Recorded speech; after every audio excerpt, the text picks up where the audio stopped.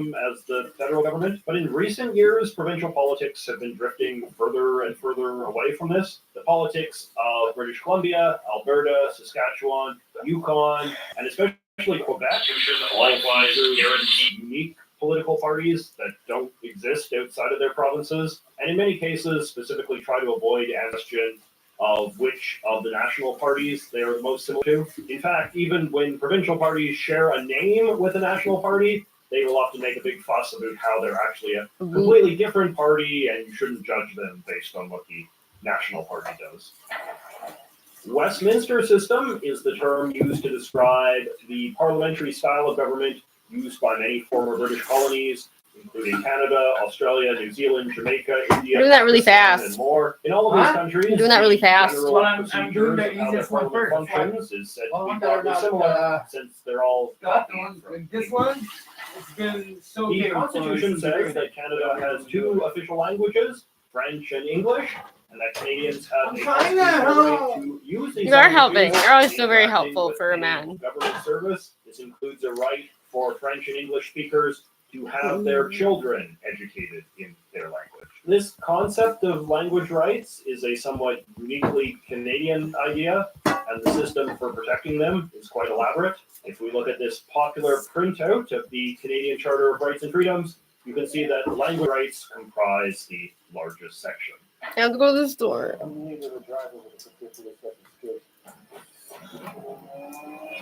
Yeah, I can drive. Oh.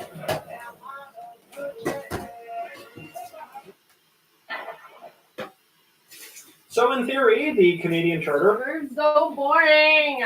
Well, we're talking about politics. Like, give him a chance.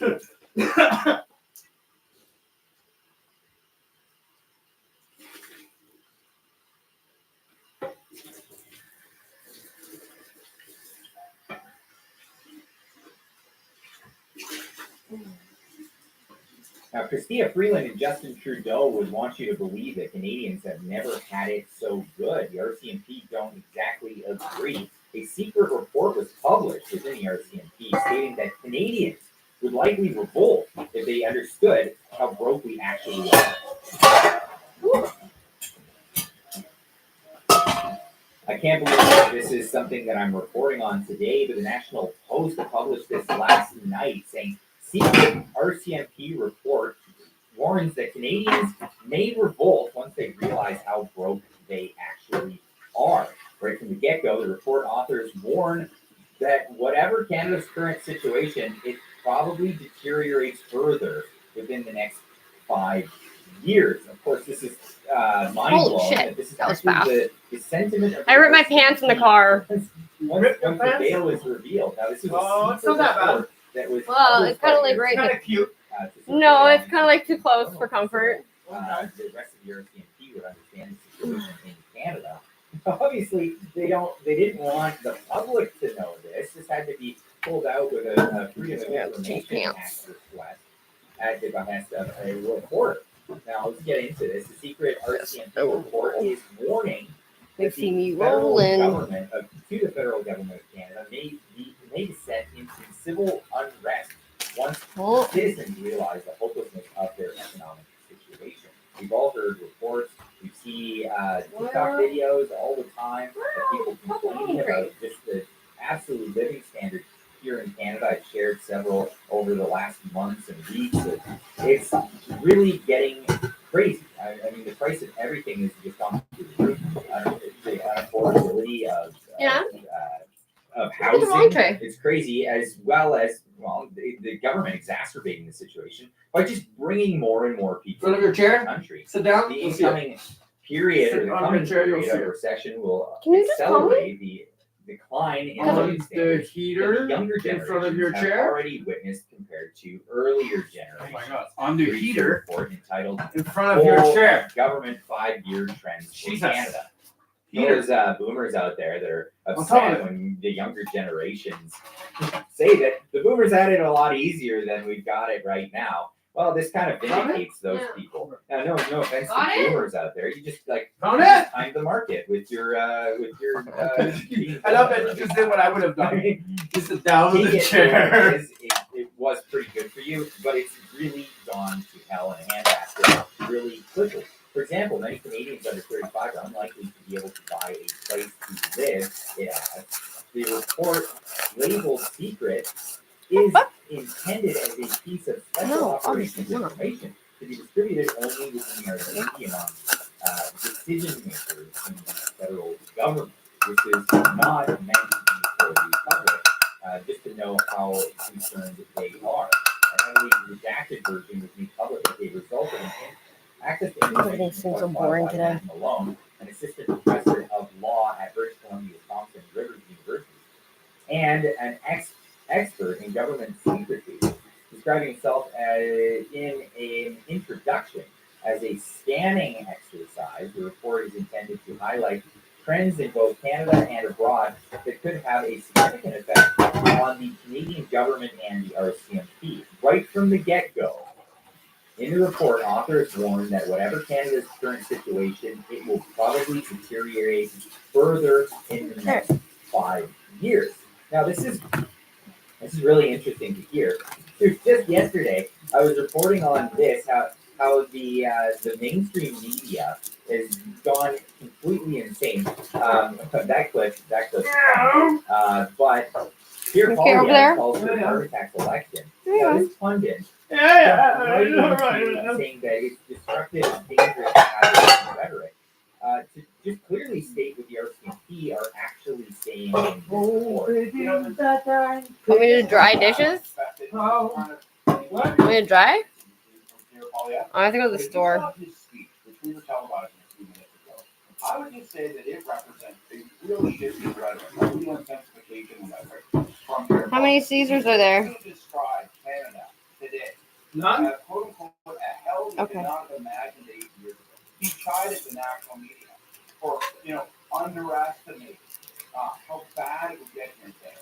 Well, okay, so the RCMP is also saying just how bad it will get in Canada, and not only that, the CTV is even reporting that Canada slipped to 15th place in annual World Happiness Report. Now, we talked about this in today's podcast earlier with Marty. If you haven't seen that, leave a card up in the corner right there. You can go tune into that. It's about an hour of Marty and I talking about what's happening in Canada. And this is one of the things that came up. Is Marty that Lamar.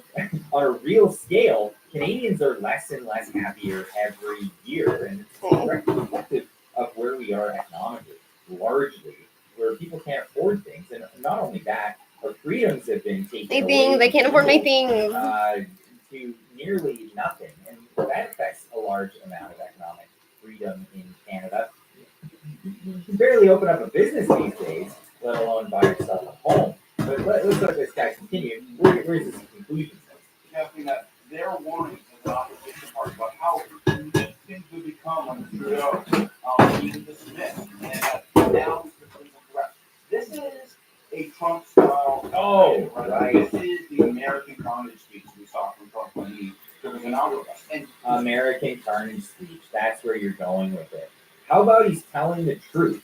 He's telling the truth about the situation, how it's become quite dire, and without making drastic steps to remedy the situation. I find it funny that it's like Tucker Carlson, the one who's like, Canada, I'm coming to save you. And I'm like, you know what? I'll take it. At this point, I'll take it. Come save us. Bye. Like, Tucker Carlson just fucking, God, that guy's so dumb. But he knows how dumb he is, at least. The carbon tax is coming in April 1st. Yeah, but he's the only one speaking out for us. Like, hey, is this not wrong? I don't know what you said there because I don't speak French, but I have a message for Justin Trudeau. Like, yes.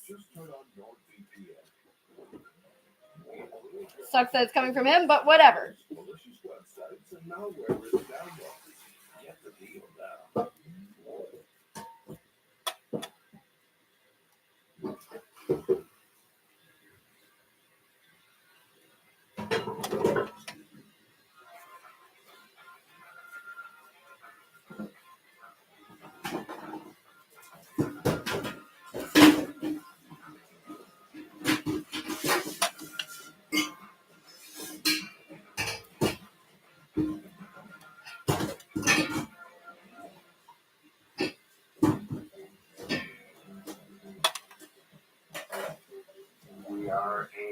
great show.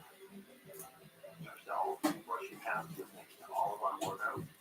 It's something completely different than any other dressing place. Leave all of your troubles outside, walk in the door, and have a great time. Leaving with an experience that you'll never forget, and you'll go see your friends, and you gotta go see that show. That was the oldest working drag queen in the world. Yes, you heard that. Honor. There's that little missing link that we wish was still here, but there's still a presence of her. Come to see us, come to see an institution, and then enjoy what's also around here. The Chinese garden's right down the street. Wholesale pizza's right there. There's so much around here that people need to come and enjoy. We mainly focus on new and emerging independent brands, and then also just a collection of really fun classics from Asia.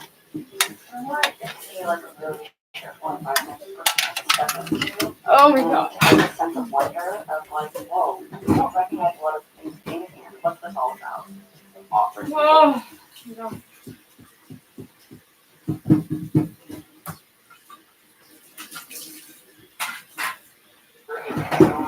Worth the cost. The parliamentary budget officer testified again that the majority of households will see a negative impact as a result of the carbon tax. And, whoa, now he wants to hike the tax on April Fool's Day. We won't stand for it. So what will it be with this Prime Minister? Will he spike the hike, or will he face a non-confidence vote and a carbon tax election? Parliamentary budget officer's report lays out clearly that 8 out of 10 Canadian families across the country, where the price on pollution applies, get more money back. I'm going to read again the testimony in March 18th. Yeah, I don't have to continue playing this. Is what Trudeau said right there is absolutely false. The reports clearly state that just on the level, what you pay in carbon taxes out of pocket is going to you get back in this stupid rebate. And this is where we're at. This is where we're at with it. And not to mention the snowball effect that this carbon tax is going to bring in raising prices across the board. Anything that the carbon tax is going to be put on any product, that say it goes on a truck and it has to drive somewhere, the carbon tax is added to that. Say someone needs to use energy in order to produce the product. Can you tell me a single product out there that doesn't use energy to produce? It's just insane. It really is insane. This is where we're going. Now, Jordan Peterson chimed in on this article saying, we did it, successful degrowth. We're a little slow on the environmental improvement front, but at least people are miserable and poorer than they think. Sincerely, Justin Trudeau and Satan. Wow, hyperbole. That camp's going really off the chain, but this is the reality of the situation. Now, back to that article. In addition to worsening living standards, the RCMP also warns of a future increasingly defined by unpredictable weather and seasonal catastrophes such as wildfires and flooding. They're buying into this whole thing that this is what's going to happen. As if the all those wildfires last year, a majority of them weren't due to arson. You just got to look at that situation. Let's look at it in a realistic way. If the oceans were rising, they wouldn't be giving out mortgages for properties on the waterfront. Let's just say that. But this is a thing that they're actually concerned about. They think that this is a thing that's going to happen. Another major theme of the report is that Canadians are set to become increasingly disillusioned with the government, which authors mostly chalk up to misinformation, conspiracy theories, and paranoia. Is this misinformation, conspiracy, and paranoia when the RCMP are actually out there saying that they're worried about this stuff? Law enforcement should expect continual social and political polarization fueled by misinformation campaigns and increasing mistrust for all democratic institutions, reads the report, overreaching considerations. Now, a lot of the misinformation is coming from the mainstream media or even from our own government themselves. This is Christina Freeland with a whole whack of misinformation right here. Poverty in Canada is at 14.8%. Smash Jack. Down to 7.4%. Well, world. What's up, mister? We are pointing out to Canadians. Good All info. conservatives want is to cut something. Yeah, we need to cut government expenditures. That's absolutely right. How about we cut all those people that are making billions of dollars, or tens and hundreds of millions of dollars, embezzling out of the government contracts that we've been seeing recently. Yeah, we should cut a lot of that stuff. This is government.exe on Twitter saying, moments after Chrystia Freeland spoke about Canada's strong economy and reduced poverty, a Liberal MP said taxpayer-funded menstrual products should be made available at food banks due to rapidly rising living costs. These fools can't even keep their own lies straight. It's crazy. Now, this, of course, is the finance minister and deputy prime minister who wrote this book, Plutocrats, The Rise of the New Global Super and the Fall of Everyone Else. This was the working cover page of it. Somebody else on Twitter made a better working page, title page for it. Yes, of course, Plutocrats, The Rise of the Super Rich and the Fall of Everyone Else. But I'd love to hear what you guys have to say on this. It is just absolutely insane that when the RCMP say the quiet part out loud, even though they're writing this in secret, this is something that was published and then made available through the Freedom of Information Act requests. Maybe they won't make that available anymore. But I'd love to hear what you have to say about this. Leave a comment in the comment section down below. And as always, of course, keep on trucking.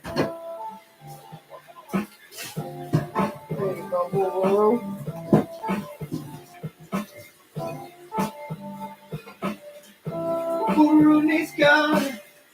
Burune. Oh, Bruno. Burune's getting okay, shut up. Telling ya, it's the water that smells that.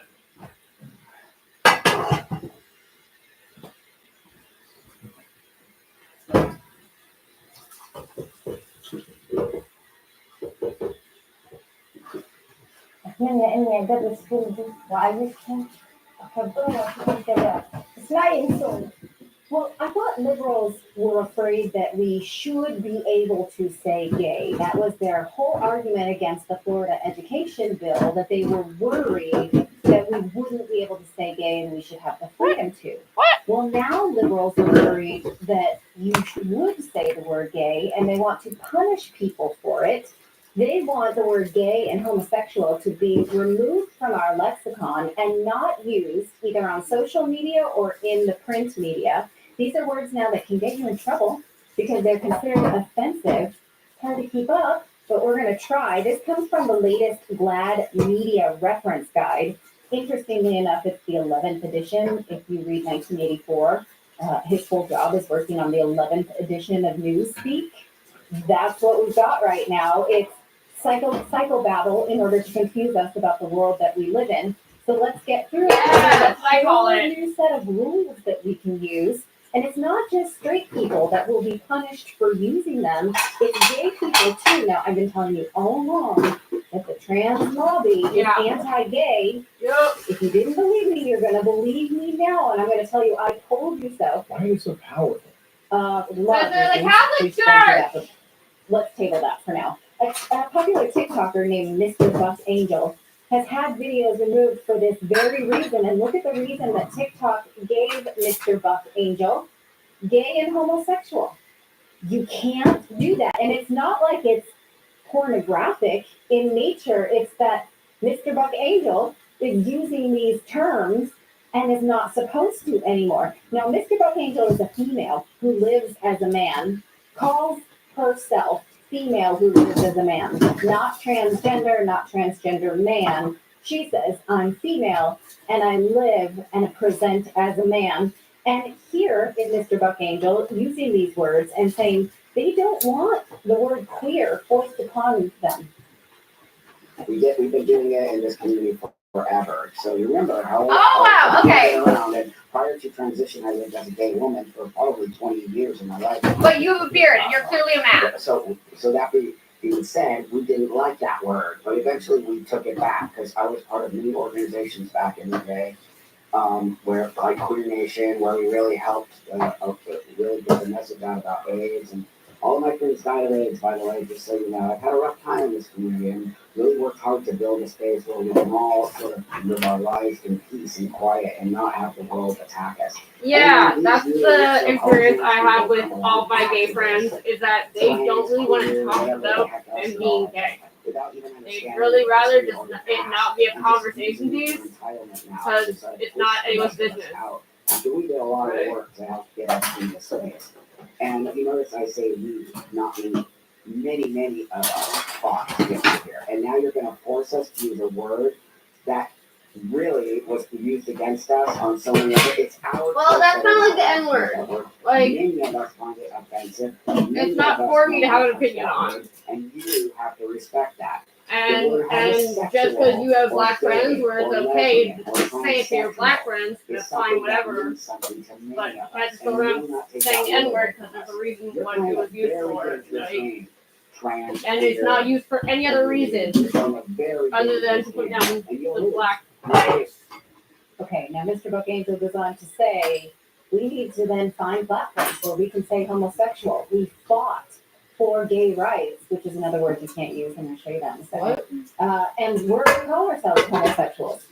No matter what you say. Well, for now, we can say those words on YouTube, but we'll see for how long, because here are the rules, according to GLAAD, which is the Gay and Lesbian Association, right? Now they are saying, here's how they define homosexual. This is a media reference guide, which is to be forced upon the rest of us. That homosexual is an outdated. That's something Leslie doesn't have on me. Derogatory and offensive. She's much faster than her. Say why? Right? Like she's super fast at doing everything, and then when she gets doing one thing at the same time, have decided to restrict the she tweets usage the of the dishes term. while doing it. So What are you doing? media outlets are saying they're not going to use it. Well, that's what And Matthew the said. rest of us Matthew are going to said, be yeah, expected to pile follow stuff. along. Yeah. He just like stack stuff until the point where it's like you can't do anything with it. It doesn't say. Yeah. The thing that you cannot, you want to pile stuff. You have to pile stuff so I can reach the thing that's on the bottom without disrupting the thing And that's on something top. because it offends people, so you also know who is being offended by it, if anybody. Or Right. are the people that are actually considered homosexual, are they offended by the word homosexual? I have not heard that. They're just saying that. Now, according to GLAAD, gay is fine though. So who knows why Mr. Buckangel had videos removed from TikTok for gay content, but you have to think that that's coming too. Here's their definition of gay. And that is okay to say. One thing that they continue in this long reference guide to say, but don't use words like the gays, because that's offensive and it's something that old people say. While or the homosexuals, they also don't like the transsexuals. See one of them, they're gay. Yeah, I mean, it doesn't really say exactly why. I think they think that it's kind of reductive to, you know, like the Asians or whatever. I'm not exactly sure. And, you know, they're saying what terms are offensive for their community only, but the term cisgender is totally fine. Now, that usually means non-transgendered person.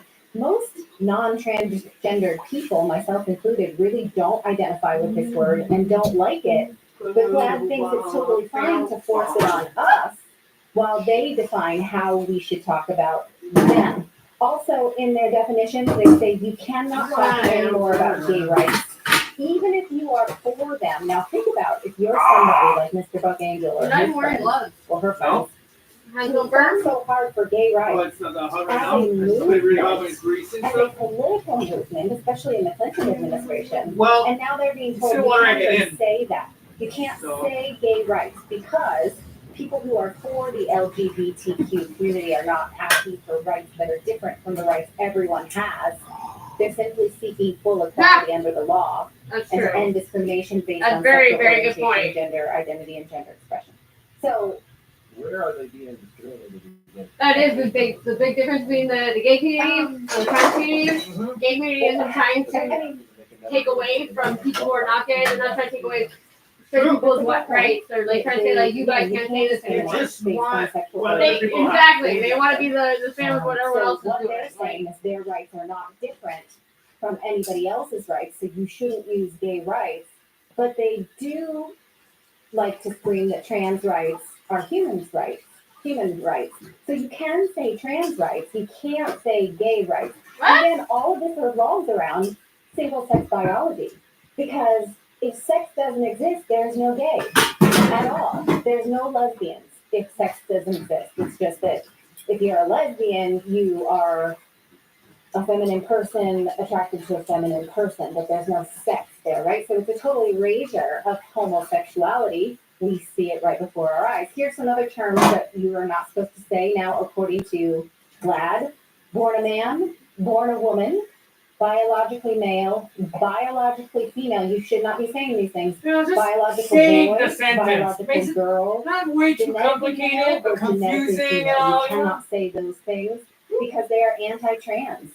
And they say often used to disregard and discredit transgender girls and deny them Yeah, my access to pronoun is society. go So fuck yourself. if it is a little boy who wants to use the girls' bathroom, and you say, well, that is a biological I will do boy. it anyway. You're hurting Really? that boy's feelings and you're denying their gender identity. So you can't say anything like that. Note that you can. Say that, your friend.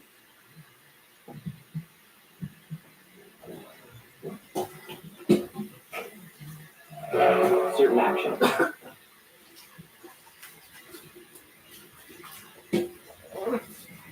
Transgender, with gender. Like, why not remove gender? That you can say, yeah, you can say, yeah, best practices, you're right. Let's put that back up on the screen. Good, you're doing your homework, David, very good. You can say girl, woman, transgender girl, transgender woman, boy, boy man. Oh, You say boy man, really? should there be a comma? Yeah, should there be a comma there? Look at that. They didn't put a comma there, so you can't say boy man because there's No, this is best practices. boy man. Oh, that's gonna be Disney's new movie, Boy Man. There's no girl woman. That's unfair. Yeah, there's gotta be a. You can say girl, you can say woman, but you can but if they're boy man, you have to call them boy men. You can't say What the fuck are they talking about? boy That's man. garbage, right? I'm out. We gotta. He's a boy man. That's why I'm not leaving I the think house. you're missing a comma. You gotta think there's missing a comma, right? Because there's no boy man. Who are again the money, the biopharmaceutical complex? I see a lot of people in the chat saying brought to you by Pfizer. It's like where is this lobby coming from? Where are these people that have this much power? When my normal afternoon, I don't see any of these boy men walking around. I don't see any of this. Where are these people coming together with this type of lobbying power? Well, and to what end? What do they want? What they want is for us to deny biological sex altogether, so that they can. The sponge of that chick too. And Donk, donk, again, donk. it has nothing to do with The lady that was in the house, the sponge. Donk, The donk, gay donk. rights that The sponge. that we stand upon for the last 40 years. The disgusting house you showed me on the video. Well, she went into this thing, she took a sponge, and she tonk, tonk, tonk. It was a sponge. And you can, and at least I read this as an acknowledgement that a trans man is not a man, because you can distinguish between a trans man and an actual woman. And woman, I think here means what we think it means, but I'm not sure. That may or may not be progress. Hello world. From Gays Against Groomers. They Gays are saying, against wow, groomers? GLAAD has really outdone themselves Fuck are we this time. talking about? It literally stands for the Gay and Lesbian Alliance Against Defamation. The Gay and But Lesbian now Alliance? declared the word homosexual this? to be outdated, derogatory. Like the resistance all over again? Like for the gays? Same gender loving, completely erasing biological sex, gay people, and the decades of progress we fought to achieve in this country. Gender ideology is a disease, and our movement is a cure. We will not be silenced by this Orwellian newspeak. Now, incidentally, because he mentions Orwell, and I mentioned that I was just rereading 1984 this week, and in the should read that. Of the book, after the book ends, 1984. It's all about Big Brother and stuff. Oh yeah? redefine all language into parts A, B, and C. And the B vocabulary consists of words deliberately constructed for political purpose, and they are supposed to be compound words. And so that literally, this is from 1984, which was written in the 50s. And in order to confuse us for the purposes of control. So, for instance, you know, why would you let me sleep so much? Thought crime. Why? You needed it. You just got into your 30s, you know? Same same What do you mean? loving, same gender loving. You can't wake right? up? It's all in a purpose to confuse Stick and it in control. your And butt, I was you'll reading wake this, up. and I'm like, yes, we're here. So That's many people in exactly the it. chat are like, I'm confused. I'm confused. So in the Stop thinking about it if you're confused. then I guess the solution That's is. the purpose. They're trying to confuse you. But my point is, don't fall for it. Don't. Okay. I don't give a shit what they say. I Right. don't give a Okay. rat's ass what Yeah, right, Clayton Clayton? has to say. If Yeah. I see a man dressed up as a woman, that's a man. Clayton? You're a biological man. Shut up. I don't care that you're You playing see dress up. the one You're comment? putting on Clayton. lipsticks, or if you're a boy. You You're single? a boy man. You know, I don't care what you're Fuck, you dressing play up it. as and what you want to put on woman face and you want to do whatever you're going to do. That's fine. Are you Don't single? harm your children. Don't put You don't even know how to write. down my throat. And don't force it on other people. Yeah, And right, fine, right. live your life. You know, At least. the libertarian, live your life, right? Oh, But this- don't push it on other people. Right. And so somebody's saying, let me just address this comment first. Somebody's saying, this is like the mainstream media. I'm not telling you to do this. I'm warning you about the language that is going to be forced upon you early so that you can be prepared to push back. So don't tell me I'm like the mainstream. I'm not going to be using these words. No, the I'm mainstream giving you a media. heads up. The mainstream media is Get all worked up. telling you why they're doing it, and they're suddenly like, "Ooh, you just said homosexual." Oh, they look at their guests askance on their show. We don't use that word That's anymore. offensive. You're offensive. That's like Oriental. We don't say it. Oriental? That's a good one. No, but I say like they're talking Well, about gender being Oriental, from the Orient. gender being No? and all this other stuff, but then they try to force themselves into the gender binary, and it's like it just none of it makes any sense. It's like why do we have to have this? You know, like we don't people just be what they are. Well, right, we don't. We thank should you. fight back against that. Right. Exactly. That's what makeup artist Jeffree Star says about this language. He is a boy. He acknowledges that he's a boy, but also a very talented makeup artist We're a boy. who I happen to follow for I tips think on you makeup. could understand. And says that, yeah, I don't think they should be trying to hijack the language or trying to fool you, but you need someone like me to say it. We've unbleeped this video, right? He says the F word a lot, right? Unbleeped it or We bleeped it? bleeped it. No, I bleeped it. We bleeped I it. bleeped it. Well, I didn't. I hate the bleep sound, so I just muted the. Okay, all right. Okay, so I don't have to warn you Alright, so- about those words. So to be clear, what we're seeing here is a man who dresses up as a woman, Mhm. okay, and is furious at how That gender ideology. at gender ideology. Okay, just so we understand the context here. Okay, play it. Not into all the other bullshit. I think what are the bullshit? For fuck's sake! Yeah, and all that extra that we added during the pandemic. That's when it's bored in their fucking houses. They started making more stuff. That's why the conservatives like me, because I'm just real. If you have a conservative side, I'm gonna fucking hurt someone. You're male or you're female. And you're so mad when I say that. How are you a they? What the f does that mean? Yo! Stupid is what it is. Yeah. So you need someone like me that looks like me to say it. Because if you say it, it turns into you're homophobic. You hate trans Fucking people. You hate gays. Cunt. And Fuck. how you Fag. feel, you don't hate anyone. You just think it's stupid. Yeah. So I was we talking to my joint! We just think that language is stupid. You watch Marcus Video. Garvey, Defensive tranny. He's called transphobic. And he's I'm trans. bad at my Oh, girlfriend yeah. because giving to my joint. Oh no, it's the drag queen.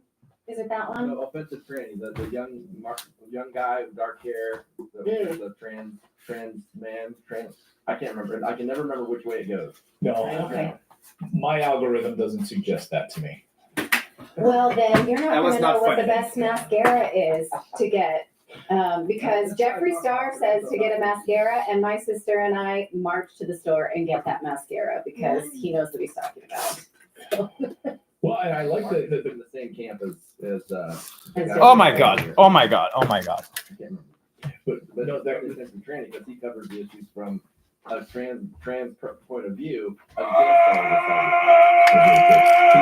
this. it reminds me of that clip of that full screen graphic we had a few minutes ago that from Gays Against Rumors. Yeah.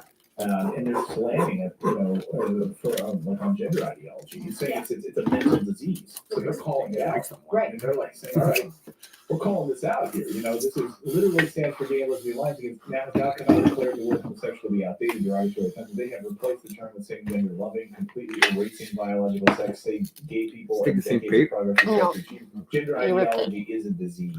Yeah. And our movement is here to say. Eyeball Paul says this is very tiresome. Eyeball Paul? Correct. So Eyeball. it is Eyeball very hole. tiresome. It's Eyeball fun to hole. Unpack the doublethink. But we're doing it for Eyeball you. hole. And again, this is for you to know what's coming down the woke pipeline, so you can either respond to it. You can choose to use it if you want to. You can choose Coffee not smells to. good. I'm just giving you a heads up that this It's is the old as lingo fuck that and it's the burned woke from army all wants us to the. Governments, you see it Oh, in put the kettle on so I can make you tea. You see it in your local public libraries, you see it in your local schools, you can stand up against this. And we are in a culture war right now.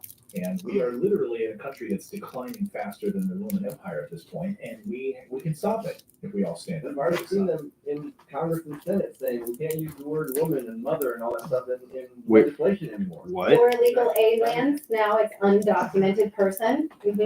Right. I really hope you enjoyed watching this video. You know, I did it, Clayton. You I did it. Like this next video right here is personalized based on your own viewing habits. Misogynist, you hate your wife. Huh. You're better than everyone else. About it, and we will see You're you fucking next time. Bitcoin, bro. Yeah, no, at least he didn't give us any of that crap. Yeah. This is a Global News special presentation. Survival Crazy. comes with a story. 3 months and I was in debt, broke, homeless, and unable to keep going. That was December 2005. It's been like the toughest 3 years of my life. There's certain rules that I had to survive. The survival stories here. Yeah, Like struggle. Don't know what it is. You don't put it And in. constant uncertainty. I had to walk 5 miles to go use a bathroom and Please don't fuck with it. Just light it. Drive in the fog. My hand lifted up. I lost feeling. It's excruciating pain. You're gonna die. That's all there's to it. Whoa. This is a real life. I'm I was- not gonna share you're gonna it. die. It really is me falling through every crack. You can imagine.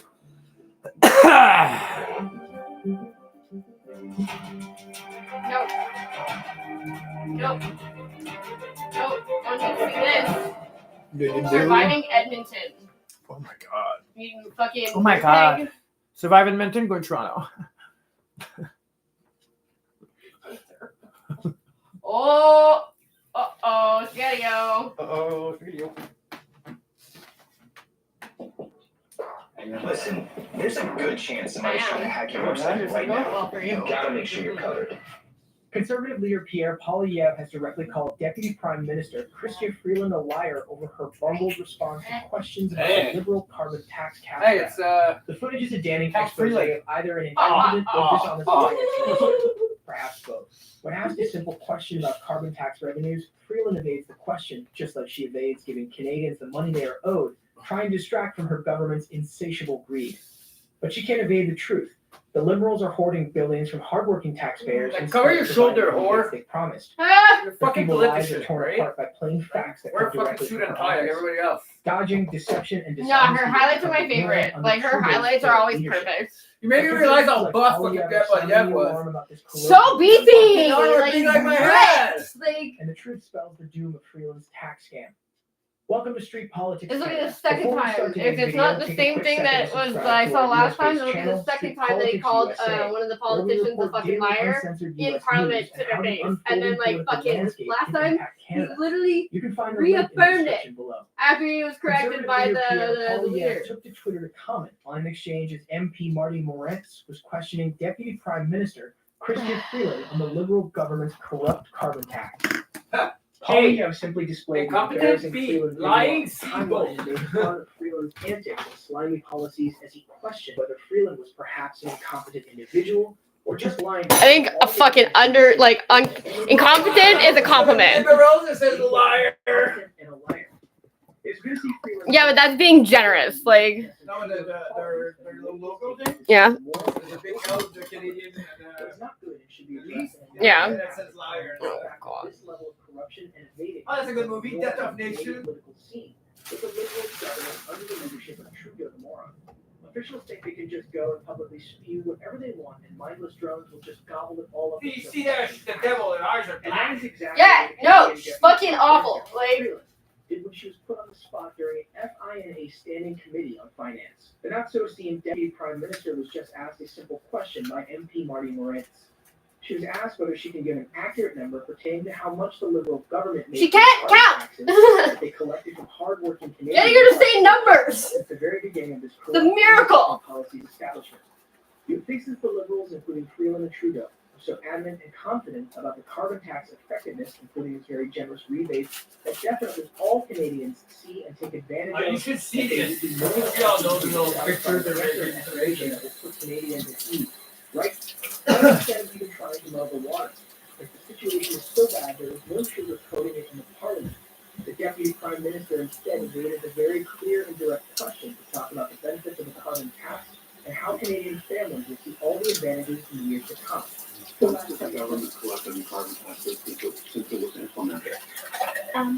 So, thank you for the question. Thank you for the question. This is an opportunity to be really clear about the price on pollution. This is revenue neutral. All the money that is collected, all the money that is Just the number, how goes much has, back. Just the number. how much has your government collected in carbon taxes? Also an opportunity for me because in October 26th, we'll be getting $1,200 this year. In a completely smug and quite insulting statement, she brushed off the very direct question that put her on the spot regarding the utilization of the carbon tax money, and she posed the biggest smile anyone would ever lay their eyes upon if she lied about how much we will get a bigger sandwich in a year. How can an individual so quickly be in charge of Canada's finances? The answer is always going to be a hazard prime minister in the 20s in the first place. Freeland has been asked several more times about how much money the government makes off the carbon tax. Only for them to think for a brief moment, and then use all the remaining brain cells off Freeland to come up with a brilliant and never seen before plan. Many fathers are listening to Trudeau's speech, where she diverts everyone's attention and she works with signals about the need for terrorism, and in fact, there are hundreds of Trudeau's liberal and woke climate. Again, Minister, if I could just have a number, how much have you collected in carbon taxes?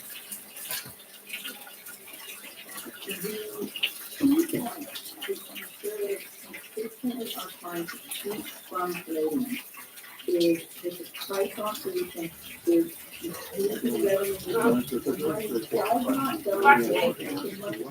not go into revenue, it turns to Canadians. What is the dollar value of all carbon taxes collected since the tax?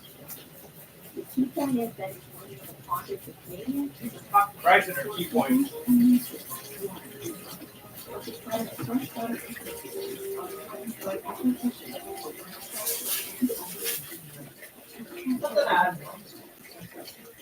And then a total family this year, $1,200.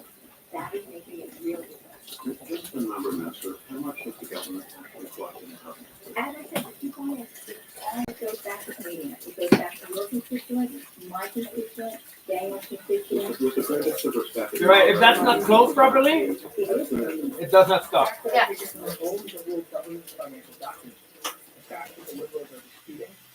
Freeland's own estimates just flipped against her, and she does not even have a report for such an occasion. Going back to Talia's own comments, things are starting to lean heavily towards the incompetent side. MP Marty Morin put a mirror in front of Freeland and questioned her on the government holding on to over $2 billion from the carbon tax that they have not given back to hardworking Canadians, only for fear to try spinning it into her favor, fail miserably, and then ultimately cowering and delivering a hollow promise that somehow the government is keeping the money for small businesses. The estimates say that you refuse to answer with giving accurate information, and so the government's own financial documents, your main estimates show that you collected $20.7 billion in carbon taxes and it's only paid out $18.6 billion since the carbon tax took effect. So your government's collected over $2 billion out of the pockets of Canadians since the tax was implemented that you have not paid back. That's the government estimate. So we correct the record. Mr. Moran, no, it is 100% revenue neutral. Are you saying the main estimates are wrong? I'm saying that wow. that is being held for. Well, at least he has book estimates, lady. Like, We'll have good news. fucking way more than you came up with. Going to be returned to them. Sure, like Canadians would ever believe the verifiably dishonest and corrupt Liberal government will not spend the remaining money on meaningless initiatives and tax on the vacations for MPs that don't take the work that are willing to do a good job at when they do it.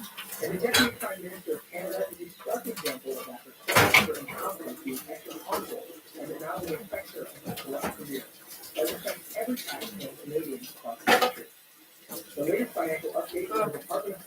shows that government spending continues to accelerate at an alarming pace under Freeland's watch. This rapid growth reflects increases across all areas of government spending at a time of economic growth is slowing deficits continue to mount. Meanwhile, interest payments on the Bolivian national debt skyrocketed 36% over the past 10 months to a massive $39.2 billion. This represents an incredible waste of taxpayer dollars that could have been used for tax relief or important services rather than simply paying interest on money the government has borrowed and spent irresponsibly. Freeland seems to have no solid plan to control expenditures or balance the books. Instead, she continues to let spending spiral out of control, leading to more debt and higher interest payments. She continues to encourage spending on meaningless programs and increased taxes, with the carbon tax that we just discussed being a clear example of the folly of the finance minister. In virtually every spending category, Freeland has failed to exercise prudent restraint. Hard-working Canadian taxpayers are left footing the bill for her fiscal negligence. A dangerous path that threatens Canada's economic future further than already is. A path that Freeland is not a stranger to, and she has always been consistent in her unexplainable policies that are little more than the government outright stealing from every Canadian. Canadians would never forget how Freeland brazenly talked about unlocking and taking pensions and savings away from hardworking Canadians to stimulate the Canadian economy that hurt people and the remaining gaggle of liberal foods ruined. Her comments sparked outrage and debate over something that Canadians are owed. It should never have been a debate to begin with, but liberals are such mindless drones that they were willing to die on a hill defending for a politician trying to take away retirement savings funds from Canadians because they agree with them on other principles. This collective groupthink with no distinctiveness in opinion is exactly what is holding Canada and Canadians back from their true potential. Instead of administering some honesty, Freeland and her elf will jump through hoops and obstacles just to frustrate and continue to steal from every Canadian's pockets. Canadians will need to administer some common sense back to these corrupt states and vote them out of office so that Canada may look forward towards a better future. A future free of liberals like Freeland. But that's all for now. Do you think Freeland will ever be held accountable for her mismanagement of Canada's finances? Let us know what you think in the comments below. And if you haven't, please subscribe and leave a like for this video. Your support helps us continue our work. You can also follow us on Twitter, where we post stuff we can't post on YouTube. You can find the link in the description below. Thanks again for your support, and I will see you in the next one.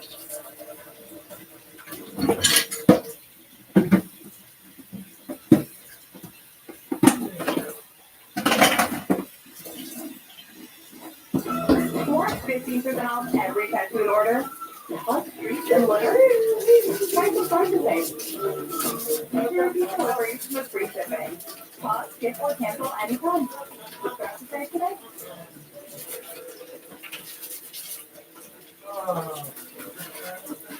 What?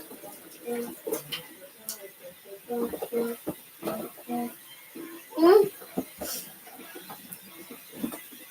I'm going to get it. This is Albert. Albert, what's the federal government doing about wow, everything under the such a thing. Like things are getting smaller. I don't know what they can do there, but we want But first, in the days of age where military readiness is more important than ever, and the fact that Canada is as effective as we once were by geography, the issue of Canada being ready for a military conflict remains up in the air.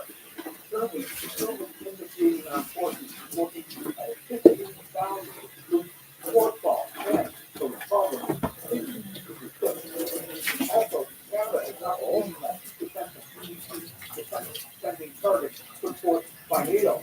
Some Canadians may feel protecting health security and their poverty may be more so a job for the Americans instead of us. So, this question is maybe for a military conflict. I don't know if the other years relevant, but I'm listening to it, but I don't really think that we are in any conflict. With how policy is right now, and people don't really know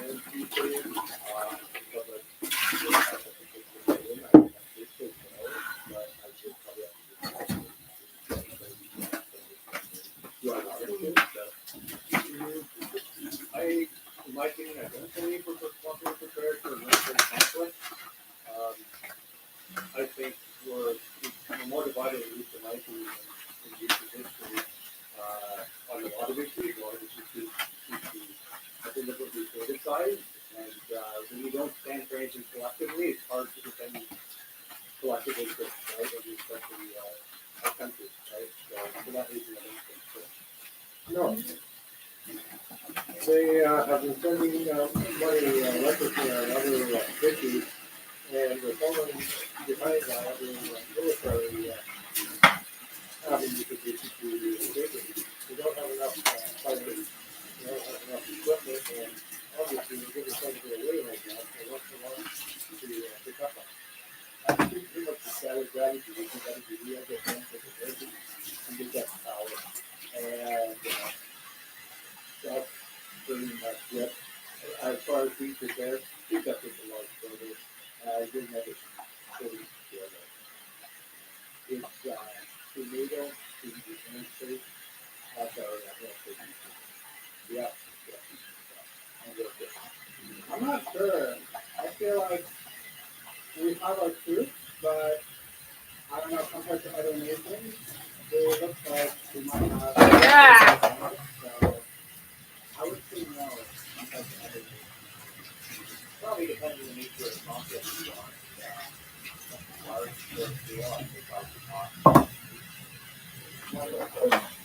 I don't know that we're allocating properly resources, secretaries or otherwise.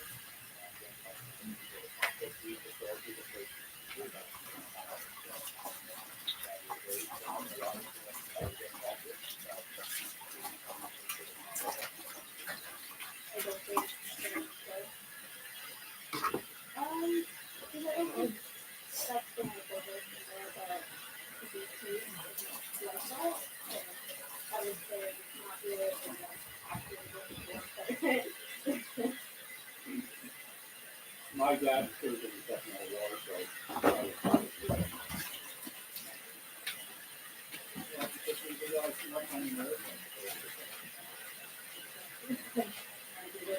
But I would think yes. Good news. Yes and no, maybe. What kind of question is that? What? Shortage of equipment, funding, and I don't really have. That guy asked the woman, do you think that Canada is military prepared to defend themselves if they have a military conflict? And the guy said, well, my dad was in World War II, so I would say no. And it's like, well, I would say yes, but I would say no. I don't know, maybe. Like as if she's never even thought about it. Yeah. Never even crossed her mind.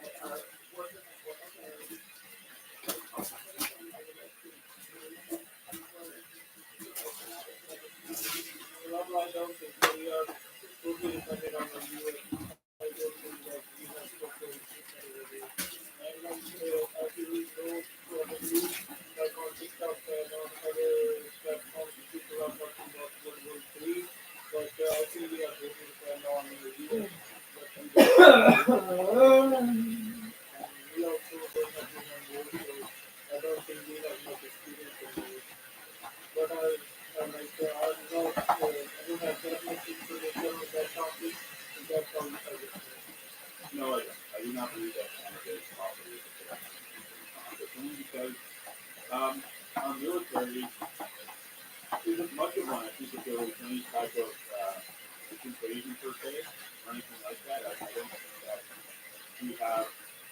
It's not the desire. I think it's not a lack of desire. It's a lack of people power to join that conversation.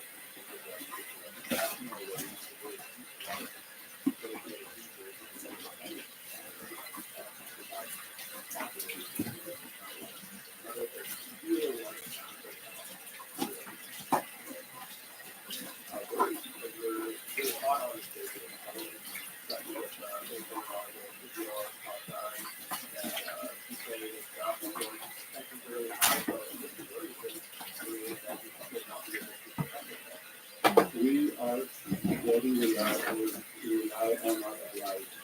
We rely for everything we thought if we have this representation of especially we should keep standing maybe this war on our defense of it. But if it requires, we don't have to depend on anyone. So the point is to find a treaty the size of a product while maintaining its fiscal price. So basically, we having paid more because of rising interest rates and rising inflation and inflation has prompted countries like Brazil, South Korea, and Hungary to mandate companies to indicate on the packaging when they print a product. We think that Canada does absolutely need to increase our government to do it like this. What should the federal government do to deal with inflation? Product regulation, I'm not sure exactly where it's from,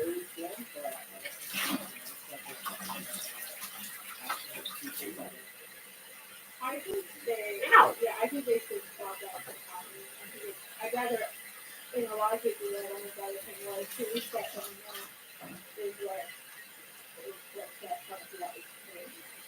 You could do that, like companies need to do that, you could just go to the sales, fixed price, like, so the package is fixed price, not something you got away with.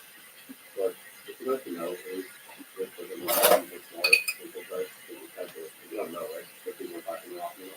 They should put like more regulations. They should hold over here they don't call it skinflation, they call it shrinkflation. They should like follow what's going on and not just let that done, you know, so it's not Shrinkflation and inflation are two different things. No. Skinflation? Oh, skinflation and shrinkflation. We call it shrinkflation. Well, I think they're two different things as well. Hello. Holy sights! What? It's clean out there. Fucking my eyes like clean lasers. Whatever. Clean lasers, everyone.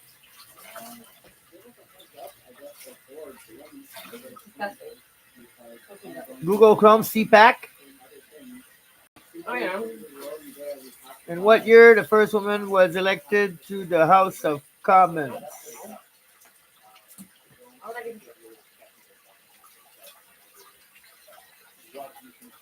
And that was so powerful. So powerful.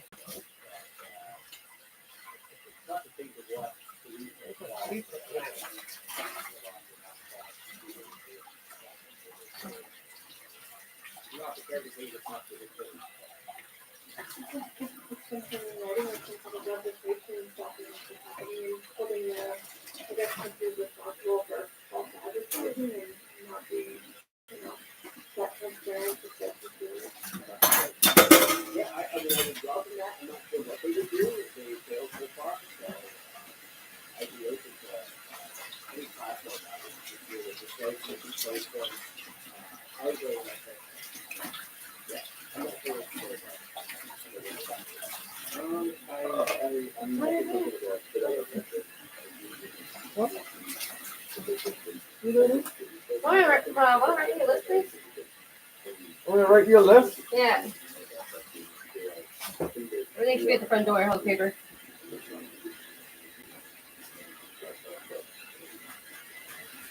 They deal with it the way they inflation up. Bread, milk, beef, Caesar. Whoa. Ladies, whoa, ladies. Whoa. Drum. Once you get smoked, don't be young.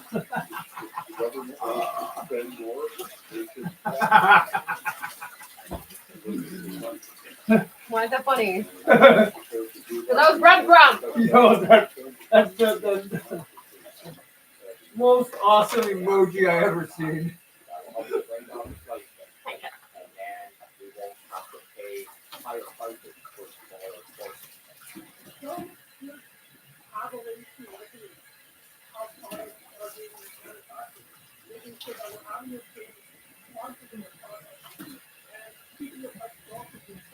Okay.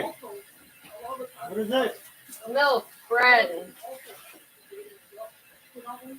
Caesar's beef. Spaghetti sauce. Do something and leave out the burden on the common people like us.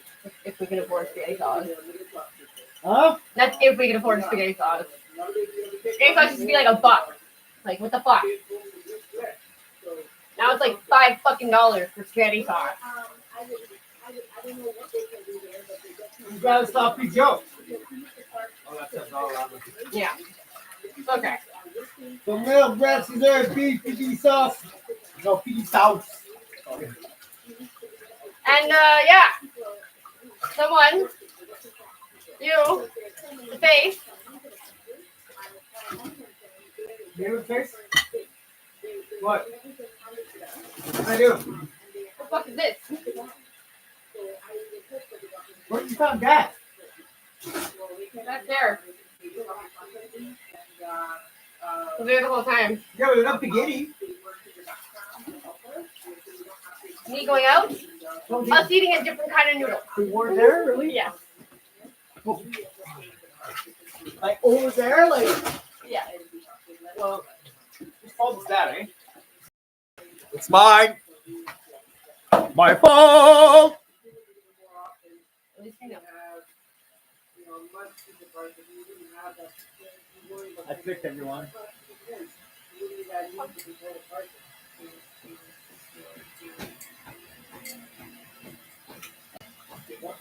Well, I'm drinking the hot water. Here.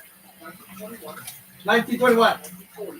1940 or 1955. What do we want? The question that was there from Albert, Oh. they're asking it on that video right Oh, now. that's fucked up. It is fucked up. Now we're at hot water. Carry on a hot water. 1955! Has to be the later date. I mean, I'd hope 21, but who knows? I'll say 21. It's 55. It's the later date. It's 21. There we go. Oh. You're a good man. Thank you. You're a good man. Because the earlier the better, right? History was made when Canada's first female member of parliament was elected. Agnes MacPhail was Agnes MacPhail. Ontario. It's a terrible name, Agnes. It's like the name Abigail. Women in Canada. Like, I hate it. Jebediah. Because, like, as much as you want your kid to be called Abby, like, there's a good chance your kid might be called Gail instead. Yeah. That year. Jebediah.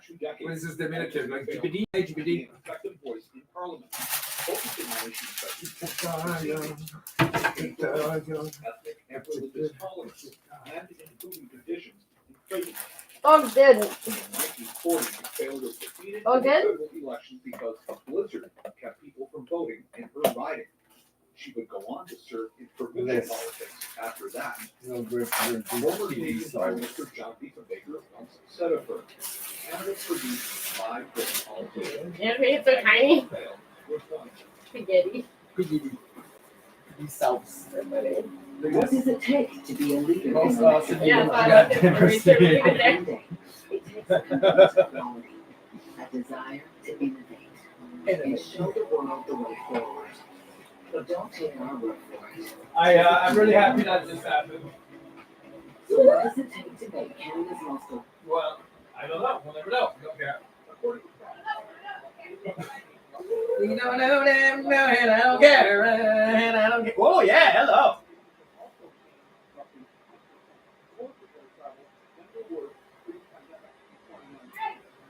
Struggle.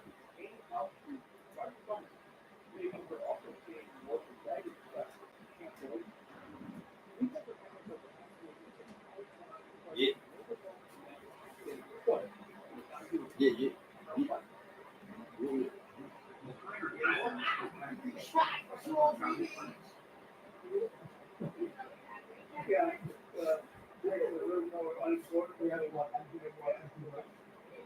Well, it's really not work. Everything else is bad. Kind of goes back to me. Everything real people in it is bad. Absolutely, yeah. I have family that live in Toronto, Absolutely. but I'm definitely not going to be staying for a while with the cost of airfare. So You can ask international flights and all the other questions here too, but I'd say it's definitely impacted for my family anyway. I mean, it's a nightmare. And, I mean, the places in Regina are insanely crowded and overpriced, and it's a huge hamper on everything. So in what ways is it changing your travel plans? Well, I was going to travel this summer for pleasure to go back to where my dad's from in Europe, and I can't do that now because of the flight cost. It's $1,000 more than it was when I planned it in the fall. So, yeah, no, they won't event this year, but in the future, probably yes. You said you have looked at parts of Canada. What have you seen? Increases everywhere. One of those factors that's super hard to get things. things For example, I to level them up. not to fly to Calgary because it's too expensive. 4-star now, motherfuckers. And that's just a little flight. Yeah, but it costs almost to land on trip. I found that troubling. I don't travel a lot, but I used to, because of my work, I had to go to the Corona That was and douche, I some should've other places. And I noticed if you have to. And I noticed. Winnipeg to Toronto, which is not that long, it's just a 2-hour flight. You have I'm to a pay dick. around $200, which is expensive, like a. That's the worst boat steak for your soup. Why? Because it's not gonna cover your noodles. I don't care, Yannick. Oh, okay. I just want soup. You flip it, that's all. Price is averted. No, I did that. I'm just saying. You'll see.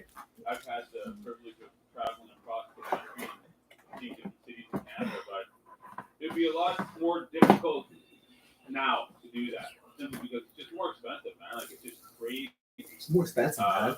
Sounds like fucking Keith. I think it would be more difficult for people to travel. I think higher airfare Fucking imbecile. will impact it. I noticed that a lot of the budget airlines are going out of business now and stuff, and it's going back to A lot of the budget airline. I know there's a lot of the budget airlines are like going out of business and stuff. like you can fly from Winnipeg down to the US and then to We get there? Sodomy is real. We got sodomy is real? Yeah, people like to do that. You know? It's a violent choking chicks and sodomy. Oh wow.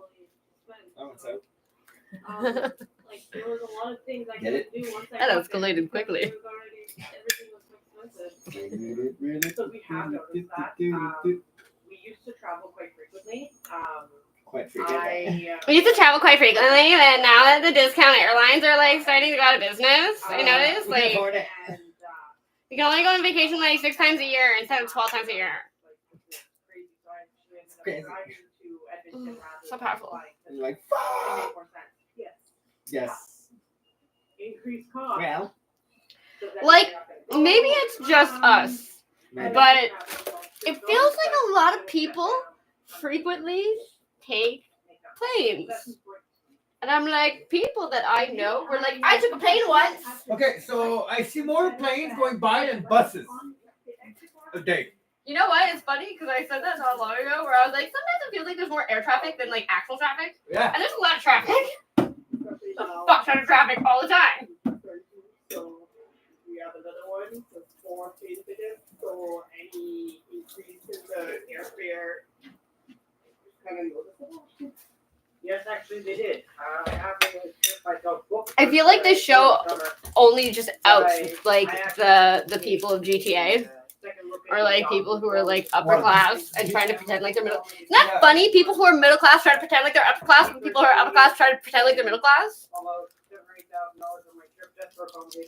Oh god, please. Spare me, sir. Scarborough. Yeah, there we go. Sounds right. I don't even know anybody who lives in Scarborough, but I know about Scarborough, and I know it's all fucking rich people. I know you can't shop as much. It's so terrible. Because we don't fly. Thank you. Thank you, sir. Ottawa. Yes or no? I mean, Yes and no. I don't know. you decide you want to do it, and say it. But it's not. Do you have an opinion about anything, ma'am? Like, The same idea as earlier when they got the war question. well, because they ask the same people. Like, these aren't people on the street. They make it look like they're people on, like, random people they pick off the street, and they're not. They're the same people every time. so. Not everybody does. I think it's very unfortunate. Yeah, sure. That's, yeah, we cover this now. We prefer, we can have it less now. To travel within, like, to the province or instead of outside, yeah, sure. Why do you need to take a plane within the province, sir? Sure, it's not only us. Like I think, like most people, especially like That's Ottawa. you know, with I guess people in Ottawa too, and one of the people. Halifax, like fucking. No. You know what was in Scarborough?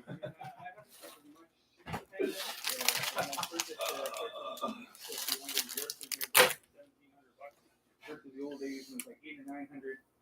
So I don't plan on going anywhere unless I were to, build my own plane. Like, I'm planning on having a house and living in it. No, I'm doing mostly just driving trips on the ground. What the fuck is wrong with you people? Spring forward ritual. The fuck is wrong with you people? Conform with daylight saving time, but the time change doesn't sit well with some people.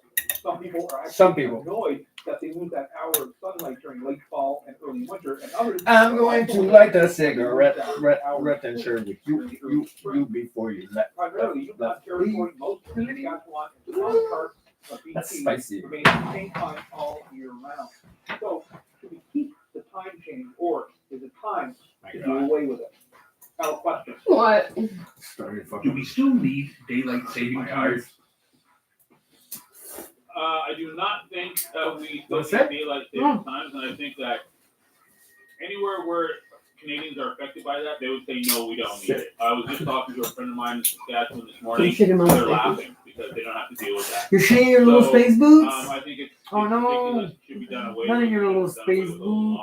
I'm so shit after. A very good question. An argument I've been on both sides of, because while I like the sun not going down till 9 or 10 in the evening, I also don't like missing out on the hours. I can feel it in my eyes from here. No, it's useless. I look at Saskatchewan Stop. and get all of it just fine. And I think we can too. It just bothers me when I lose my hour of sleep during the day. And I'm fine with it being a little Where's he from? I don't think we really need it. Saskatchewan doesn't do it. I don't know Oh, if Winnipeg. anyone else needs to. Winnipeg. Do we still need daylight saving times? Schedule That's for the like question. 3-4 days. So. Well, I think it's good because when Another guy from Winnipeg. Previously sunset is around. You hold this coffee like this. 5, so we don't have Like a this lot cup. of You can daytime just over figure here, it out. I think it's a good thing. You got a turban. Not this week because we're all missing the hour. It is nice to get the light in the evening, but I don't think it's needed at all. It's not the time that gives you more light in the evening. Time, so I could say no to that. I Separated. don't think it's helping us in any manner. I What? think that people get Daddy's used to okay. the system and with the light. Daddy's doing right like now, mommy I'm talking does. to my roommate Chilling about at the it. TV. We both wake up at 6:30 and the light and it sun comes out half an hour later. I think already messes up my schedule because I'm waiting for the light to wake me up and I'm waking up an hour later. So no. You're stupid. Not really. It just frustrates some people. Yeah, it doesn't bother me too much because I'm retired. Oh, come on. It was handy for me when I was a carpenter, and I would get the extra daylight in the morning when they changed to the standard time, and we could work later in the evening. Oh yeah, it's harder than I thought. Savings time. Otherwise, I could feel it in my eyes. once again, in my opinion, I don't think so. If I'm understanding correctly, that's something that was implemented for more practical reasons way back, it's say 50 to 100 years ago, when we didn't have as much daylight to work with. It was more farming and agriculture. So nowadays we have the means, within our production and whatnot to, produce things without And whatnot. Natural light. And whatnot. And whatnot. Do away with it. I prefer being on daylight savings time. Talk like that. Just because I work later, so I really appreciate it. The fucking episode of what's that show? So. I can't wait that they ask the lady that's like, no, I don't know. Yeah, sure, maybe I don't know. You like sunny evenings. Yes, I do. Cigarette flavor? Yeah, I mean, when you work inside, it's nice to be able to get outside and get at least some vitamin D. I don't think it does anything like positive or negative. I think maybe kids might be out in the sunlight in the later months, so it makes it a little safer for them, which might be beneficial. But Otherwise, I have no idea. I don't think so. No. I don't. It's not clear how it seems. It seems what? It's not clear for us, so I don't think we need it. I think we should just go. Where's the 15 bucks, baby? Huh? It really disrupts my sleep. The 15 bucks right here. Where is it? It's in your wallet. Losing that hour and on the car. not good. Not help. I'm tired. I'm cranky. It's not. Let's go. On the woman that doesn't know. I wish they just stop messing around with the time. You know, it's bad enough we got to deal with the sunlight coming and going. And so yeah, I hope they get rid of it. We do not. It just seems like a needless hassle. They say it benefits the farmers, but every farmer I know has done nothing but grumble about it. There's data to suggest, if I recall correctly, that accidents are more common on the days of daylight savings time because people are unaccustomed to the change, making them less alert. I just don't really see the pros, and there seem to be a lot of cons. Not to mention, I always forget to change my oven timer until far too late, and I get confused. Oh, you get confused. Thanks for watching. I can't get confused. Okay, we're done. Thank you. First We're all and the same people. first and last time I watched the outburst. Well, it used to be really good, honestly. Like, because they used to pick random people off the street. No, they didn't make it look like they picked random people off the street.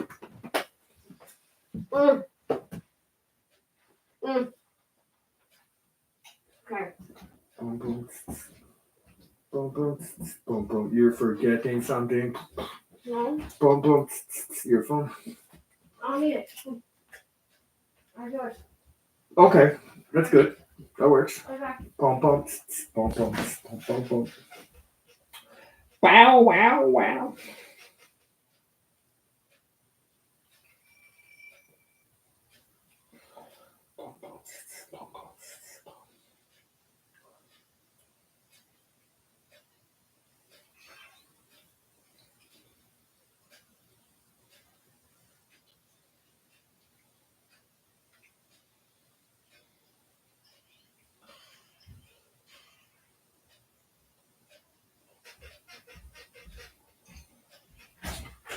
That's it.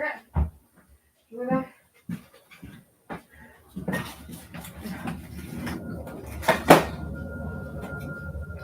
Thank you. Be safe. What? Be safe.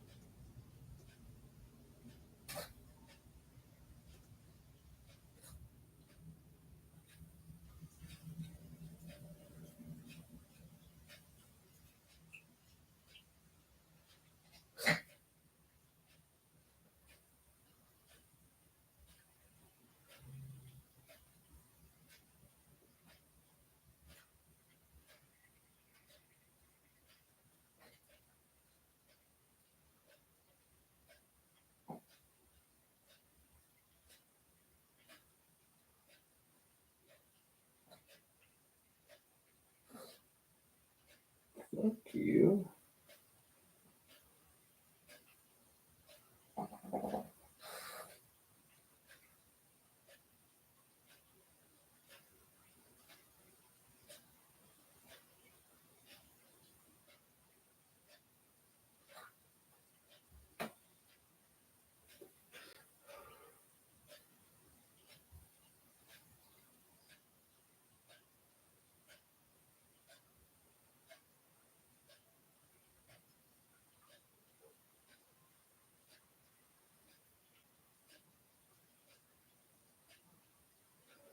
Oh.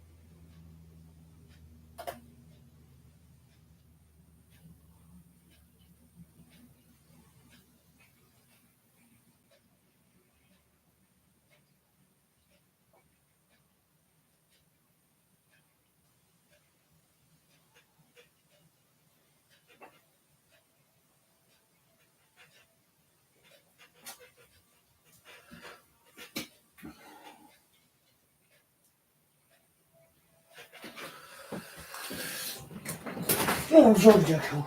I'm sorry, mister.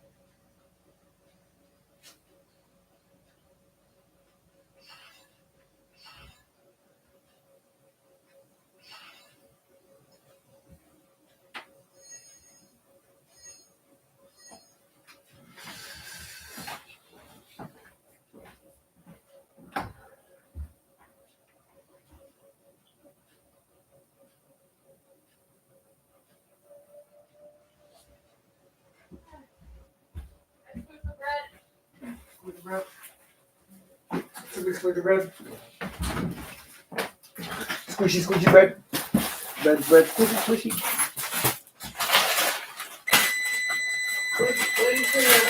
I'm gonna make a snicker banana in the oven, eh? What are you making? I'm making a beef patty. Okay, guys. Huh? Wait, stop. Timer.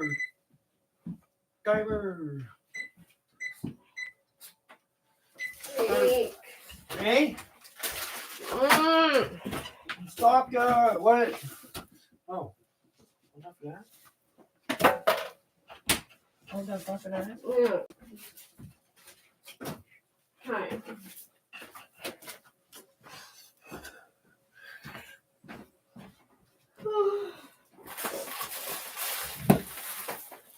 I'm gonna go barbecue later. Yeah? Okay.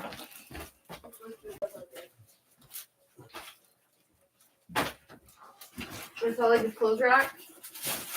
There's like the pole and the bar on bottom. Right? Like in the stores? Yeah.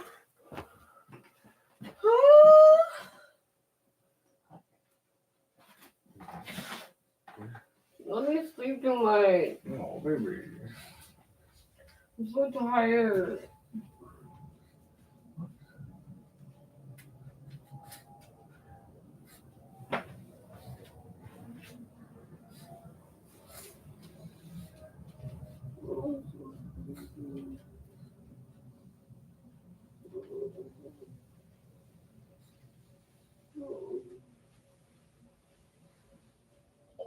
Oh, hi. Oh, you're so comfy. Oh, you're not making me less sleepy. Draco, what do you have? Hey, what you doing? Oh, you got your bone? Very nice bone. Good job.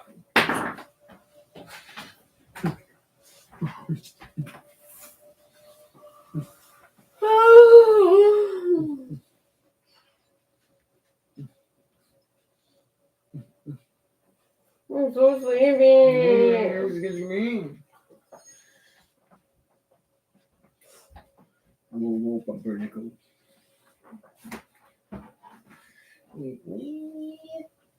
Pumpernickel, whoa.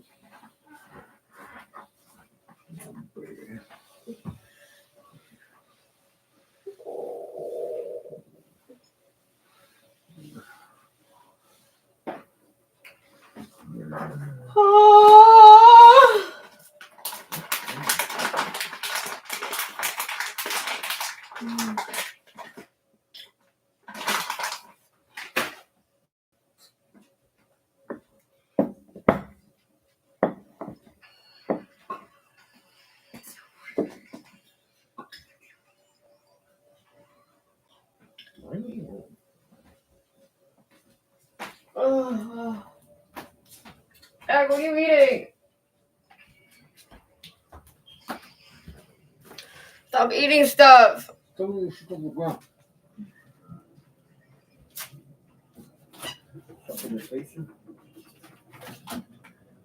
Oh, my phone already dying.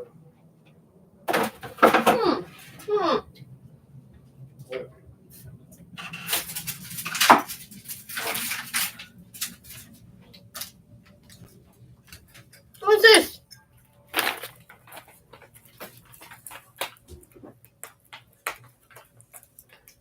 My coat fell. Yeah, I heard that. Oh, why aren't you opening?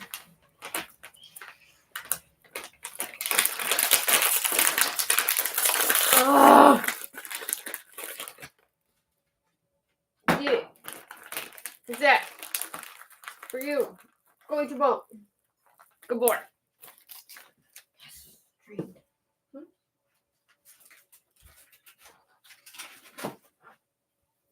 Okay.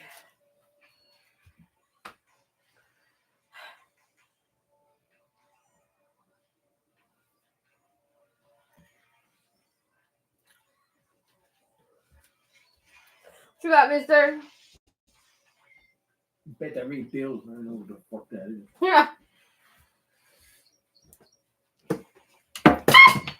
I dropped such a foot.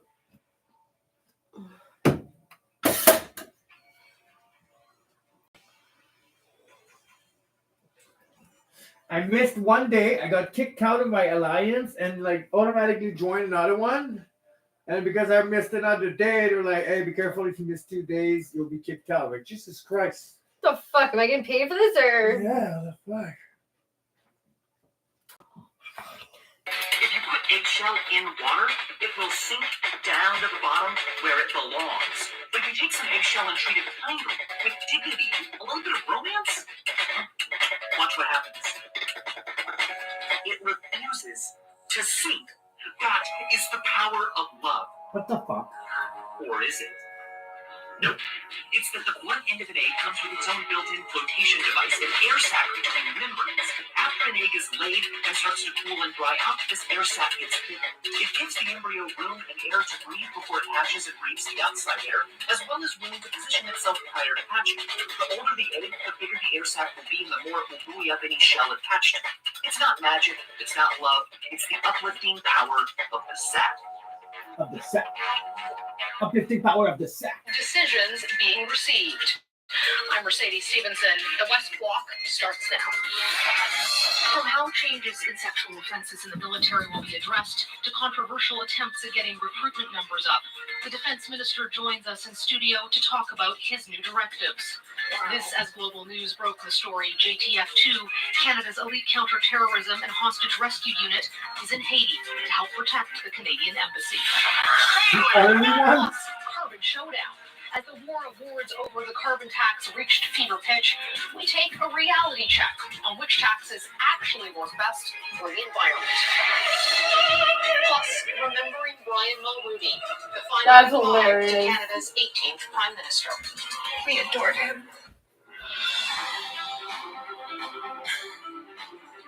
It's the guy who won't walk on the rainbow crosswalks. He won't walk on anything rainbow. So he's going up the stairs like this. Dumbass. Amazing. Isn't it?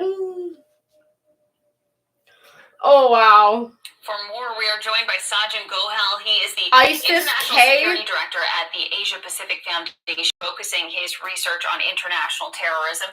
He recently wrote a book called Doctor, Teacher, Terrorist, The Life and Legacy of Al-Qaeda leader Iman al-Zawahiri, and he joins us from London today. Thanks so much for making time for us, Sajjan. My pleasure, Jacqueline. So I want to start with the claim here from ISIS that it was responsible for this attack on the concert hall. Now, it looks as though it's specifically a faction within ISIS, ISIS-K, the Afghanistan affiliate of ISIS. What can you tell us about ISIS-K? So ISIS-K, also using the other tag of ISKP, the Khorasan province, effectively, which is supposed to comprise of Afghanistan, Pakistan, and parts of Central Asia. They've been behind some large terrorist attacks in Afghanistan over the last 5 years, targeting what was the former regime of Ashraf Ghani in Afghanistan, targeting schools, Shia Muslims. They've expanded their operations. We have seen them take credit for an attack in Iran last year at the mausoleum of the former head of the Islamic Revolutionary Guard Corps, Qasem Soleimani. They have also been believed to be operating across Europe. There was a plot in Germany about 18 months ago that was disrupted to target the famous cathedral in Cologne. And they've also been known for having a presence in Russia as well. So we're seeing an expansion of their operations, and that is concerning. How much of a presence do they have in Russia?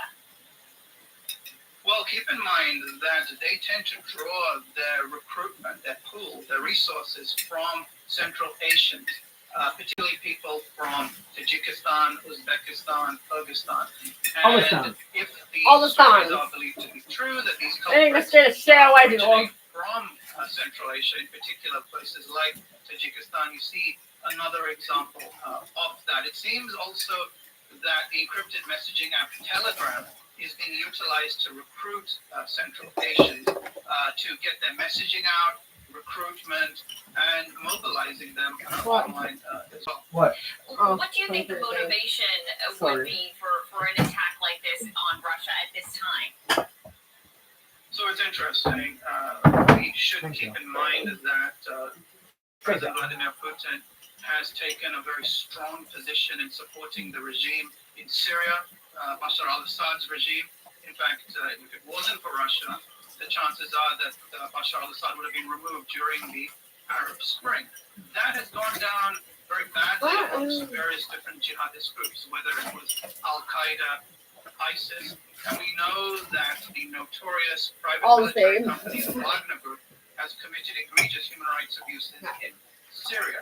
The other thing is that Central Asians that I was talking about earlier that live in Russia have suffered terrible discrimination in the past. So if you add all these different factors together, effectively it makes it easier for ISKP or ISIS-K to recruit from within the Sunni community, to mobilize them, to radicalize them, and then to perform these very horrific mass casualty attacks. Even though ISIS has claimed responsibility for this, they claim responsibility for things they haven't even done. Like literally, they had 2 fucking planes plummet into the ground, and they're like, "Oh, it was ISIS." And they're like, "Yeah, it was us." And they're like, "Oh wait, no, it wasn't ISIS. It was us. We're just cheap. Sorry." Like, "Oh, well, it could have been us." Like what? Like very well could have been us. Like. No, it doesn't matter. They don't take responsibility for anything. They don't give a shit. Like, oh, a terrorist attack? Yeah, that was us. Like, oh, no, turns out the Canadians are just cheap as fuck. They want a cheap piece of the airplane.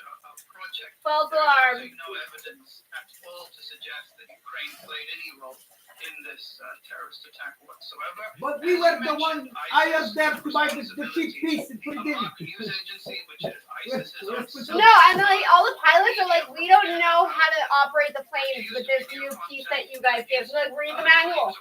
They're like, yeah, we read the manual. We still don't know how to operate this like new fucking piece you put on the plane. They're like, well, ask your senior pilot. What the fuck, like? I'm the senior pilot.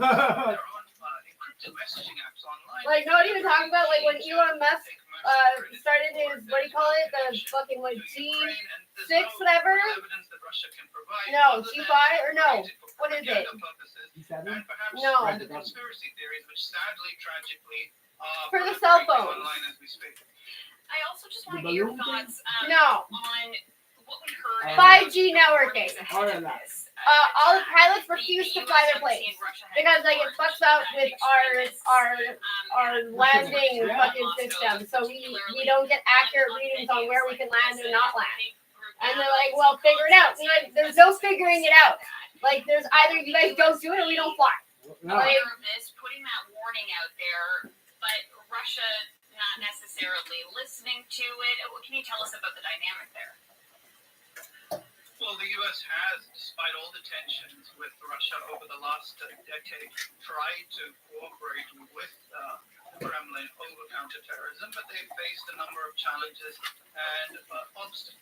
Keep in mind that the U.S. warning that you were very correctly citing, that was issued on the 7th of March, so several weeks before. I don't see you guys airplanes plummeting to the ground, so. People have somehow misconstrued that to mean that the U.S. potentially were aware of this particular operation. They get all kinds of information, whether it's human intelligence. So you guys extra stuck at your job. They get it from their allies, and they often will produce reports, which they provide to not just their partner nations like the Five Eyes, including the UK and Canada, but also to countries where they sometimes have those bad relationships like Russia. And then it's up to the Russians to take it seriously and very clearly they ignored that concern. And keep in mind that it was only 2 weeks ago that the Russians disrupted an ISIS-K cell inside their own country. So the warnings have been there for Russia, disrupted. even with or without the U.S. So they're not for this. If they disrupted a K cell, that means they're against it. Like, ridiculous.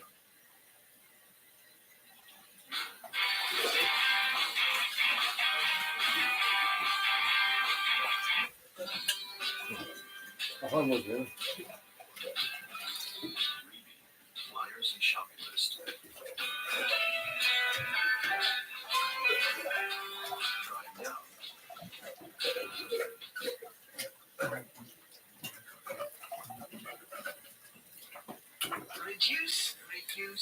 recycle, we've been told, to manage plastic waste. If only we're all good kids, so the story plastic would cease being a problem. But in a sequel that will sound all too familiar, it turns out that the plastic industry promoted this recycling myth for decades while knowing that it wouldn't work, as a recent report from the Center of Climate Integrity reveals. In the 1990s, companies including Exxon, Chevron, Dow, and DuPont financed clean-looking and optimistic recycling adverts, while internal reports revealed that they admitted their recycling goals were a stretch. That's what the Center for Climate Integrity says in any case. But who are they? They're an US-American nonprofit which wants the fossil fuel industry to pay for the damages they have done to the environment and to us. So you kind of knew what they'd conclude before they wrote their report. Yeah.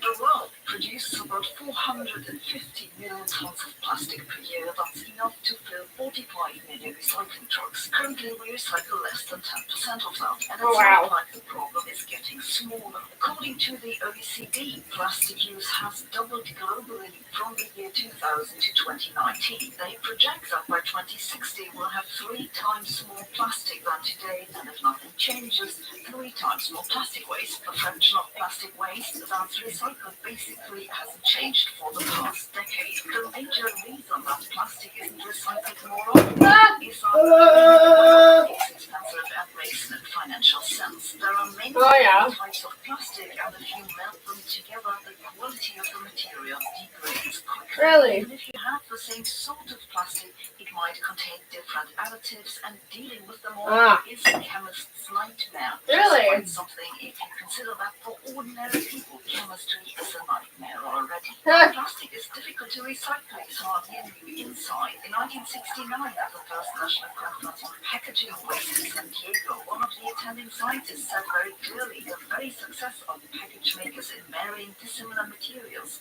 has made packaging materials virtually unrecoverable after use. He also said that the waste should be cleaned up by those who generate it, and that's, quote, the consumer, not the producer. So the science was pretty clear ever since they started mass producing plastic. And as the report from the Center for Climate Integrity says, the plastic industry was well aware that recycling for the most part just wouldn't work, though of course that was partly due to the way they produced it in the first place, which is why in the 1970s the plastic industry advocated incineration, also known as waste to energy. But burning plastic is a messy, dirty and smelly business. People didn't like it. They pushed the industry to get better at recycling. And so what did the plastic industry do?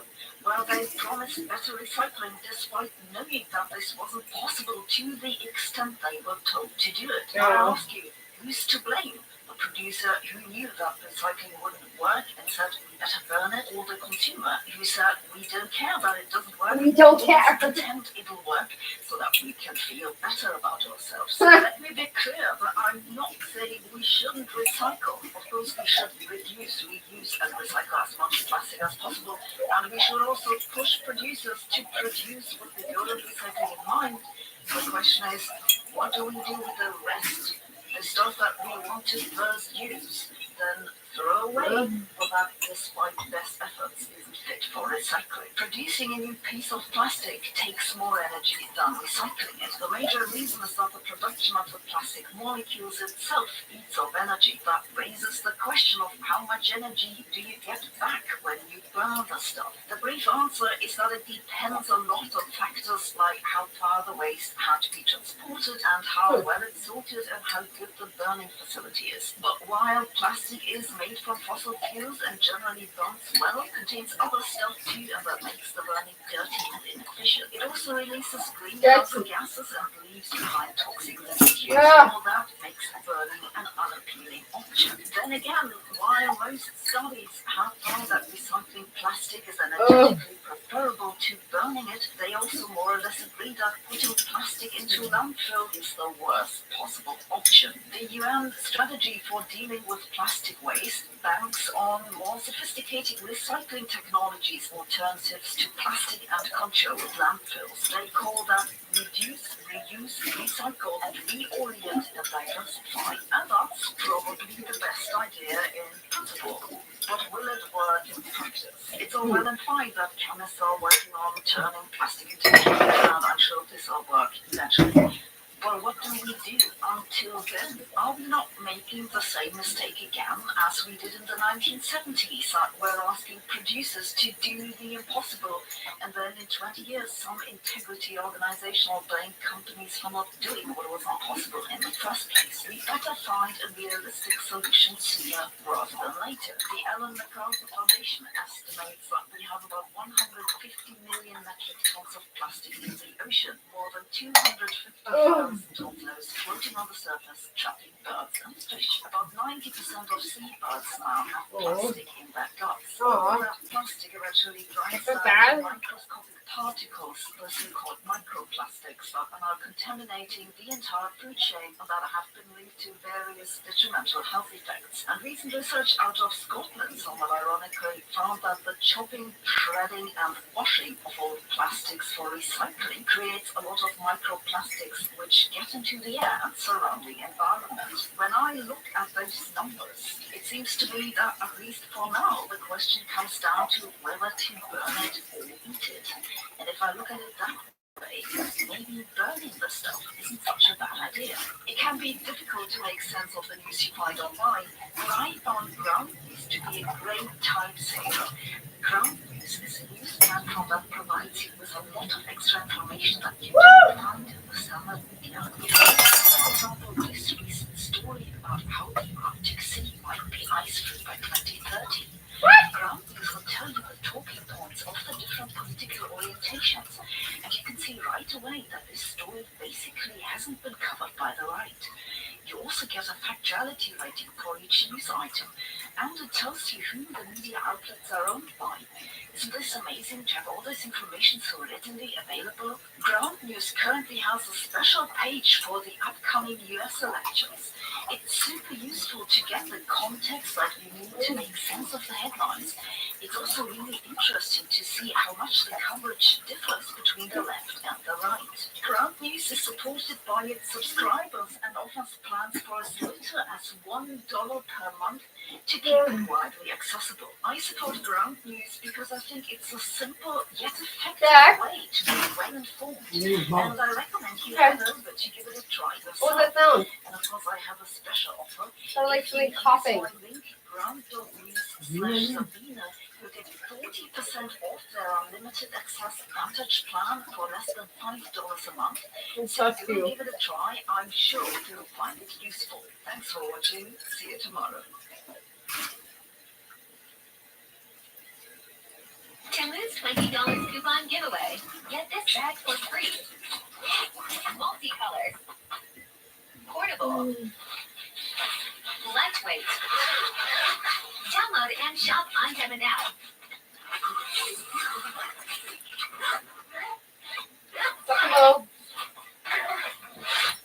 Okay, never mind. Sorry.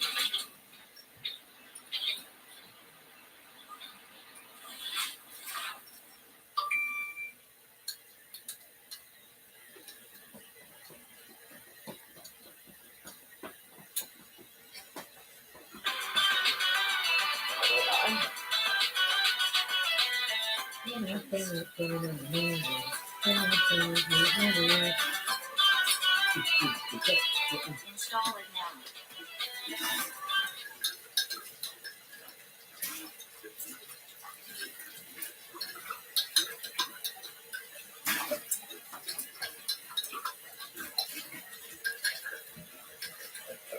In popular culture, the term IQ is everywhere. Do IQ exams do that? Probably need 120 points of IQ. No, my IQ. Low IQ individuals, people who boast about their IQ are losers. When people say IQ, what they mean is intelligence, objective, rigorous measurement of intellectual ability. So dumb. But does it actually work? Well, in this video, I want to find out where IQ came from, what does it actually measure, what can it predict about your life, and I Attention guess, span. what is my IQ? I think that's the only thing that measures your attention span. I have never taken an official IQ test before. Honestly, I don't think I'm terribly smart. I've always kind of considered my IQ to be maybe just a little above average. That's the record. I feel like that should be exothermic. Good job, science guy. There are a lot of IQ tests online, but I am very skeptical about their accuracy. Still, I figured some of them may be good practice for the real thing. Tomorrow, I'm going to do an IQ test for real. Before I do that, I want to try to improve my score, and so I'm going to try to do a whole bunch of practice tests. I think this test is trainable, but tomorrow we're going to see whether that's true or not. The idea of intelligence testing goes back hundreds of years, but the first concrete breakthrough occurred in 1904.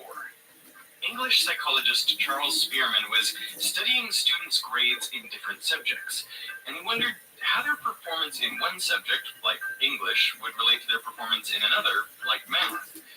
One option would be that the better a student did in math, the worse they would do in English, because they spent more time on their math work and so had less time to devote to English. So performance in different subjects would be negatively correlated. Another option was that performance in one subject would be completely unrelated to performance in another. After all, different subjects require different skill sets. Yeah, but apparently you can't be good at every subject. Uncorrelated. The third option If you are, was you're that the autistic. better a student did in math, the better they would do in English. In other words, their marks would be positively correlated. A correlation Has to go along with probability. 1 to +1. A correlation coefficient of -1 indicates a perfect negative correlation, meaning an increase in one variable corresponds to a precise. The only point of correlation is to decide whether or not something's worth investigating. +1 indicates a perfect positive correlation. A correlation of 0 indicates no relationship between the two variables.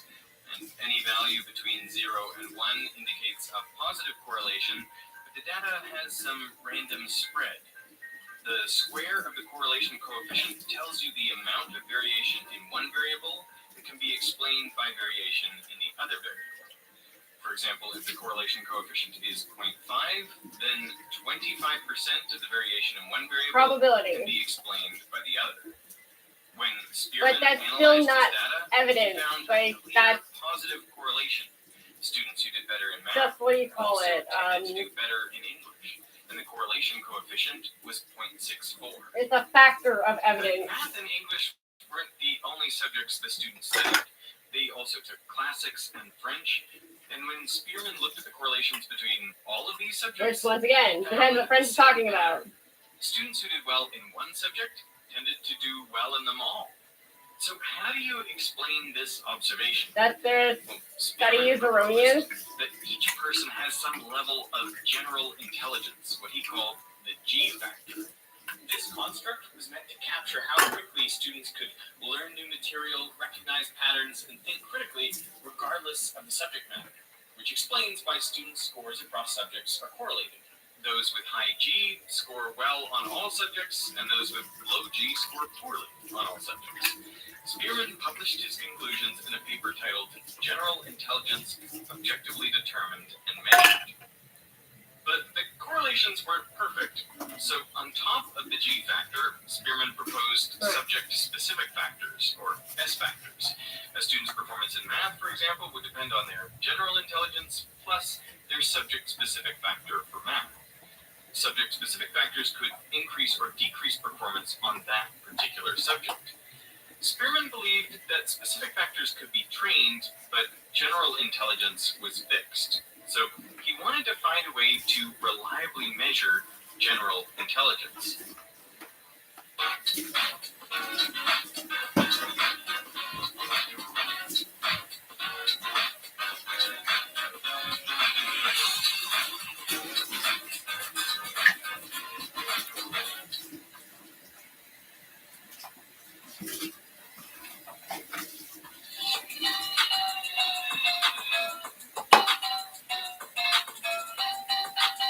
I see you, motherfucker.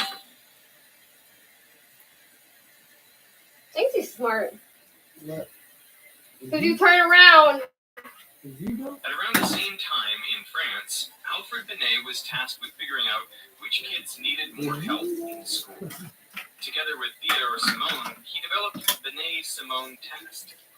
Students were asked to name what's missing in the drawing, define abstract terms, and repeat back sentences. And there was also this question asking which face is prettiest. There were 30 tasks in all. Their performance was benchmarked against other students of different ages in order to assign them a mental age. For example, if a student performed about as well as the average 8-year-old, their mental age would be 8. This mental age was then divided by their actual age and multiplied by 100 to arrive at a so-called intelligence quotient. IQ was born.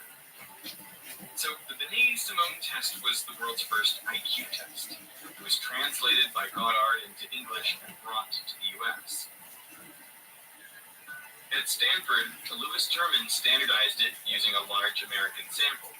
And with some modifications, it became the Stanford Binet test. Yeah, but for decades, it was the did most they do the thing like the average size dick?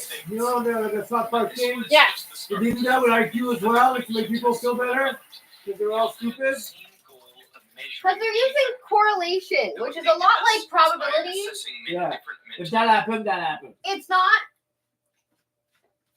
directly accurately math. It's the whole point of correlation is to distinguish whether or not a math equation there's a point into looking into it, because correlation just it's like an outline math. Yeah. Like, it's not like, oh, there's a correlation here. That means there's absolutely definitely like a relation to this. Correlation this, and in this. the same chapter as probability. Yes, it is. Yes, it is. It's in the exact same fucking. Yeah. It's whatever. Because like we do have like math stuff that you're able to get to exact numbers. Yeah. Anyway, it's fucking stupid.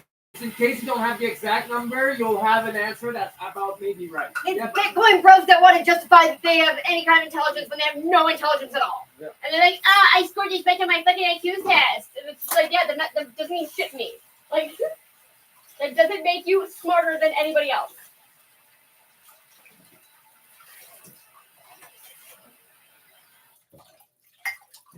Makes you a fucking nerd.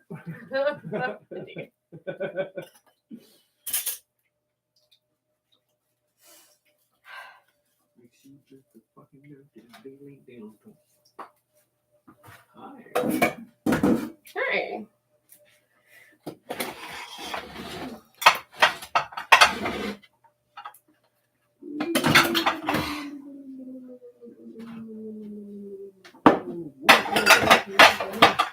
I need to wait more. No more water. No more water.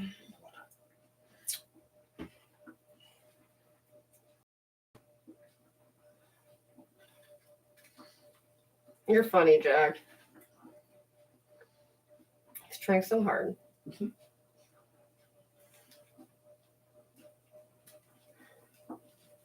not working out for you, Bobby. Here are your teeth breaking. Can you keep breaking? Yeah, I said that to other people. You're crazy. You're so crazy. What's wrong with you? Other people knew what it was to eat teat soup from a knuckle sandwich. What? Are you hungry? Me? Yeah. Are you? I don't know. Yeah, I don't know. I say Patty. Are you hungry?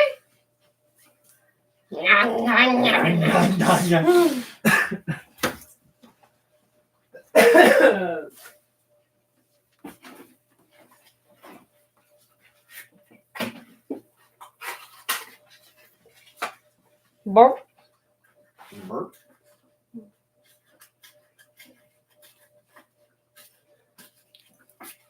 So handsome. Yeah. Well, I have to with a pretty girlfriend like that. Oh yeah, so hot. You know how people goes with hot people, ugly people would go with ugly people. Bitch, you sit down. ASL. Yeah.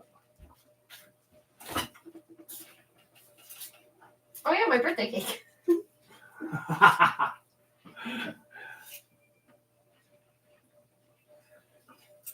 Mm. Are you just gonna eat it like that? I mean, that was the plan. Was it? Ooh, it's better.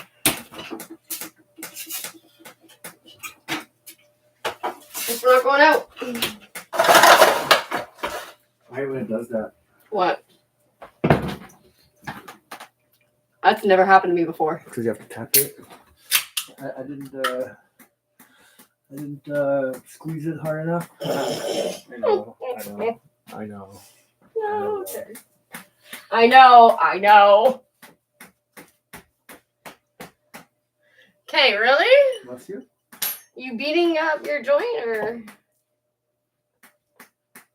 Abilities, including memory, verbal, spatial, and numerical skills. Oh wow, weird. Each one of these areas might have a Maybe go subject-specific cross-eyed. shift, but by averaging them all together, the idea was the subject's What happened specific here? effects would cancel out, Whoa! leaving a decent approximation of It's a lot of alcohol for a sit-in. There would always be some error. I'm an alcoholic. That's why Don't forget to drive. I have a reputation of old. 7 to 10 sections with distinct tasks to try to minimize I started subject-specific sniffing, I got drunk. distortions. All the different IQ tests differed in the number of questions and their difficulty. So to standardize the scoring system, each test was given to a large sample of the population. Raw scores were normalized, usually so the mean was 100 and the standard deviation was 15. And that's how it's still done to this day. This is known as IQ, and it's meant to be a measure of an individual's G I can't help you. factor in I don't have any. comparison to the There's rest none over of here. the population. The way it's scaled, 68% Let's of pair the people table have like an 2 IQ seconds ago. between 85 and 115. Only around 2% score over 130 or under 70. Right here.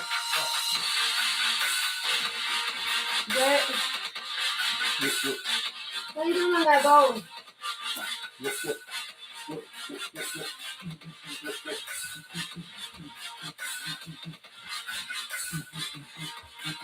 It'll break somebody's neck.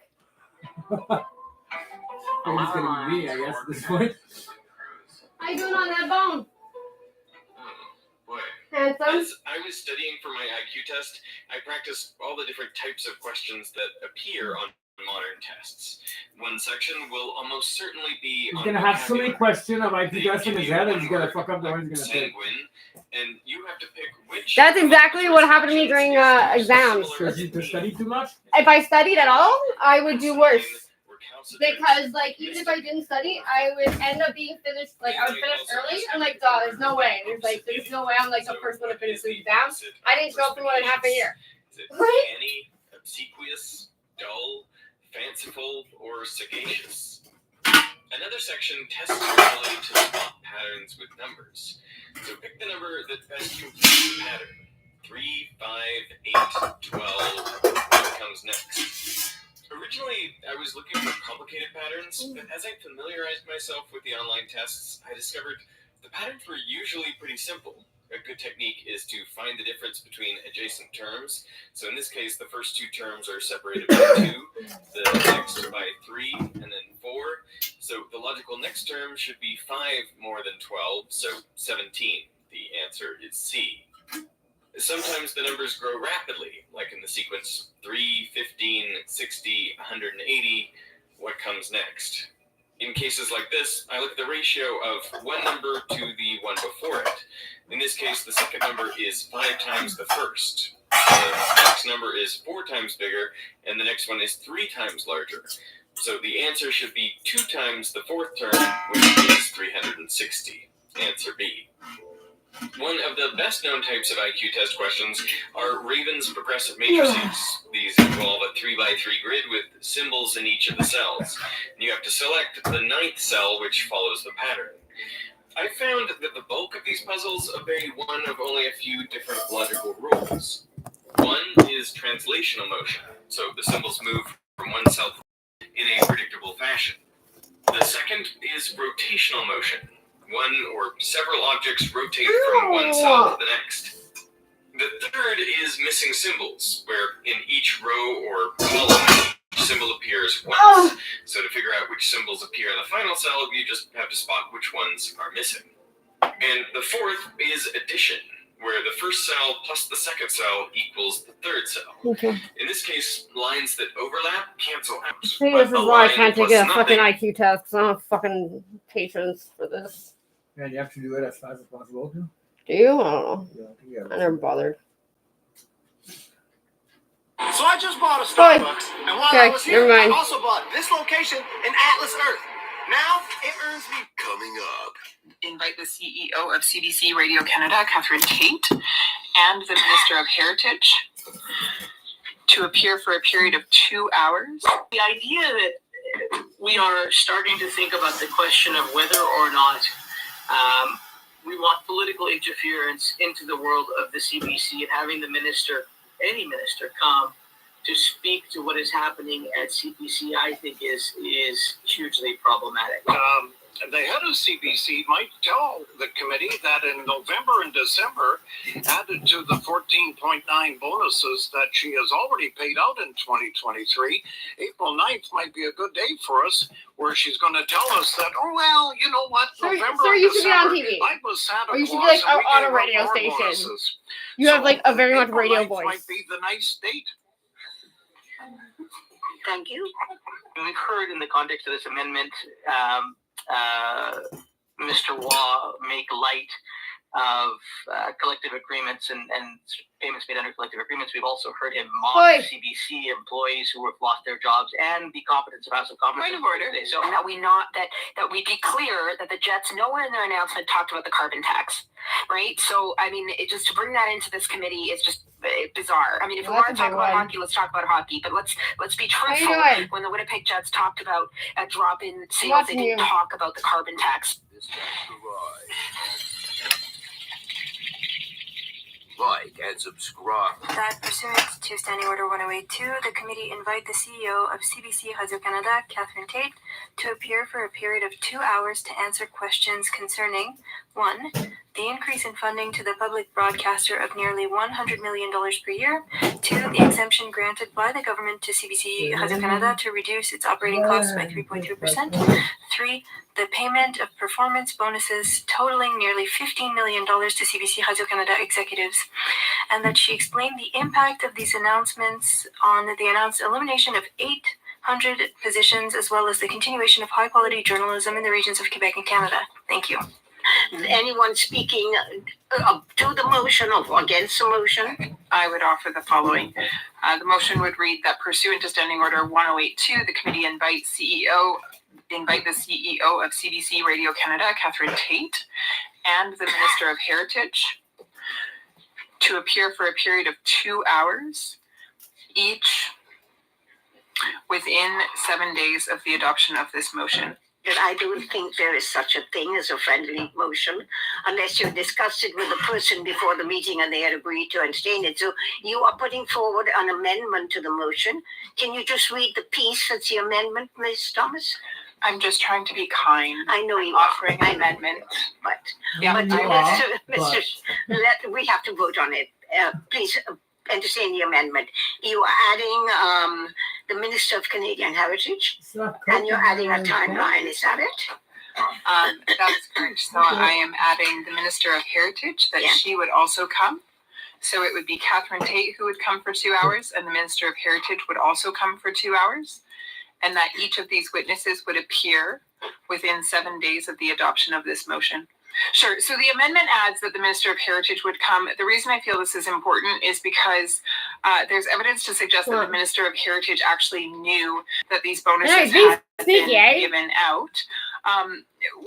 Which the problem is not the fact that the bonuses had been given out in October. The problem is that the CEO of the CBC, Catherine Tate, came to this committee and seemingly misled us to believe that that wasn't the case, that bonuses actually were being withheld until a further decision could be made in March.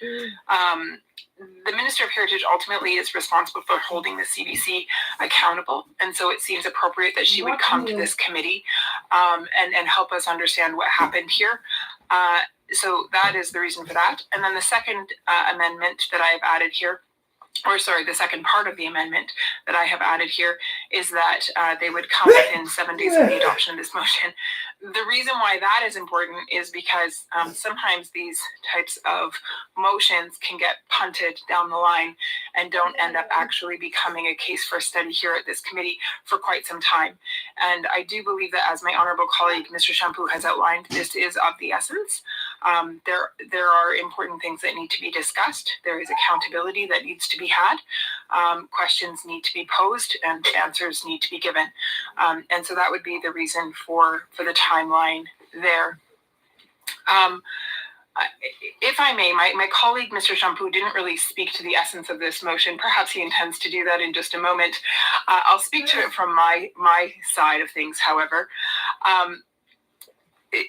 The overall motion calls for the CEO, Catherine Tate, to come to committee. And now I've added the Minister of Heritage, and to answer with regard to bonuses that have come to light. Members of this committee will recall that just before Christmas, the President and CEO of CBC Radio Canada, Ms. Catherine Tate, announced that she would be cutting 800 positions. And she said she was doing this because of what she called chronic underfunding. It's important to remember that the CBC is given $1.3 billion annually, and that the Heritage Minister has actually increased that by another $100 million this spring. Now, when asked whether or not millions in bonuses for top executives would be out of the picture based on this hardship, she said it's too early to say. In other words, she was reserving the right to give bonuses to top executives, but she was scrapping 800 jobs. So at the end of January, we asked Ms. Tate to come to this committee where we had the opportunity to ask her questions with regards to the absurdity of this decision. During that time, she led us to believe that bonuses for 2023 had not yet been given and would be withheld until March.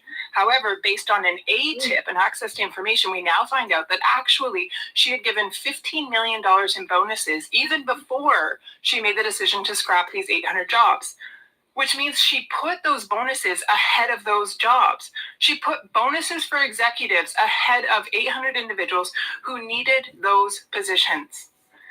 And so, given the fact that it seems she misled this committee, we have every right to bring her back and to ask her important questions. The idea that we are starting to think about the question of whether or not we want political interference into the world of the CBC and having the minister, any minister, come to speak to what is happening at CBC, I think is hugely problematic. I think we have seen time and again the politicization of the CBC, the idea that, we hear from our conservative friends day and night that they want to defund the CBC, that the CBC is somehow, the government mouthpiece. I think when we start bringing ministers to the table to start asking questions about what the CBC is doing, I think we are going down a very, very slippery slope. Thank you, Mr. Mohammed, Ms. Ashton, and then Mr. Waugh. Yes. In the spirit of expediency, I think what's most important here is to hear directly from the CEO of the CBC, Ms. Tate. I think we can ask questions to the minister when she comes on the estimates, but I would like to see a meeting focused on the CEO. So we won't be supporting the first part of the amendment, and like Mr. Shampoo, we are open to the second part in terms of timing. Yes. The statements that Ms. Tate made in December, knowing that the bonuses had already been, performance bonuses had already been handed out in October. It's frustrating because if you listen to the meeting from December, Ms. Tate claims there were no performances at all. The bonuses were handed out in 2023. They normally do that in the early part of 2024. So right away we have found, Madam Chair, that Ms. Tate actually lied to the committee here when she came in December, which is really, as we all sit around as politicians, and she is head of a major corporation that is $1.4 billion and actually came to committee and misinformed everybody around the table is a real concern. I'd like the motion by Ms. Thomas for a couple of reasons. We need to reconvene next Tuesday, March 26th, 7 days from now, to hear from Catherine Tate. She has misled Canadians.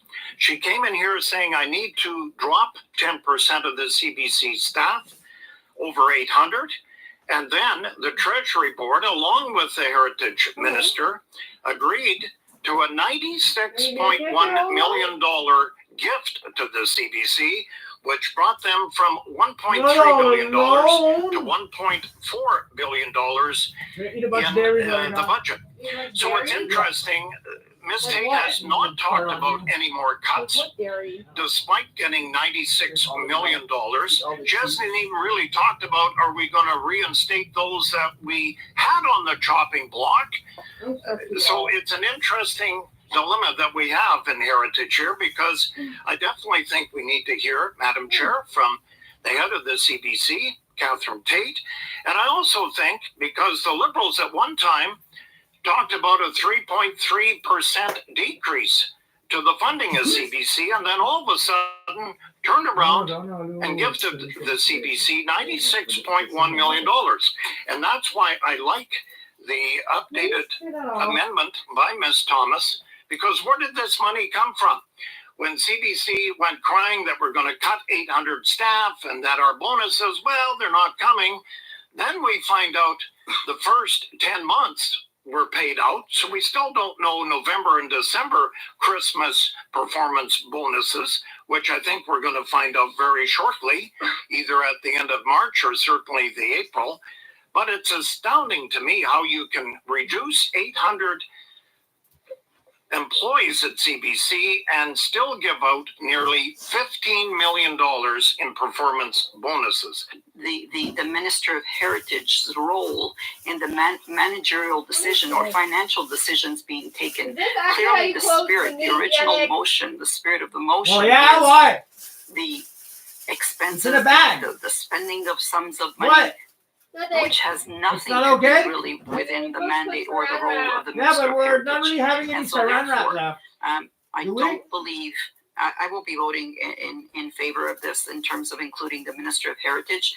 And with regards to the delay that my colleague has included in the motion, I agree with Mr. Champagne. We can certainly come back from constituency week and deal with this motion unless there seems to be an urgency that it needs to absolutely be dealt with within the next 2 weeks. I'm going to see no other hands up.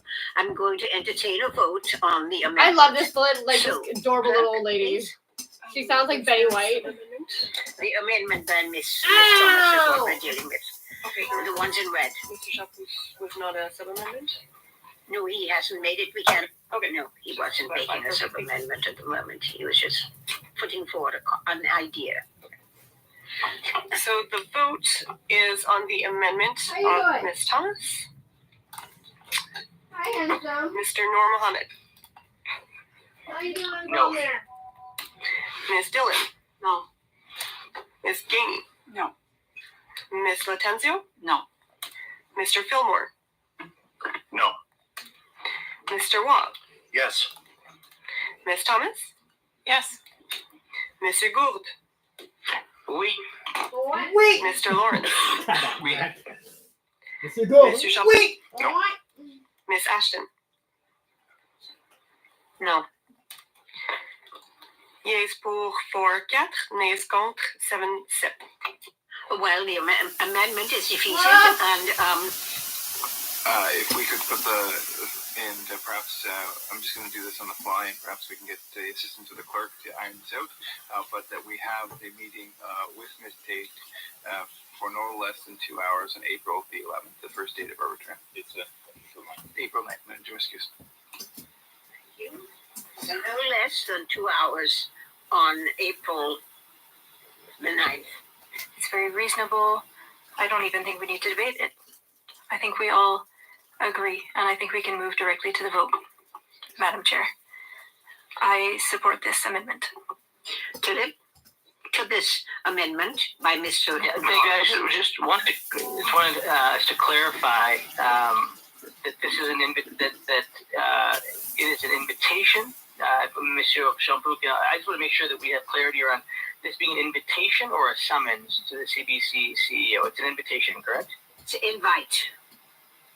Invitation. Okay. Okay. Thank you. That's all I wanted to know. All right, thank you. And so let's, anyone speaking, Anna? I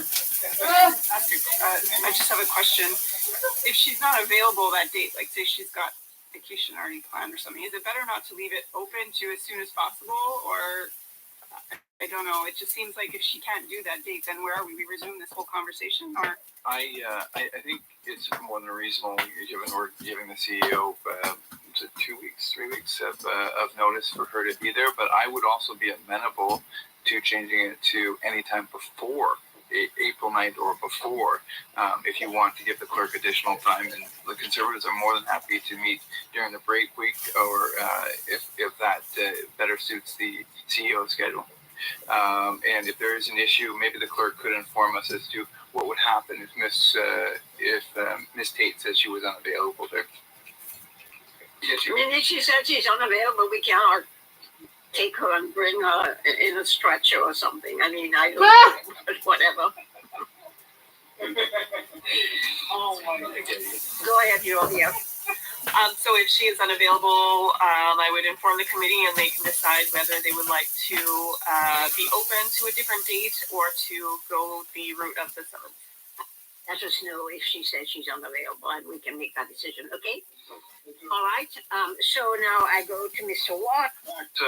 Madam Chair, we might even get a bonus here when she comes April 9th, as the head of CBC might tell the committee that in November and December, added to the 14.9 bonuses that she has already paid out in 2023, April 9th might be a good day for us, where she's going to tell us that, oh, well, you know what, November and December, I was Santa Claus and we gave out more bonuses. So April 9th might be the nice day. Thank you. We've heard in the context of this amendment, Mr. Waugh, whom I have a tremendous amount of respect for, make light of collective agreements and payments made under collective agreements. We've also heard him mock CBC employees who have lost their jobs and the competence of House of Commons. Point of order. Today. So I'm not sure if that's the tone we'd like So to. that is not speaking to the amendment. Thank you. It's No, not but it is hilarious. I It's love not it. to the amendment, but you are in fact not speaking to the amendment. If we're going to do this, we have to be able to give people enough time to show up. We have to do the work, and the clerk is doing her work to make sure people can show up. But this is a summons, actually. Actually, that was not a summons. It was an invite. It was not invite, a summons. okay. Yeah. Well, okay. Okay. So I'm going to call the question on this. The vote is on the amendment of Mr. Lawrence. Yes. Oh. Mr. Noor Mohammed. Trying to unmute myself. I am going to vote no on the amendment, Madam. Ms. Dillon? No. Ms. Gainey? No. Ms. Latanzio? No. Mr. No. Fillmore? No. Mr. Wall? Yes. Ms. Thomas? Yes. Monsieur Gould? Oui. Mr. Lawrence? Yes. Monsieur Chapeau? Oui. Ms. Ashton? It's a chapeau. Yeah, that French name. Very French. Oh, sorry, your microphone is What's going on? lifted, so I could not hear that. Can you use Take your the thumb gun. if Take your the microphone gun. isn't working? You are in agreement, Yes, okay? She's a yes vote. Yes pour 6, Okay. mais contre Huh? 5. Yeah, okay. Passed so that the motion now under consideration is an amended motion that has the words misstate for no less, after misstate, added for no less than 2 hours on April the 9th. Seeing no hands up, let us vote on the motion as amended. Clerk? Mr. Noor Mohammed. Sounded like that lady just like that. Ms. Dillon? No. Ms. Gainey? No. Ms. Latanzio? No. No. Mr. Fillmore? No. Why do you guys all sound so Mr. Wall? pretentious? Like, Yes. Ms. Thomas? Yes. Monsieur Gould? Oui. Oui. Mr. Lawrence? Oui. So Mr. proud of Mr. yourself. Shampoo? Oui. Ms. Ashton? We can't hear you again. Please, Miss Ashton. Oh, I'm muting. Oh, you're muted? Okay, well, go ahead. Sorry. Yes. Thank you. Yeas pour 6, nays contre 5. 5. The motion is, as amended, is passed. Thank you very much, Ms. Thomas. Thank you, Madam Chair. I wish to move a motion for consideration for the committee today. The motion reads as follows. Given that the Liberal government's carbon tax has had a detrimental impact on the cultural, civic, and economic life of Canadians, making life increasingly unaffordable and severely limiting their ability to support and enjoy the arts and culture sector, the committee report to the House its recommendation that the government should immediately cancel the carbon tax. And then I would like to Point of order, Madam Chair. Madam Chair. I would like to. Sorry, Mr. Newmarket, please use your hand, then I can notice you. I did, Okay. but nobody called on me, so I. But waved nobody called on you, frantically. so. Okay. Madam Chair, I would like you to rule on the admissibility of this motion for this specific committee, please, Madam Chair. Because I'm fairly certain we don't deal with carbon pricing in this committee. Then I would ask that we suspend for a few moments while I look at the admissibility or inadmissibility of this motion. It says specifically has a detrimental impact on cultural, civic, and economic life of Canada. And I believe that the culture is directly within 4 squares of the heritage. Thank you. Thank you for your input. Now, She's so sassy.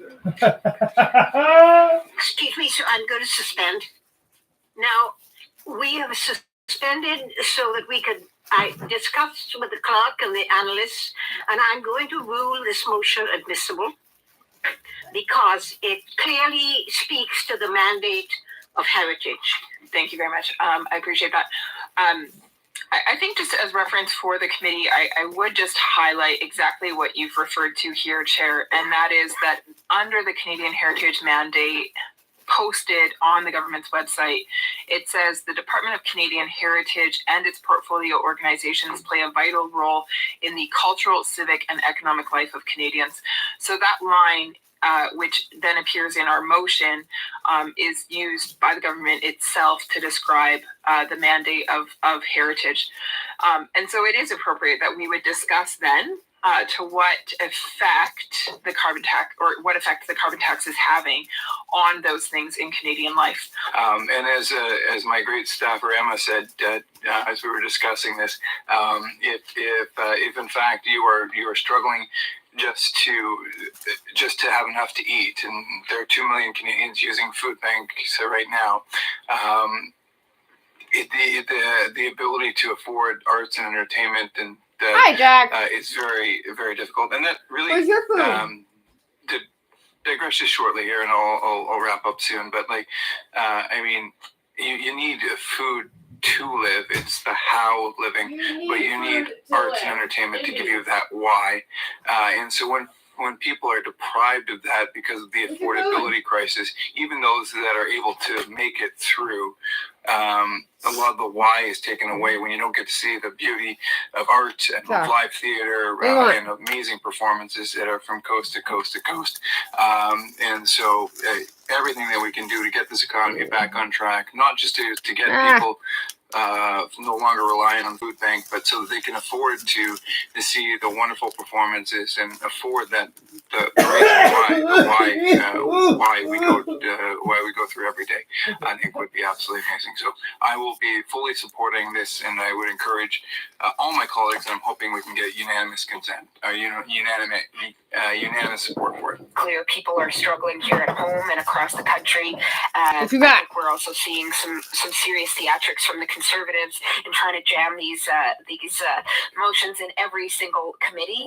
I also, as somebody who's been a member of Parliament for a while and was here during the dark days of Stephen Harper when it came to the arts community, I think it's pretty rich to hear. Where's the ball? You get it? Good job. Every day that they Mr. play, Magoo. they're near the top of the NHL. Their owners have actually talked about an issue in Winnipeg because they're not Winnipeg. selling out, and yet the hockey club today would have a pretty good chance of going a long way in the NHL playoffs. This is what's happening in this country. When you look at teams like Winnipeg, when you look at teams like Ottawa, although Ottawa's had a tougher year, but I think the cost of living has hit Canadians coast to coast. When I look at Coast the to Winnipeg coast to Jets coast? situation, they've already lost a hockey club years ago to Arizona. Now the owner came forward here about 2 months ago, not saying they're going to move, but saying he's concerned with the 12,000 instead of 15 to Back on your bone, 16,000 mister? that they should be getting. And then everyone in the Winnipeg area kind of got their back up, if you don't mind me saying, Madam Chair, because they love the Jets, but they just can't afford the ticket. Canada. Point of order, Madam Chair. Yes, Mr. Nur Mohammed. You noted earlier that when I made comments, they were not relevant to the motion. I'm just curious how this has to do with the arts and culture funding and the carbon tax in Canada. And I'm not sure that talking about hockey and the NHL and privately funded hockey teams that, like the Ottawa Senators, who have other reasons that people aren't going to their games. I allowed Mr. Ward to do this because, of course, sports is part of heritage. But yes, ma'am. I take your point about the private sector making a lot of money in NHL, et cetera, et cetera, et cetera. But I think Mr. Ward was trying to press a point about. You got right to it, lady. Support moving quickly to a vote, but I also just want to be clear here. First of all, as the only Manitoban in this committee that has followed the story out of the Jets, I think it's really important that we be clear that the Jets nowhere in their announcement talked about the carbon tax, right? So I mean, just to bring that into this committee is just bizarre. I mean, if we want to talk about hockey, let's talk about hockey. But let's be truthful. When the Winnipeg Jets talked about a drop in sales, they didn't talk about the carbon tax. Okay. Now, all right. So I think, seeing no other discussion, I'm going to ask the clerk to call the vote, please. So the vote is on the motion of Ms. Thomas. Mr. Nur Mohammed. No. Ms. Dillon. No. Madam Gini. No. Ms. Latanzio. No. Mr. Fillmore. No. Mr. Wall. Yes. Want some help Ms. there? Thomas. Yes. Monsieur Gould. Oui. Mr. Lawrence. Yes. Good. Monsieur Shampoo. No. Mr. Shampoo? Miss Ashton. No. Mr. Shampoo, come on! I've never heard that, actually, honestly. Motion is defeated. There's attack! No! Yes. Baby was fucked! Monsieur Shampoo. No.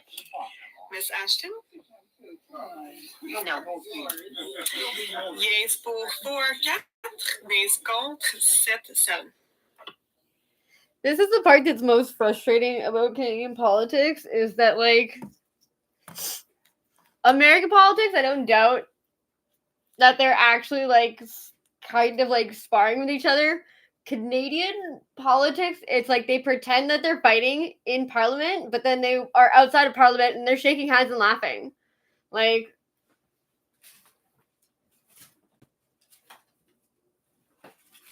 because at the end of the day, everyone's getting paid. Like,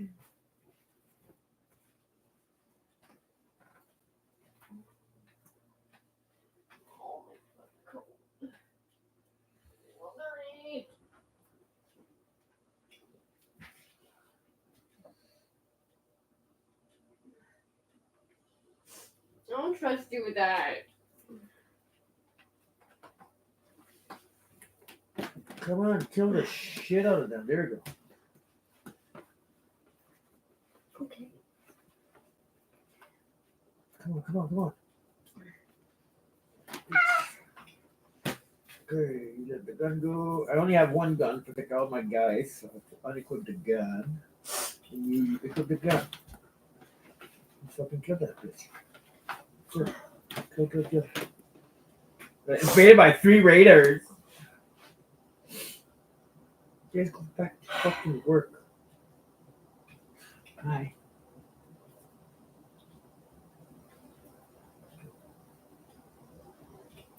How's that going, Bobby?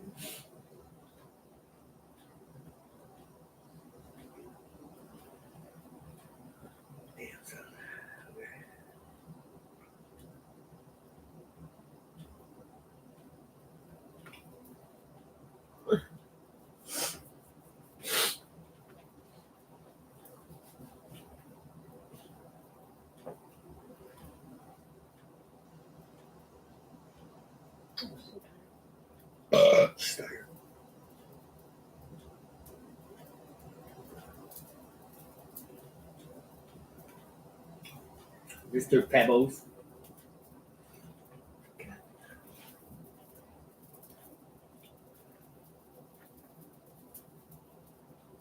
It's a cat. It's a cat.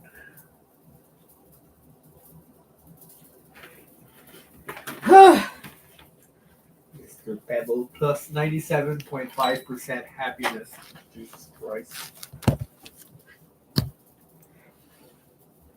3%. Let's plug in.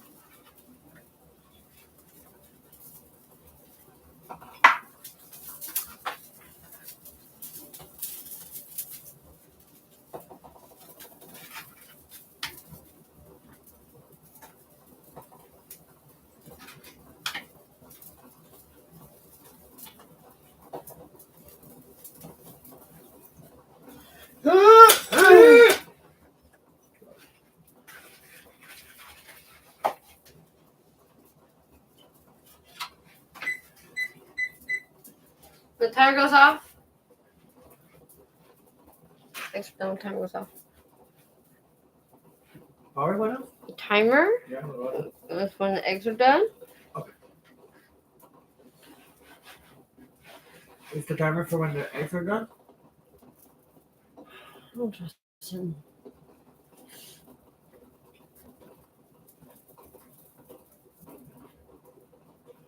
And Jack, want to see your food? Did you see your food? Oh, there we go. I show your food? Well, Harry kind of like devoured it, so.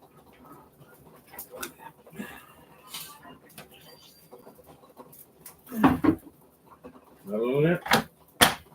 Was that your game? Yeah. Oh, wow. Wow!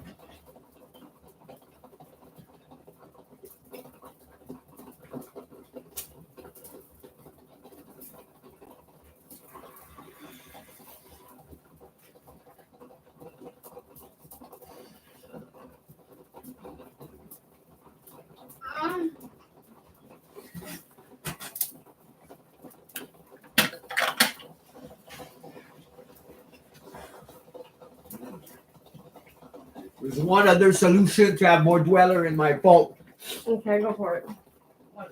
Put two in the living quarters, and if they're male and female, and they like each other, they have a baby. Oh. You have sex. Well, yeah, look, you got the living quarter there, and then you see them like, oh, hey, and then they dance a little bit, and then they go in the back room. And you leave both in the back room, and she comes back pregnant. Okay, well then. Maybe some cup and onion. You got an onion? Brilliant. Massive onion. Do I cut like half of it?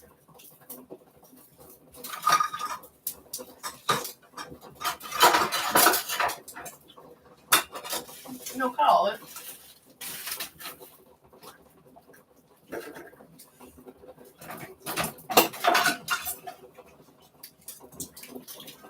Oh no! On y'all? Raider attack! We fuck!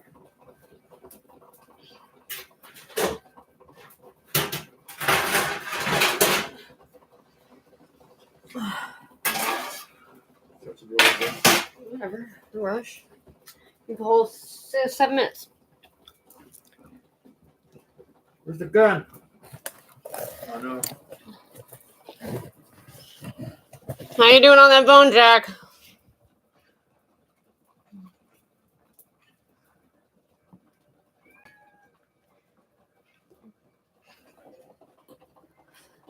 Okay.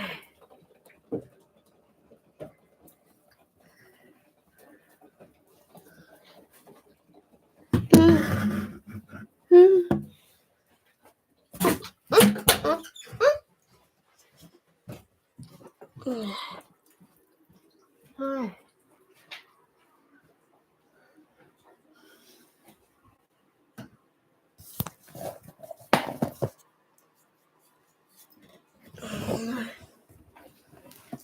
Dude, fucking lady.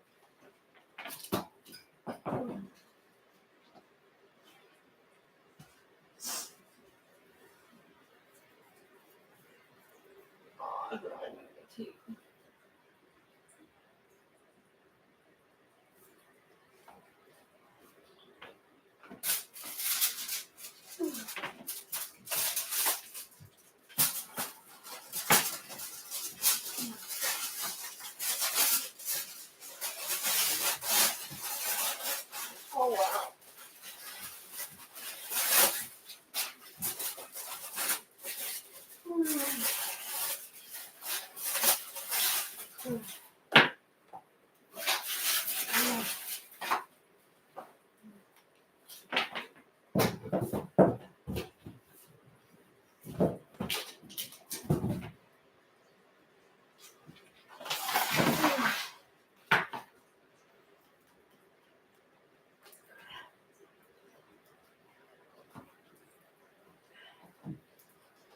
Oh yeah.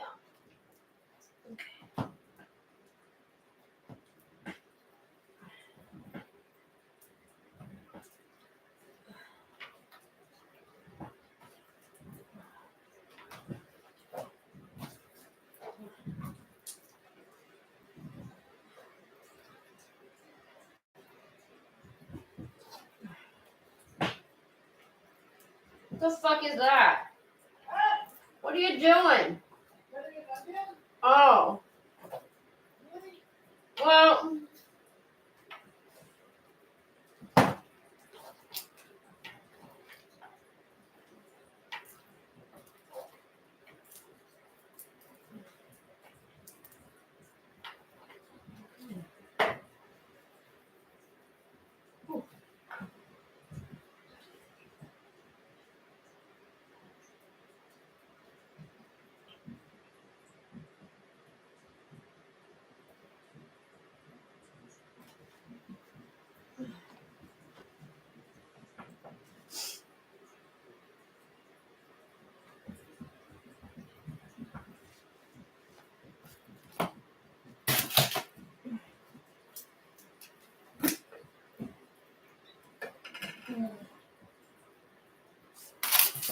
Oh.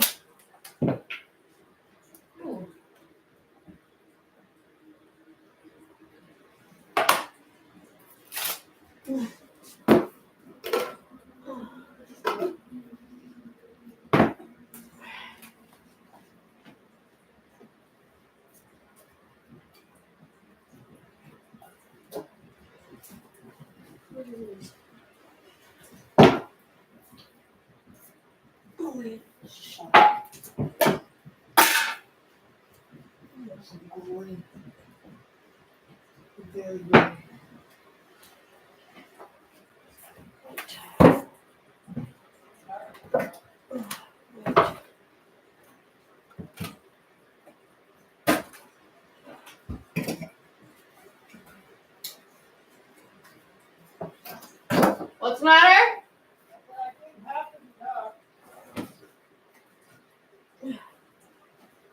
Okay. Okay.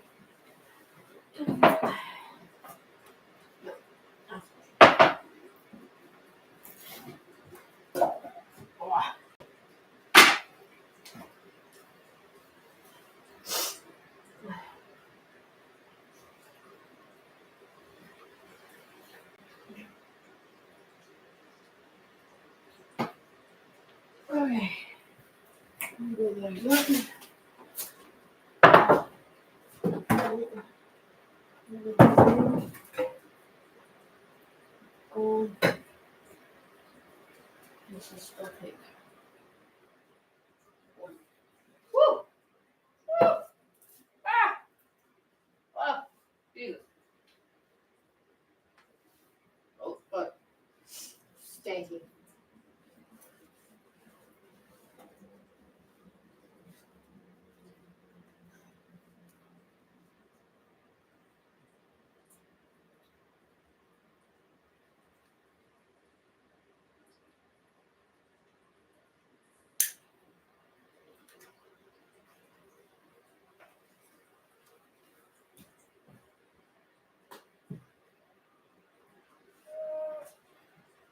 What?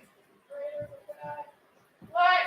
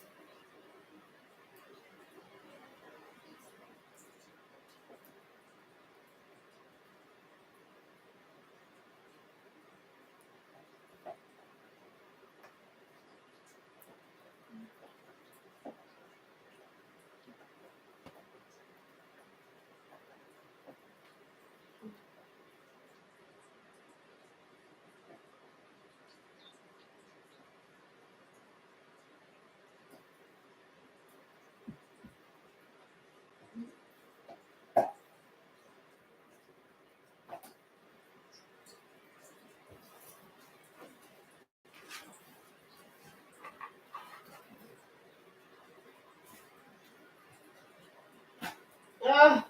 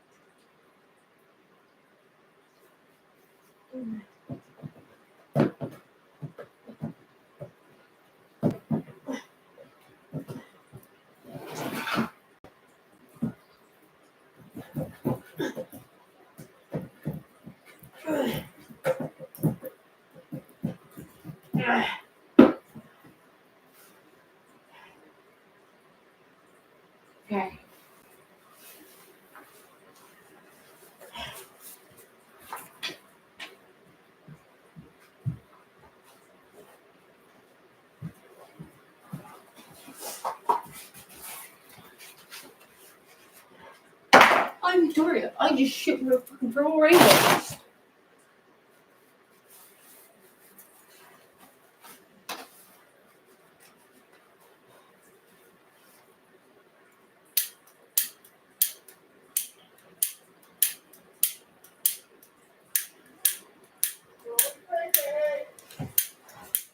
No, but like seriously? I'm like.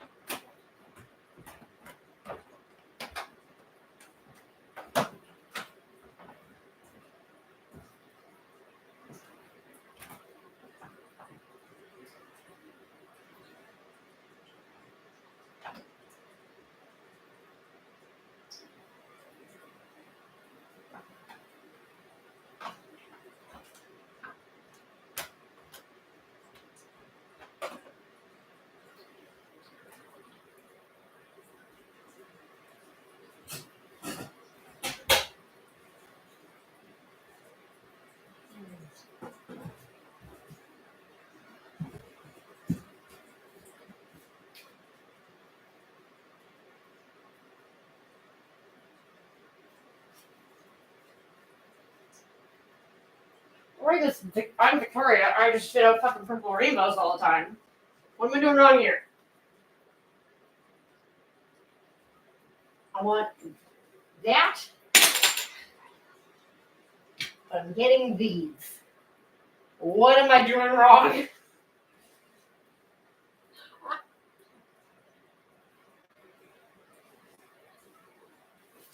I'm gonna fucking lose it. Get back here.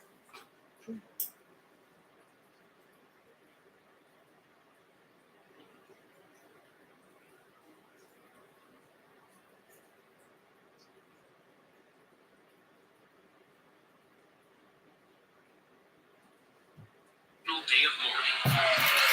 Well, thank you.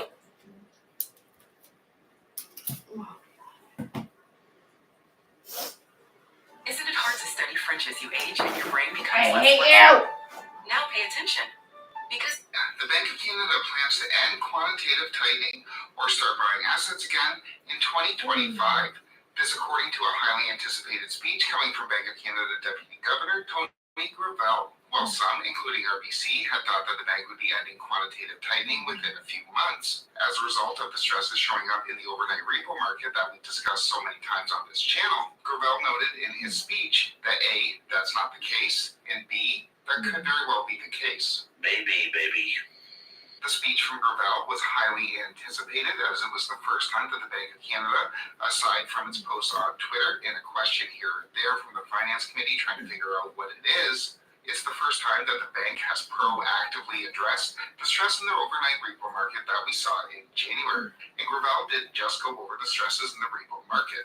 He also went over the resumption of the auctions of the Receiver General, the government loaning money to the banks, and the government's program to purchase mortgage bonds. The government buying debt from the banks. I'm with counts out here. So, what I want to do today is go over the Bank of Canada's plan to end quantitative tightening in 2025, take a look at the bank's assessment of the stresses in the overnight repo market, and then go over Gravel's discussion of the government's plan to loan the banks money and buy up mortgage bonds. As I mentioned back in January when we first covered the stresses occurring in the overnight repo market, this is an ongoing story, and we'll obviously continue to track this story on this channel. Click like and subscribe if you want to get those updates, but for now, let's get into QT.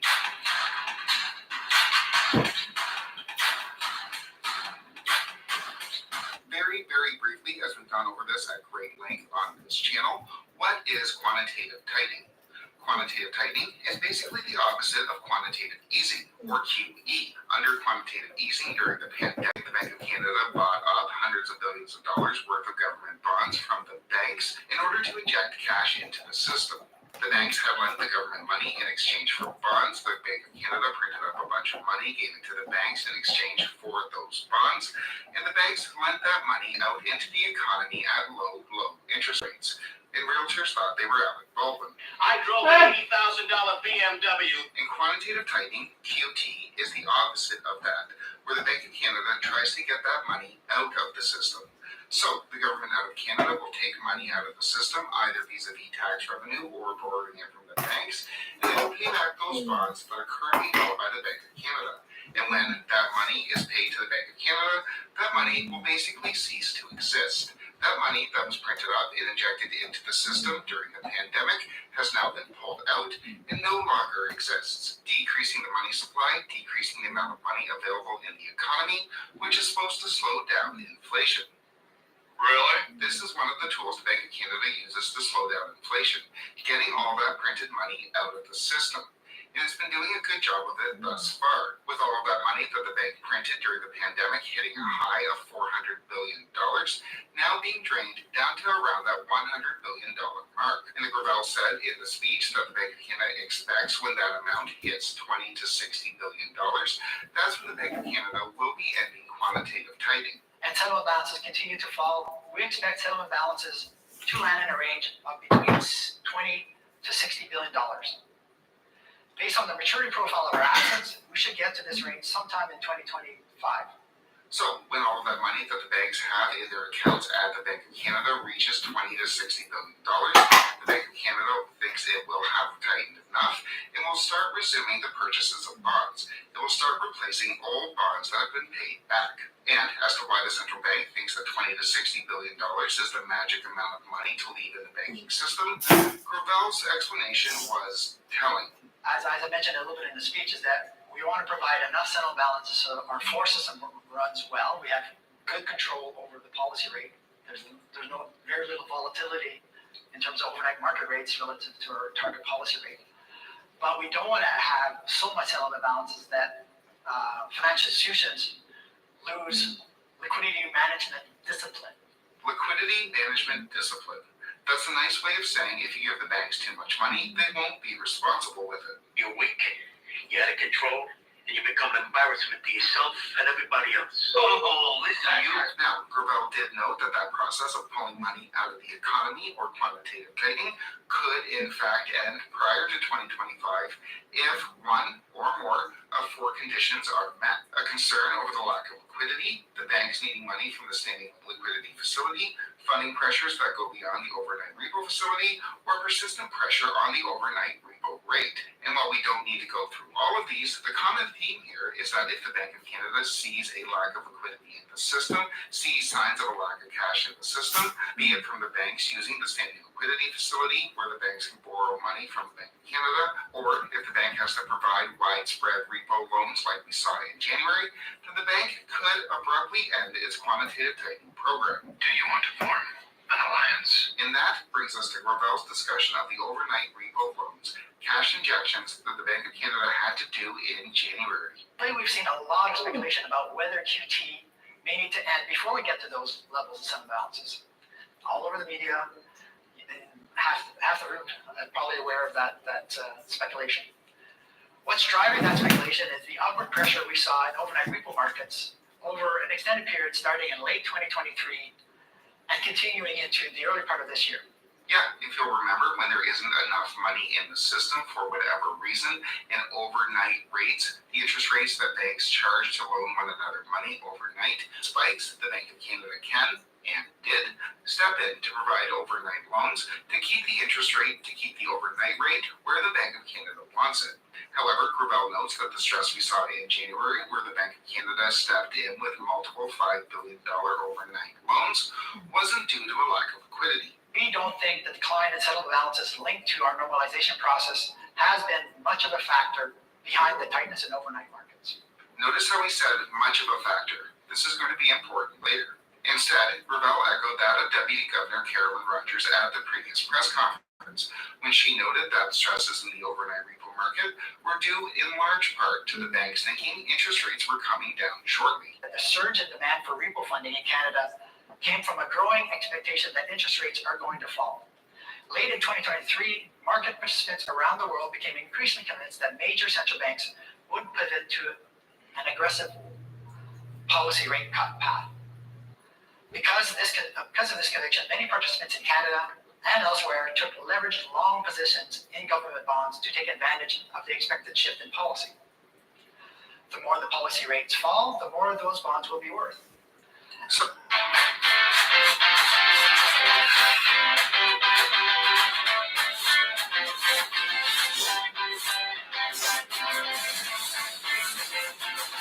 So, the banks, etc., thinking that interest rates were coming down, borrowed money short to buy long-dated bonds to cash in on those higher rates of longer-dated bonds. I'm so glad I could help. But, as we've discussed before on this channel, it's not clear the extent to which this explanation matches reality, as markets have anticipated imminent rate cuts in the past, and the Bank of Canada did not have to step in to provide overnight loans. What was different this time around? I don't know. And on this, Gravel, later on in the appearance, provided a caveat on the explanation that liquidity wasn't much of a factor. You said that the core stress wasn't related to settlement balances. We do. It's not the main factor. Not the main factor. Thank you. There is a large maturity of government. Who's on the other side of the room? Who's he looking at? You keep your mouth shut. Regardless, the Bank of Canada says that it could end quantitative tightening if there was a major liquidity problem in the system, which it insists that there isn't, but also says that there kind of is. One of our principles is transparency. Really? With that said, as we saw all through February, we haven't had any more overnight repo operations, as some of the pressure has been relieved, with the government stepping into the bank lending market. So what we saw also that the excess cash that the government holds with us, we reintroduce those operations, those auctions that we were doing for decades before the pandemic. We reintroduce those. That allows the government to gain a bit of a competitive rate in the overnight market as well. So between those two tools, we think we have the capacity to cap and contain ebbs or in demand or increases in demand in overnight funding, especially in repo markets. And yeah, we've talked about this before on this channel, where the government of Canada takes its excess cash on deposit at the Bank of Canada and loans it out to the banks vis-a-vis an auction. So, rest assured, if you didn't like the Bank of Canada printing money to enforce its target rate to loan to the banks, the government will now be using tax dollars to augment that function. I'm so glad But it's not just the banks to which the government will be loaning money. They're also going to be buying up mortgage bonds. Mentioned as well that there would be no further purchases of Canada mortgage bonds, and is that just related to the government? Yeah, there's another big buyer out there. Right, the government of Canada. And yeah, we've talked about these purchases on this channel as well. We talked about it back in January when the Canadian government announced it would be buying up mortgage bonds, buying up collections of mortgages, and the government started those purchases just last month, now holding about $7 billion worth of mortgage bonds, yielding between 3.75 and 4%. How the f*** you do that? Yeah, given that a decent 5-year fix is currently sitting at 5.14, we're not exactly getting the best return on our money. So, in summary, while the headlines are going to tell us that the bank isn't ending quantitative tightening until 2025, there's lots in this appearance by Deputy Governor Tony Gravel to suggest otherwise. The Bank of Canada says the overnight repo operations weren't due to a lack of liquidity, but then admit that they weren't due very much to a lack of liquidity. So a lack of liquidity in the system, the liquidity that the Bank of Canada is currently draining vis-a-vis QT, was a factor in the bank's overnight repo operations. And Gravel took time out of his speech to stress the factors which the bank would consider if it decided to end quantitative tightening early. If the Bank of Canada has to end quantitative tightening sooner than anticipated, if it has to start buying up government bonds yet again, especially when the government is running a deficit, then that is in fact inflationary. Given that inflation still isn't sustainably at 2% and we're still seeing pressures coming out of the United States day after day, the Bank of Canada, the money printer, buying up bonds again, buying up bonds to fund a deficit, may not be exactly what the doctor ordered. With that said, we will continue to track the Bank of Canada and how it deals with any real or perceived liquidity issues in the system on this channel.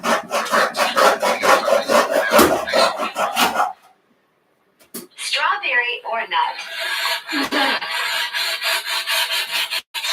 Hey, that was awkward.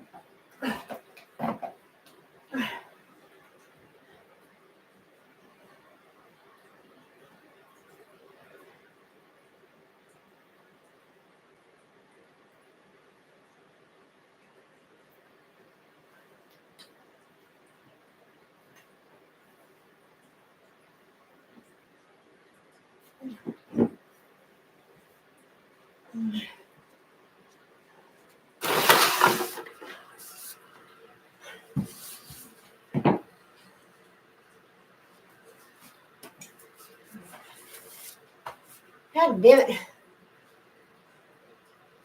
Oh, fucking lost my leg. Dang it, Bobby.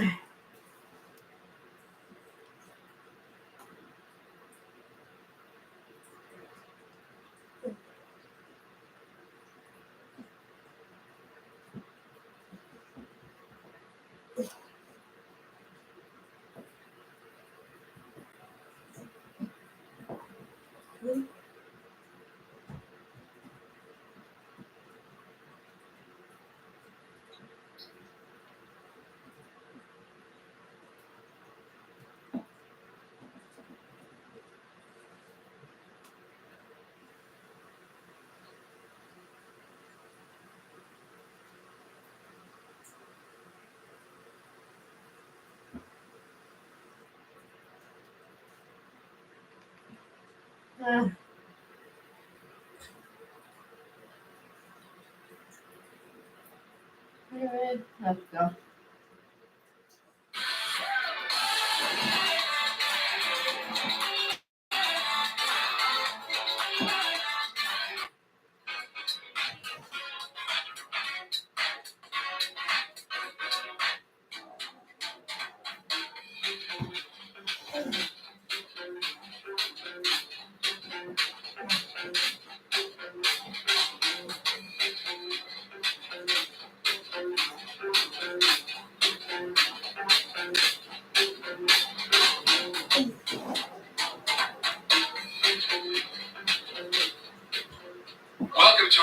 edition of the Corner Booth Podcast here from the Stone Delicatessen Restaurant. I'm Aaron Rand, along with Bill Brownstein of the Montreal Gazette, and our guest today, former PQ leader Jean-François Lisée. Well, you get to call you Jean-François. We've established that already. We have established that. Mr. Rand. That's fine. Either way. All right. Thank you for being here.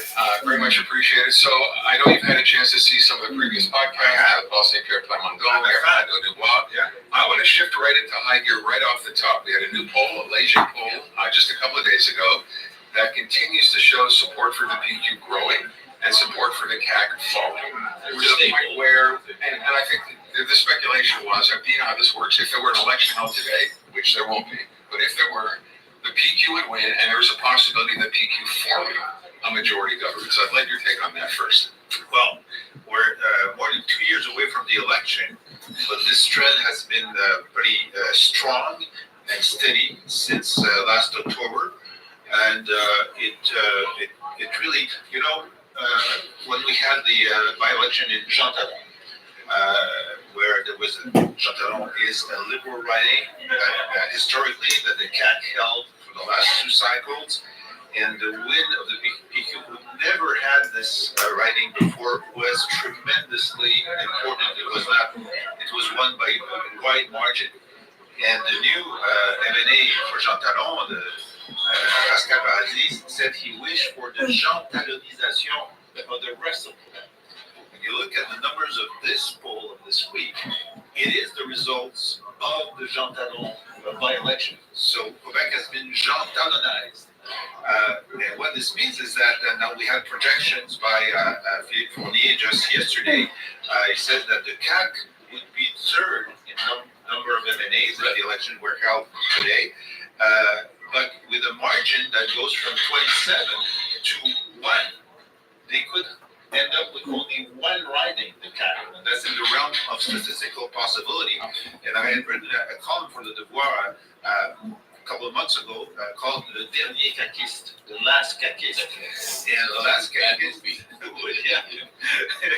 last Caquiste would have been François Legault, because he was in the riding that seemed to be the strongest. And so we can have a situation where François Legault is the last standing CAQ member. Well, my question would be, the rise in support for the PQ, is that more a reflection of the dissatisfaction with the CAQ, or is it because of the belief in Monsieur St. Pierre Plamondon? I cut the dog. Thank you. I took him by surprise to get the meat beside his bone. Was Jean Béliveau, and Legault kept sending him pups on the stick. You know, interesting analogy.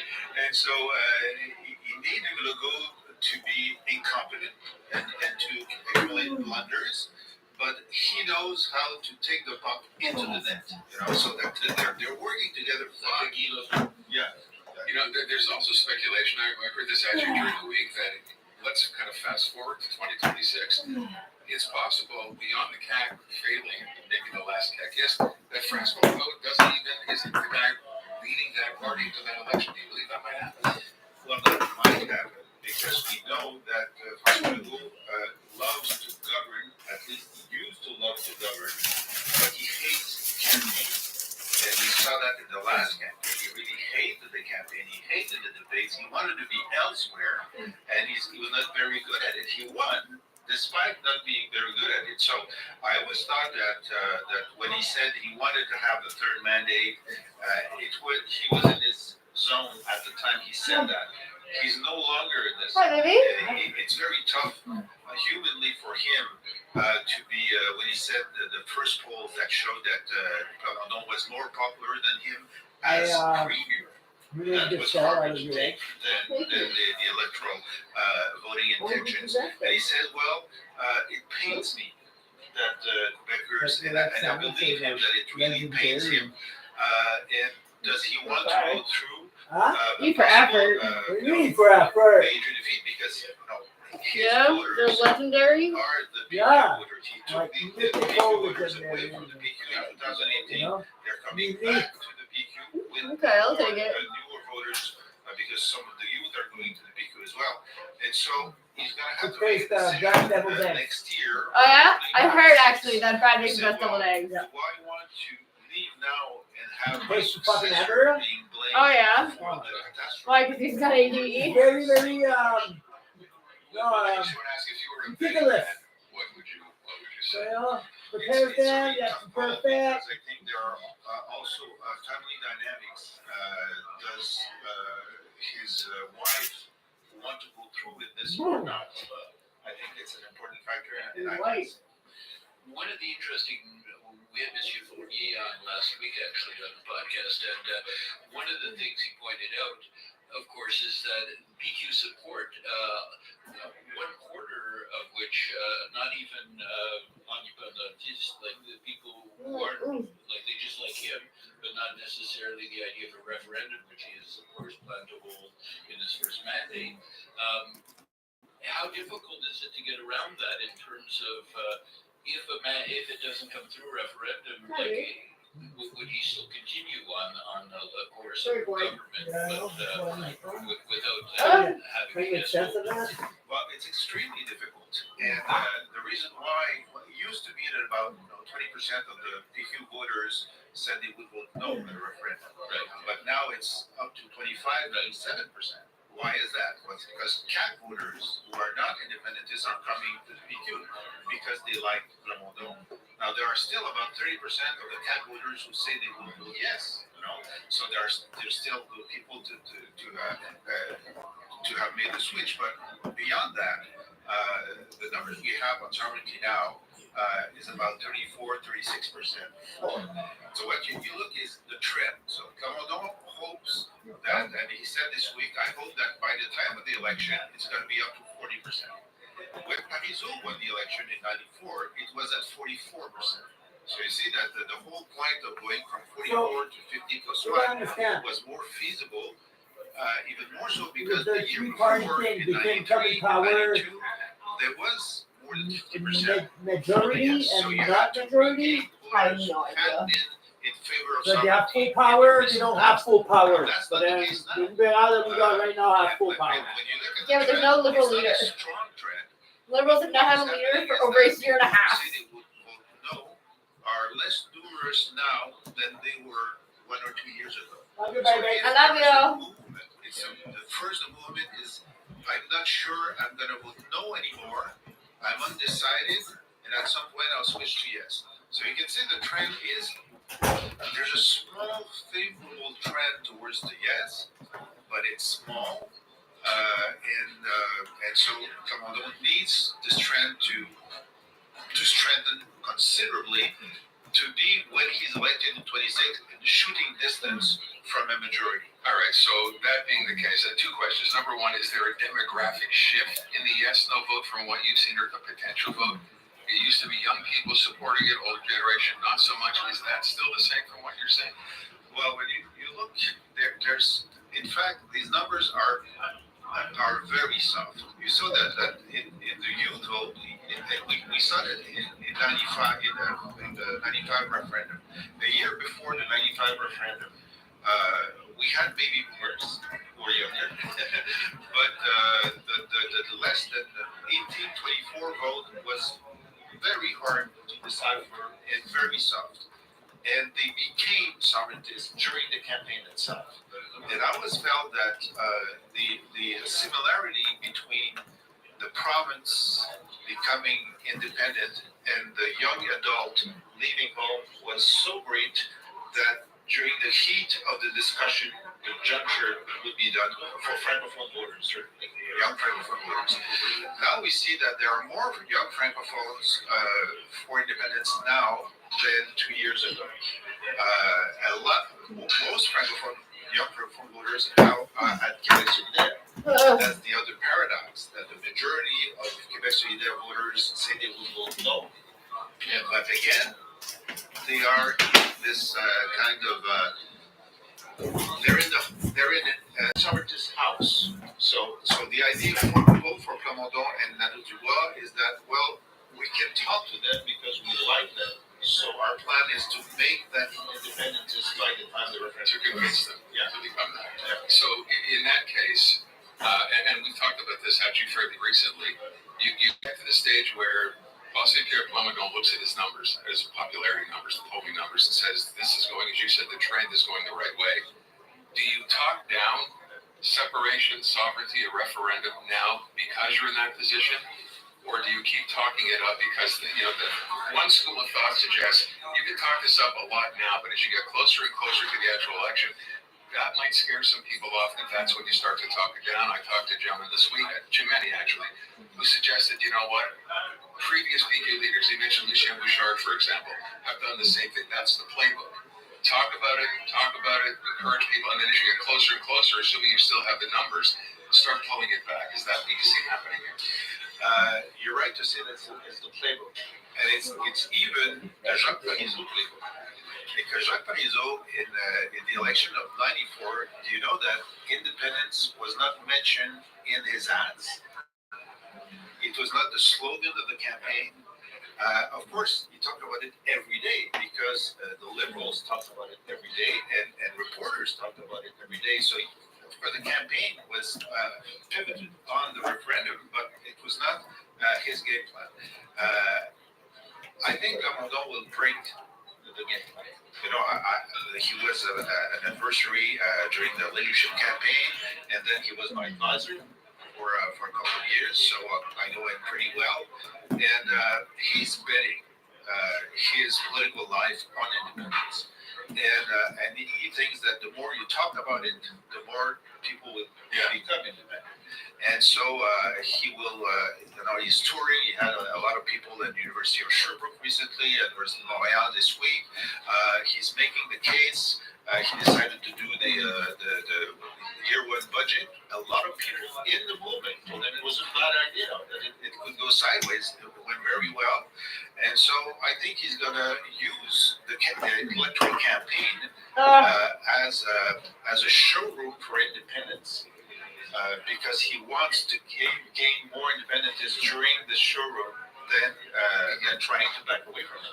Ironically, when we had him on our podcast, a lot of the comments, and from Anglos, by the way, remarking about his honesty here, not like dipsy-doodling around like Sovereignty Association, this or that, not dipsy-doodling around the fact, well, maybe I'll have a referendum, maybe not, and all the rest, not, working semantics into it. He was very clear. The comments we're getting, at least we know where this guy stands, as opposed to listening to some of our other politicians in the ring. Well, maybe yes, maybe no, maybe I'm a federalist. He was clear. He was honest. And on that, and the other thing that they liked, he said, well, which I found kind of interesting, a lot of Anglos saying, if Quebec were to separate, Anglos would then be a minority group and then have a minority kind of status that they noted, like in some suggestion, well, maybe we're better off. And it was kind of an interesting take. I didn't expect that.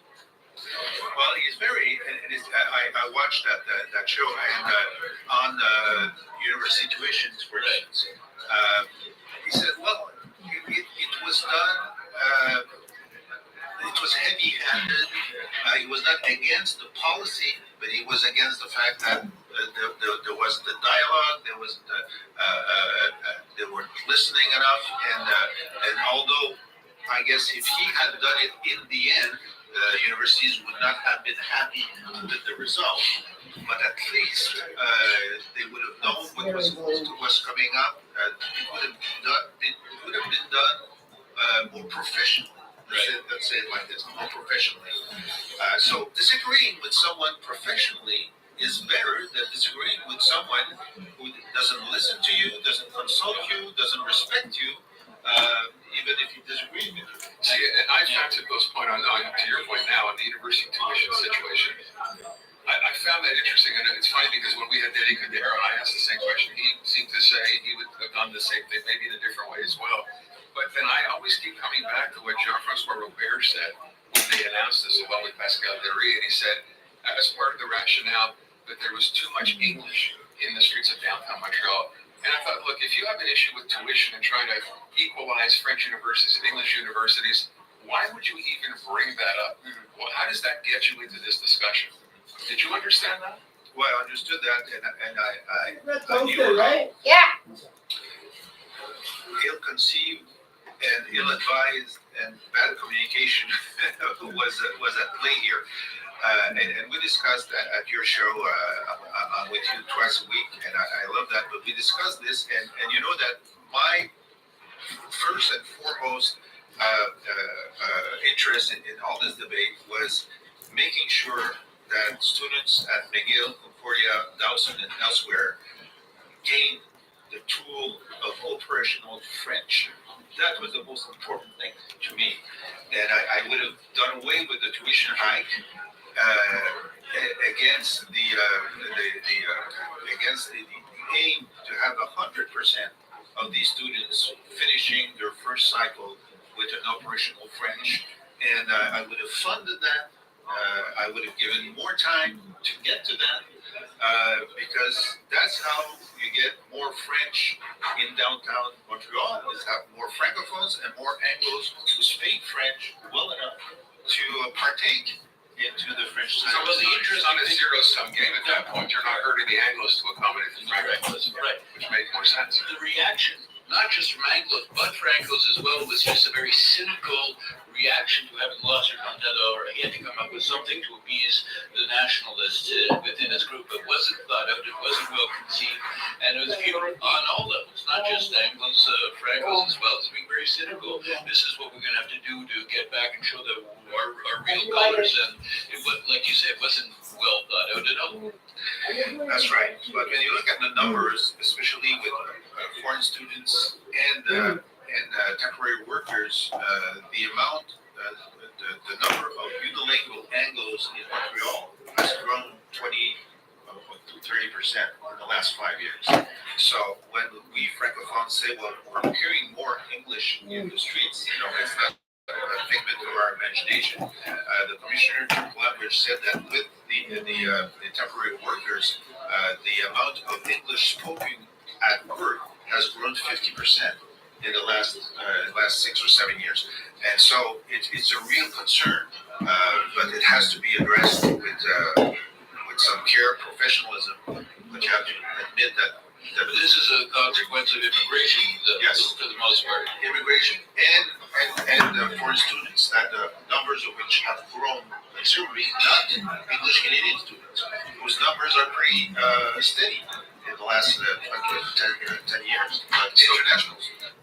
The Corner Booth Podcast is brought to you in part by the Snowden Delicatessen, where we are.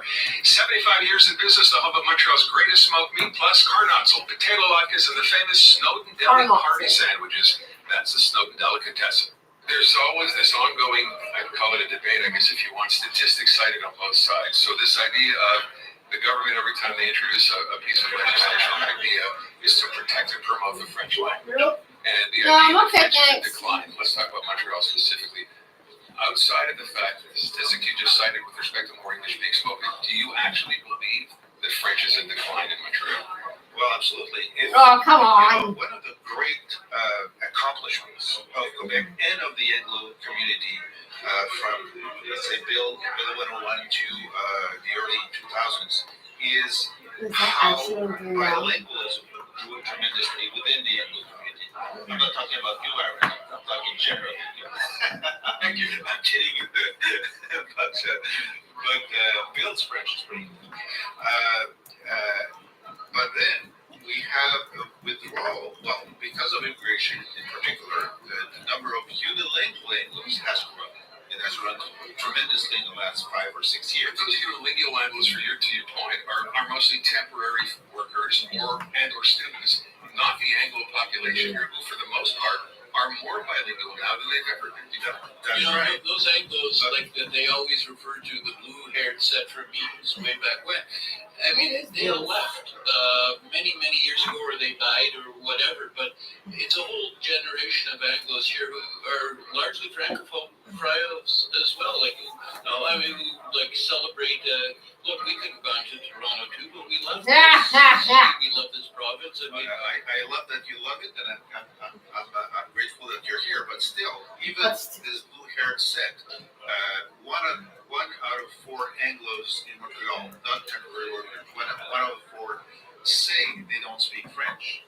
Some that say they don't, but those ones say they don't speak French. And when you look at young Anglos, No, I'm okay for now. In Montreal, there are Thank you, Doug. That's new.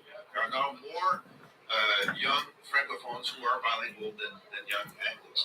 So, but to your point, these are temporary workers, temporary students, but they're here all the time. And so they're part of the population, and their number is growing. So in terms of linguistic dynamics in downtown Montreal, it makes a real difference. But let's assume that's the case. Shouldn't the government be spending more money to offer these people a chance to learn French instead of forcing them to learn it on their own and pay for it on their own? And with respect to the students, what we don't mention here is the economic spin-off that involves as well. If they weren't here, businesses would be hurting. So we have a language issue on one side and an economic issue on the other side. How do you square that circle? Well, you can square that circle in many ways. First, the Commissioner of Language has computed how much it would cost to franchise all temporary workers who don't speak French. It's $13 billion. It's not doable. You cannot even start thinking. I know if we take 870 million away from the Olympics, there's not a lot of change left over. Billion, 13 billion. It's 870 million. I think it's a good start. It's interesting you say that. A report just came out. Very probably go in Boucherville. They are like they had to hire a lot of. They couldn't find any workers. They hired a bunch of immigrant workers, and they wear these badges. That's right. On apprend français, speak slowly, and all the rest. And not only that, like Provigo is giving them 2 hours French lessons every week free. And I think if business got more involved on a level like that, wouldn't that make life a little easier? Those are great things, and I put this how do you say the button pin on my networks, and it was just people loved it. Yeah. Now they want to buy it and give it to their employees. Of course, this is great, but the amount that you have to do is so great. So that's why of the British approach. Now the British approach is if you want to study, work, move to the UK, you need to show that you speak English before coming. And you learn English waiting for your visa. It's going to take a year anyways. And that's the commitment. You have a commitment to come. You want to come. You have to start learning English before you come. And, English is not in decline in the UK. But they know that it's a necessary tool of integration. And so if the UK does it, why not? If it's going to cost that much money, 13 billion, to educate or to offer French classes to all these people, where should the impetus be? Should it be on businesses to get it? Well, that's what I'm saying. Private sector. Money is too expensive. What should happen? Well, I think Take the Provigo example. Why can't the private sector get more involved? Well, I think some do it, and they will, but I think, it's the most difficult part in learning a language is getting the basics. When you have the basics, then you can grow in the environment. So coming here without the basics, this shouldn't happen anyway. And then when you study in Montreal, you say, well, French is part of your Montreal studying experience. That's it. If you don't want to speak French, go elsewhere, because it's an enrichment to be here and to learn French as a student. You're French, not your fucking made up fucking nonsense Paradigm language. shift of historic Take two other people's languages, put them together, and say, asking for that in the last 20 years. language is So fine. I'm Japanese never even very fine. grateful that this is happening now, although they keep saying they can't do it. France has got France covered. I want to a certain Maybe level, a little bit. whatever level of proficiency you want to say is good. But even Mark Miller now says that there are too many temporary workers in Canada. There are too many temporary workers in Quebec. Of course, they're too many for what? Not for jobs, because there's always going to be more jobs. Because if you have, we have 100,000 that came. Well, 100,000 is a pretty good sized city. Well, if you're counting, if you have 100,000 welders, where you're going to need for them and their kids, teachers, hospitals, and all that, so they create the necessity for new jobs, and the statistics is the ratio is about 1 to 1. You have one foreign worker, you need, he holds a job, and he creates the equivalent of one job to give him all the services that he needs. So you cannot solve the problem of worker shortage with immigration. It's just not doable. It's a spiral.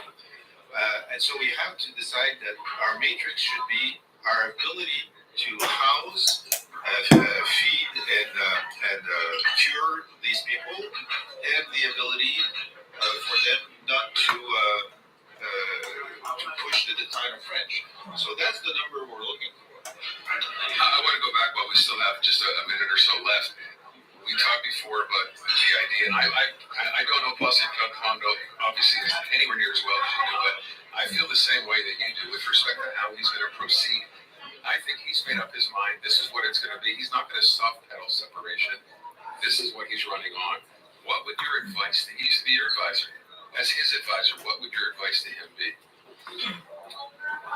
Really, I mean, to put everything on the pedagogy of sovereignty, to get out of the National Assembly, to tour the regions, to talk to, go explain the year one budget to chambers of commerces all around. You know, they will not agree with you at first, but at least they'll say, well, I may not know, but it's doable. You know, this is a step. Okay, it's doable. Is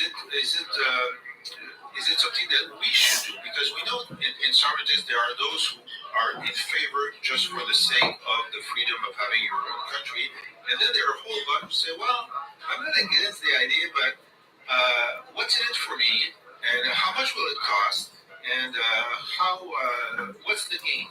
Okay, so there's a lot of like a transactional potential sovereignties. And I remember in '95 I was doing test group, focus groups, and this kept coming and coming. And I said, no, if we took billboards, say sovereignty, $19.95 a year per person, it would give us 5 points just to have any number. People were sort of thirsty for some number. So you have to go through the explanation, and we have a generation who were not there in '95, who have not been exposed to the pros and cons of sovereignty. For them, all of this is new. One thing when we had Monsieur Fournier on, he pointed out the Liberals, without a leader, he projected would have like something like 28 seats if an election were held tomorrow. And he pointed out one thing that has been overlooked. If they had a leader, I mean, the key figures would be finished, and it would be the old system of Liberals versus PQ. And he said that could change the dynamic tremendously. What do you think about that? Well, Denis Coderre will be the leader of the What? I mean, don't think most of them. What about Carl Blackburn? His name is not included. Who can sell more membership cards to win the race? I mean, it's Coderre. Who can move the numbers in the polls showing that he's better at No. I think it's Coderre. So Coderre will bring back old liberals who are steadfast federalists, even in front of us. Hilarious. So he will be a draw for that. And those people now are at the cap. Okay, so it's there. The cap can disappear in 2026. Quebec Solidaire will not disappear, and the Conservative Party, very to end, will probably come into the assembly with maybe 5 to 15. So we'll have a divided assembly with 4 parties, but without the cap. Last question, I would be remiss if I didn't ask you this. So let's fast forward to 2026. Posse Coderre wins. He's the new premier. What does that mean for Anglos in Quebec? These are going to be deported. You're going to have a leader that went to McGill, that is mindful of the rights of the Anglo minority, that will probably be very steadfast in defending the institutions, that will want to have a dialogue, but clearly he's going to be for independence. But he's not, he's not an Anglophone. He's not an Anglophone. He's more of an Anglophone. So nothing to be concerned with, worried about as an act. Because you don't think, say, first, forget about separation. we know that as far as Anglophones go, they're not for separation for the most part. And I've actually heard people say, when I asked the question that you just the other day, what would be the worst outcome in an election? A PQ government or the same CAC government re-elected? There are quite a few people who think, you know what? A PQ would be better because it can't possibly get worse than it is now for the CAC government. That's funny. I think that's the right answer. I think that's the right answer. I'm going to say that. No, but I know François Legault well, and it's generational. There's generational nationalists that have a kind of atavistic reaction to everything Anglo.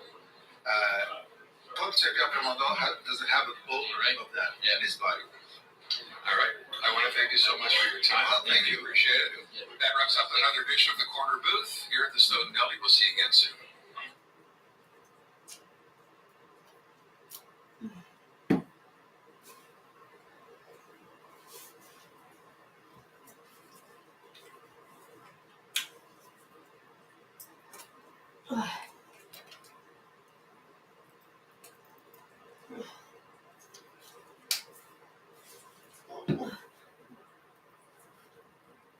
Oh.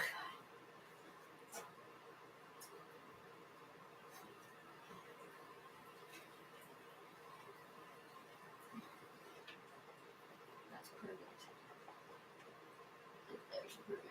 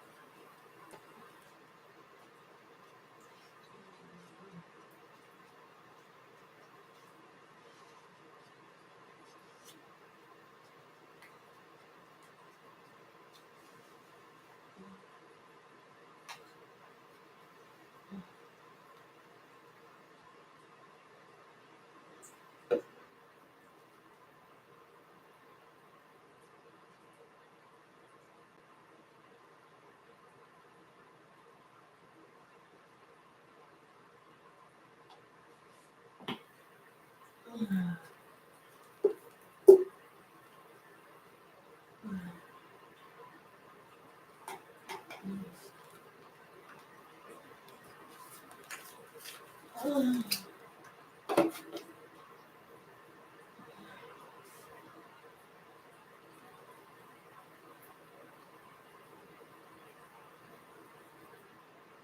on.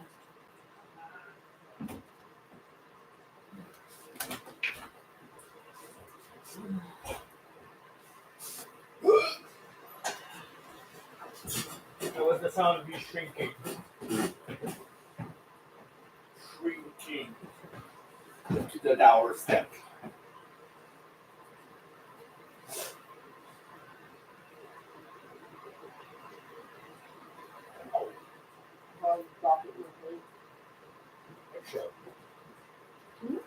Eggshell. Eggshell.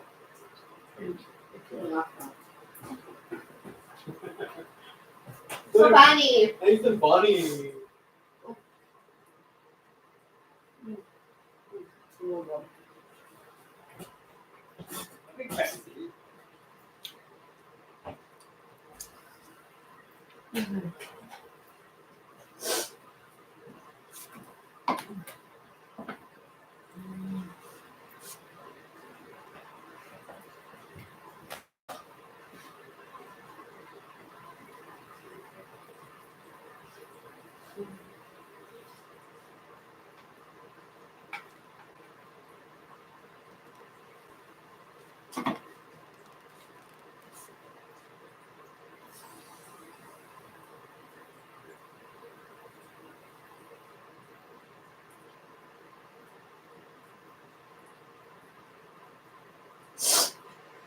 Okay.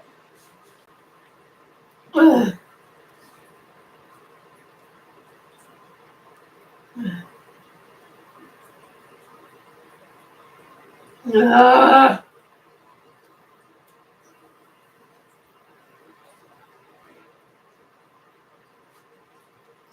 CIA media and its satellite propagandists are covering up a global revolution that is far worse than any. Microsoft founder Bill Gates is the largest private owner of American farmland. Gates alone holds over 275,000 acres across 19 states. Our government allowed two giant companies controlled by foreign governments to come in and acquire. One of them is controlled by the Chinese, and they bought Smithfield out of North Carolina, and the other one was a Brazilian company that came in and bought up one of the other major players. Why would we want to have an antagonist on 25% of our meat processing? It makes no sense at all. Every farmer is warning us from every field on God's green earth. A reckoning is imminent. The four horsemen of the apocalypse are galloping on the horizon. Last year in the United States, we lost over 500,000 farms. We lost over 125 million acres of farmland. There's never been a time that the local rancher or producer needs your help. Buy American, buy local.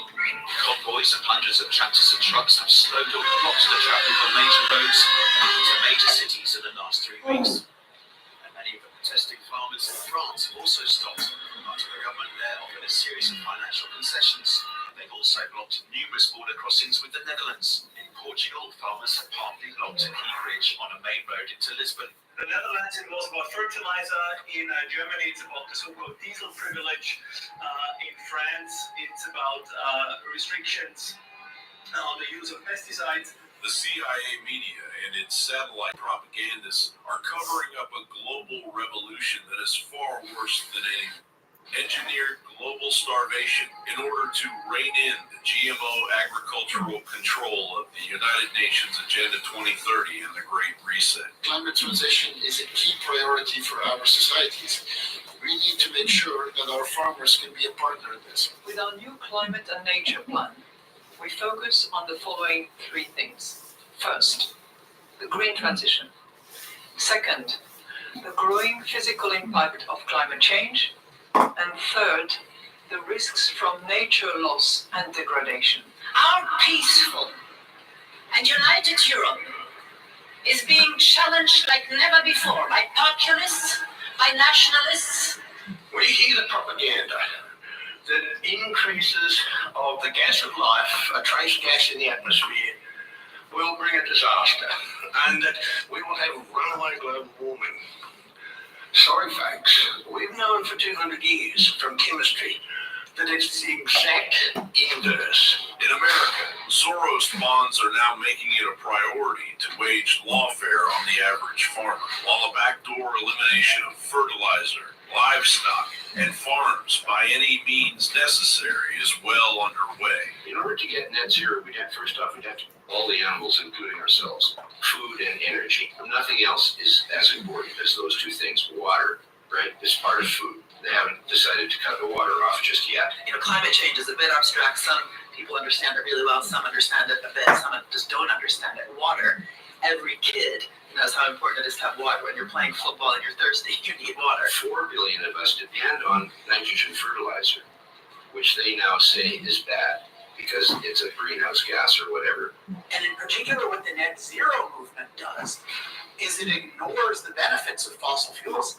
and it exaggerates the negative side effects. That's the key thing that's going wrong.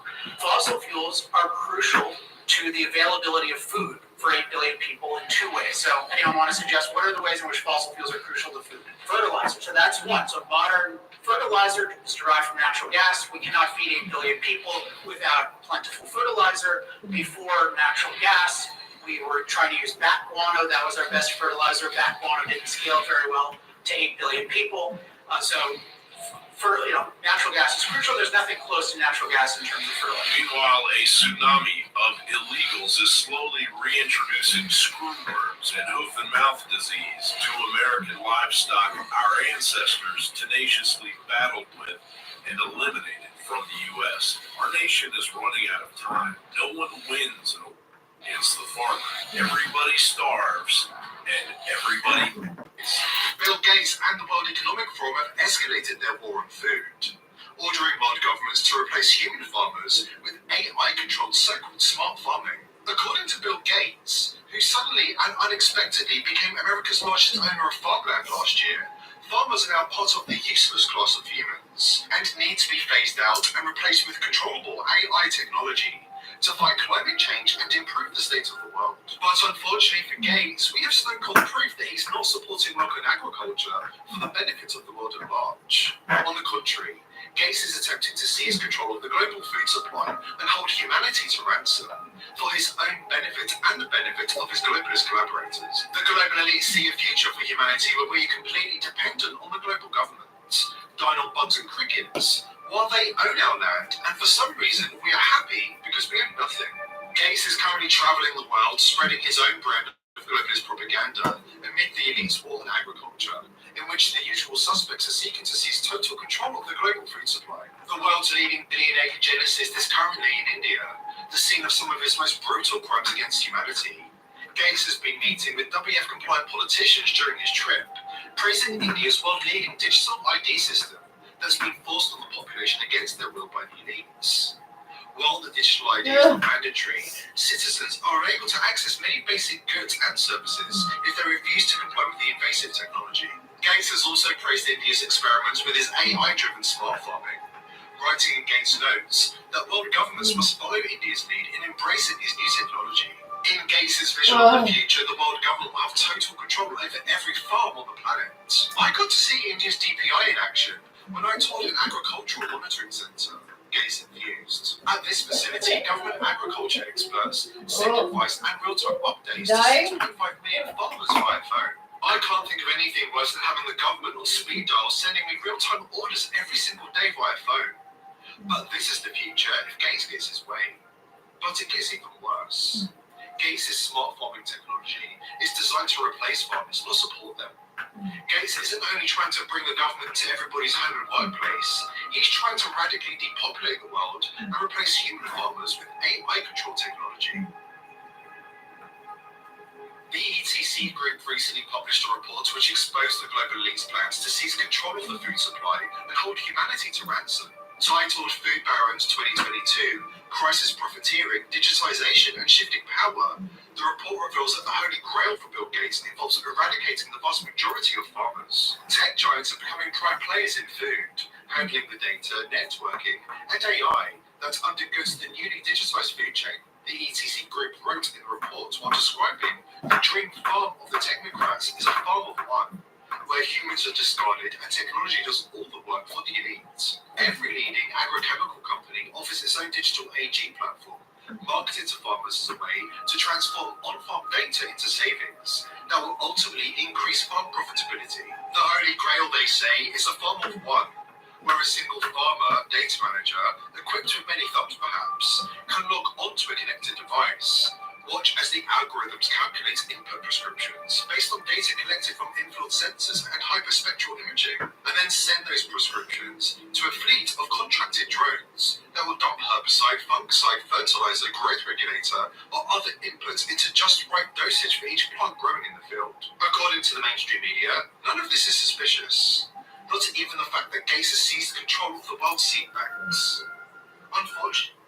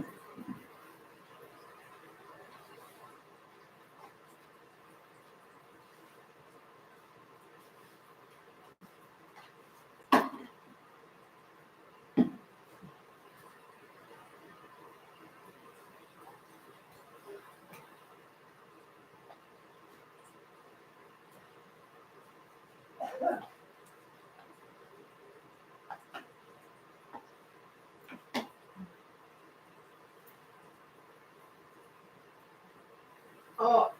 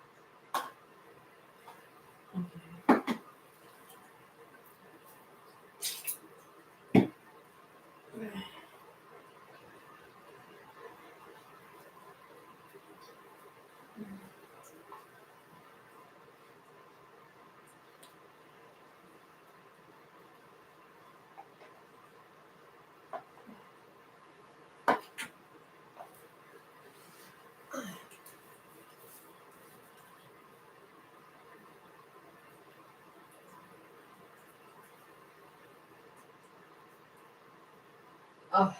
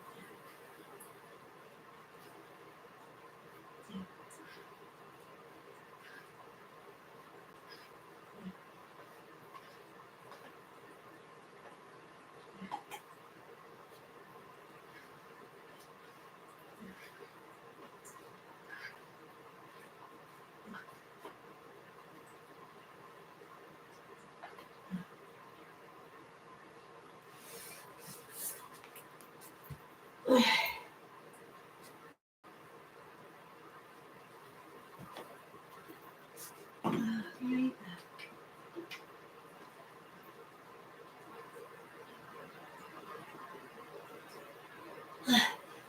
on.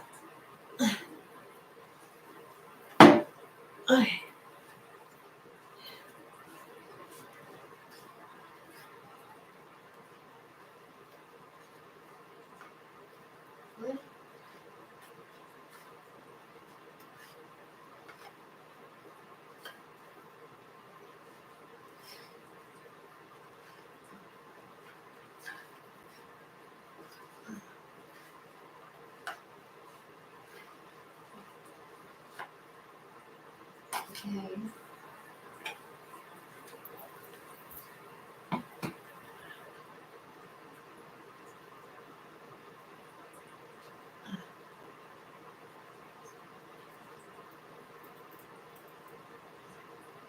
Beth.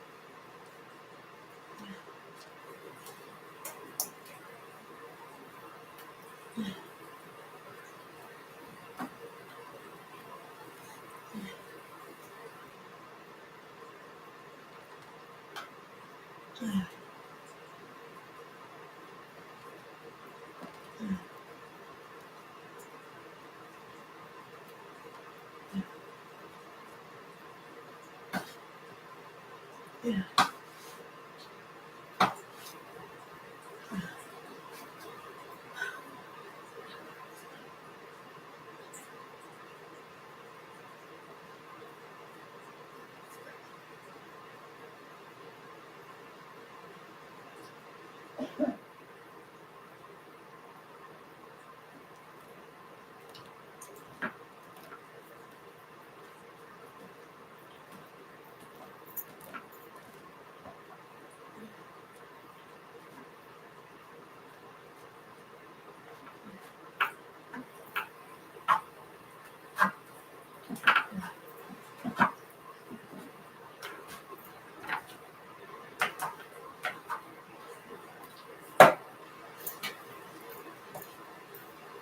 Oh my God.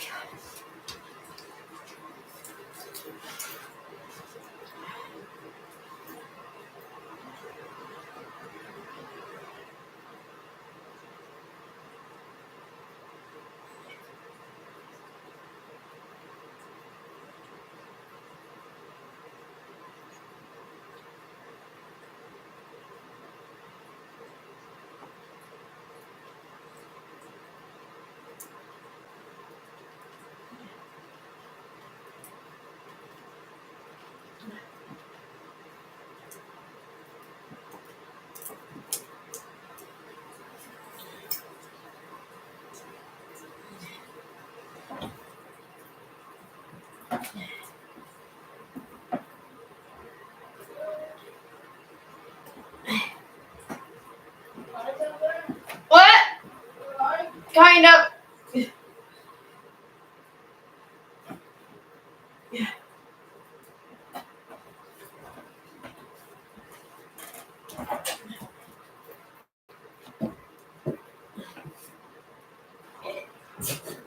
Victoria.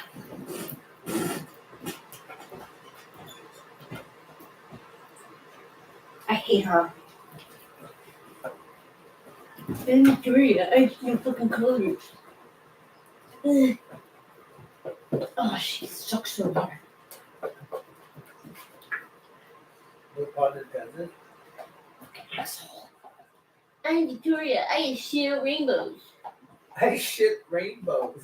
Well, like. Oh my god, I shit rainbow. I'm so colorful. Huh?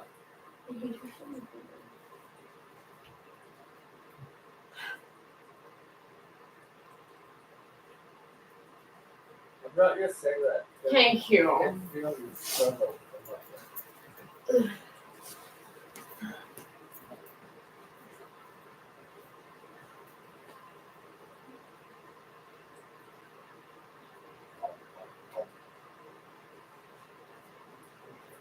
Hey.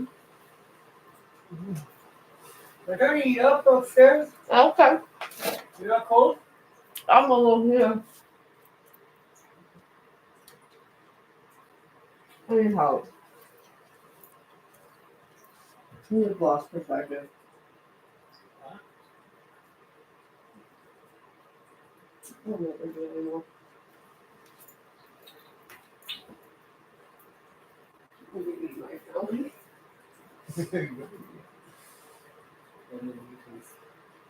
Oh, yeah?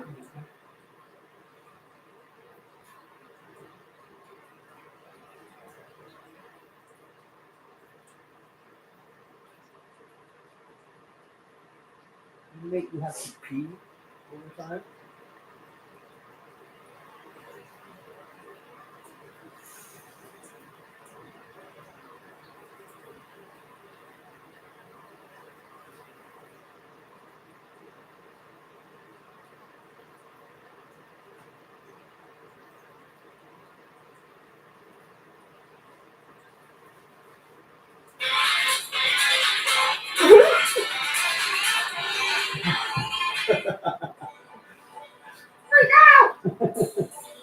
I was well timed there. Right? It's terrible. It's terrible. Terrible, terrible.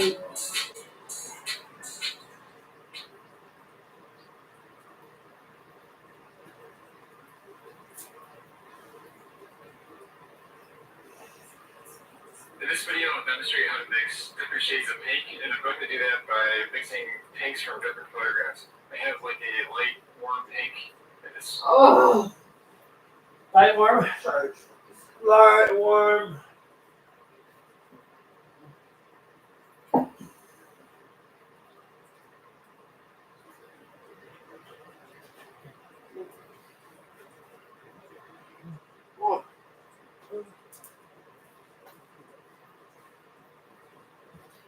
Oh, whatever. Huh? What do you like?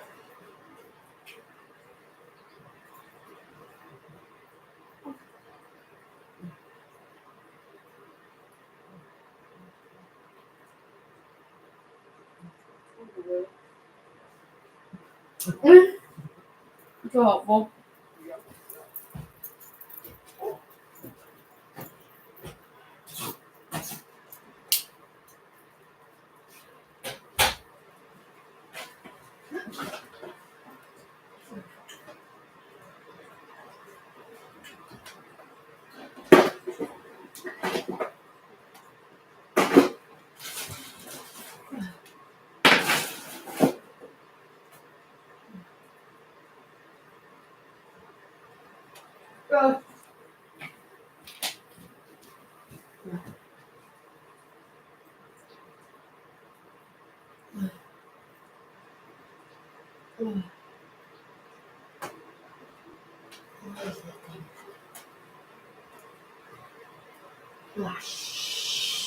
Mushrooms.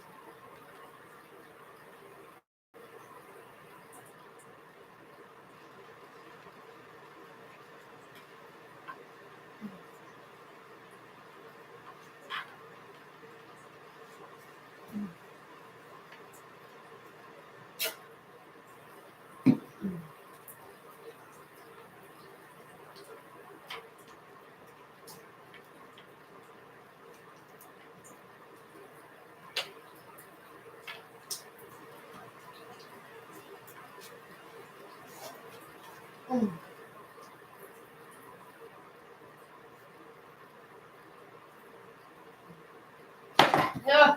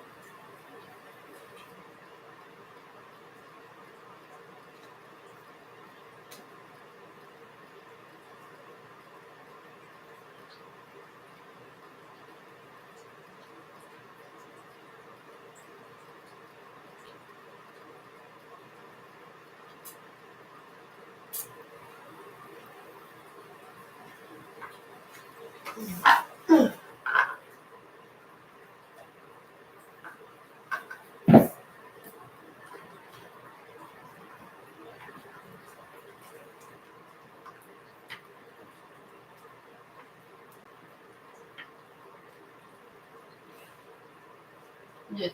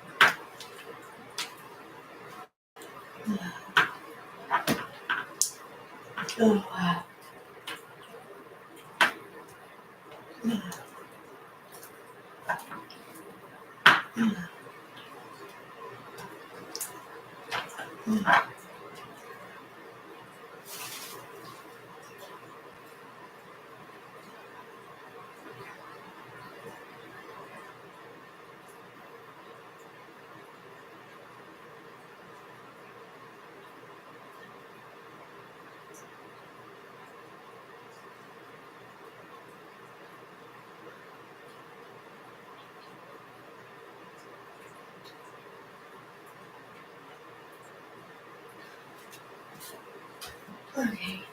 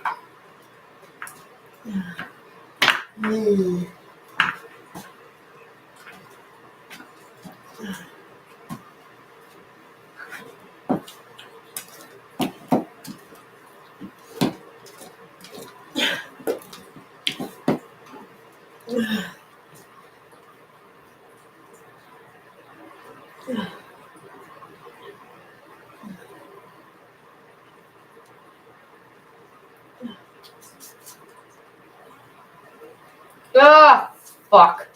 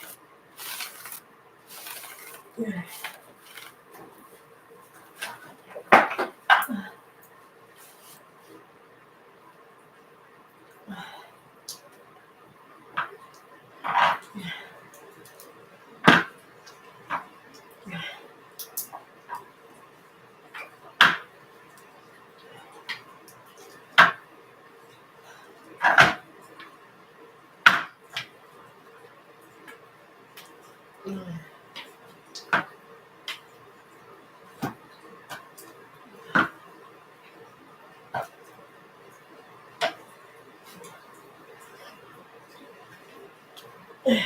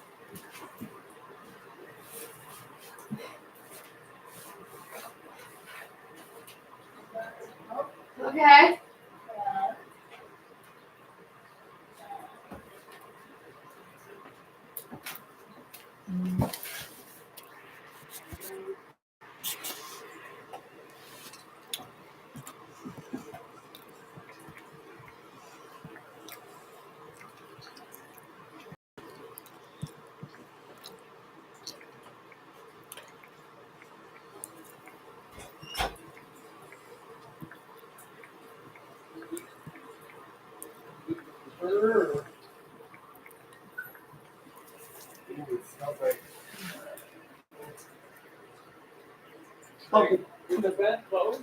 What? Cover the vent.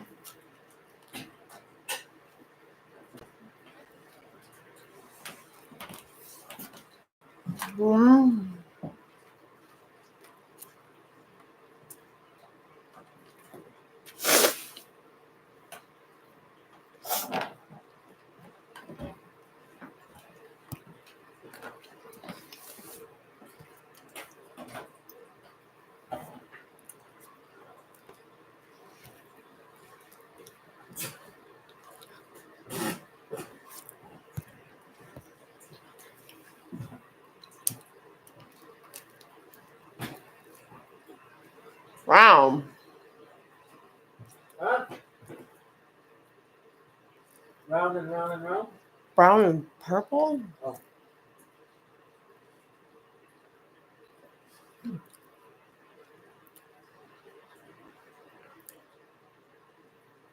Oh, really? Mm.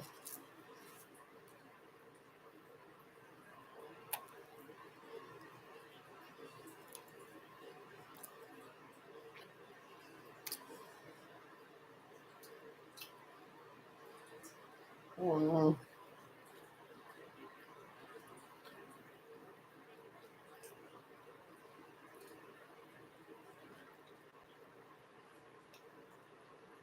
I don't know about that.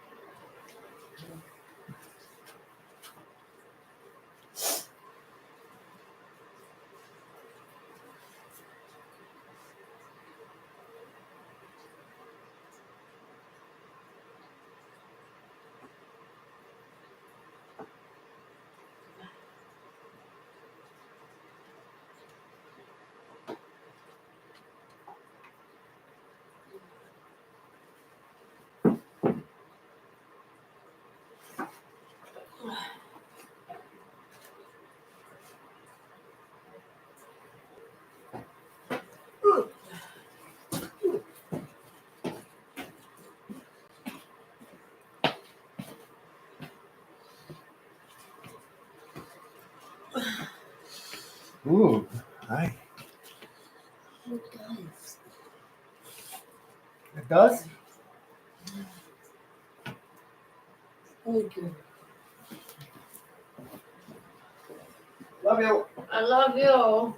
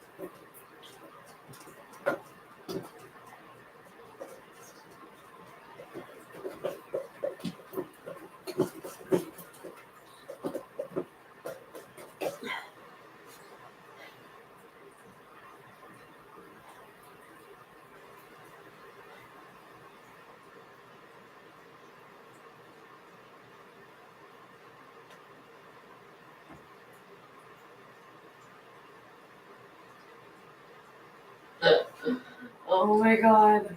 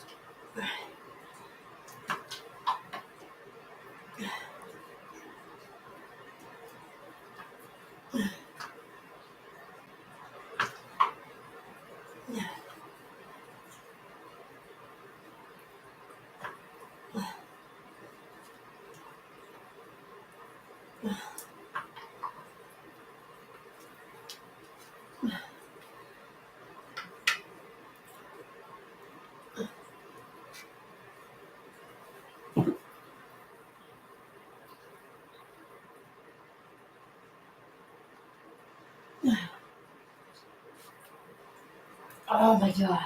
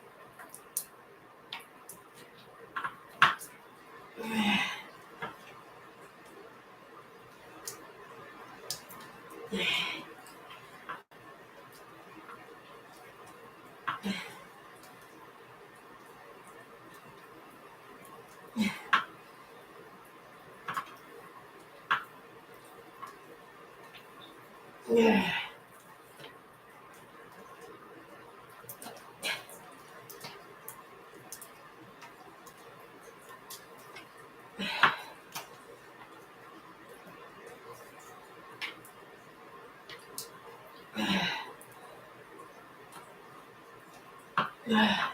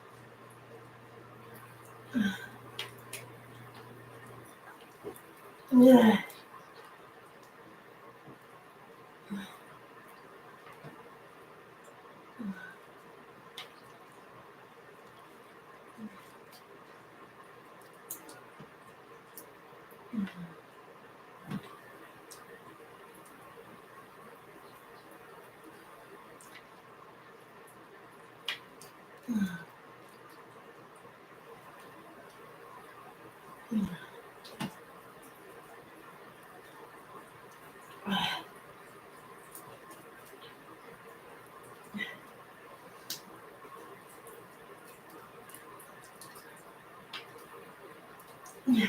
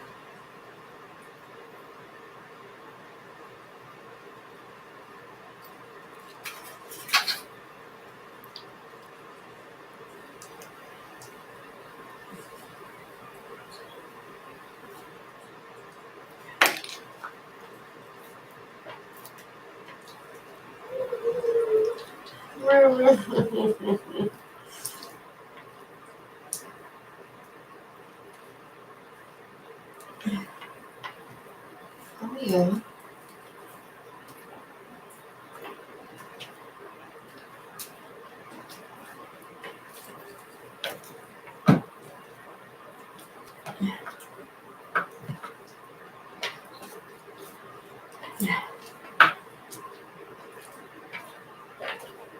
Okay.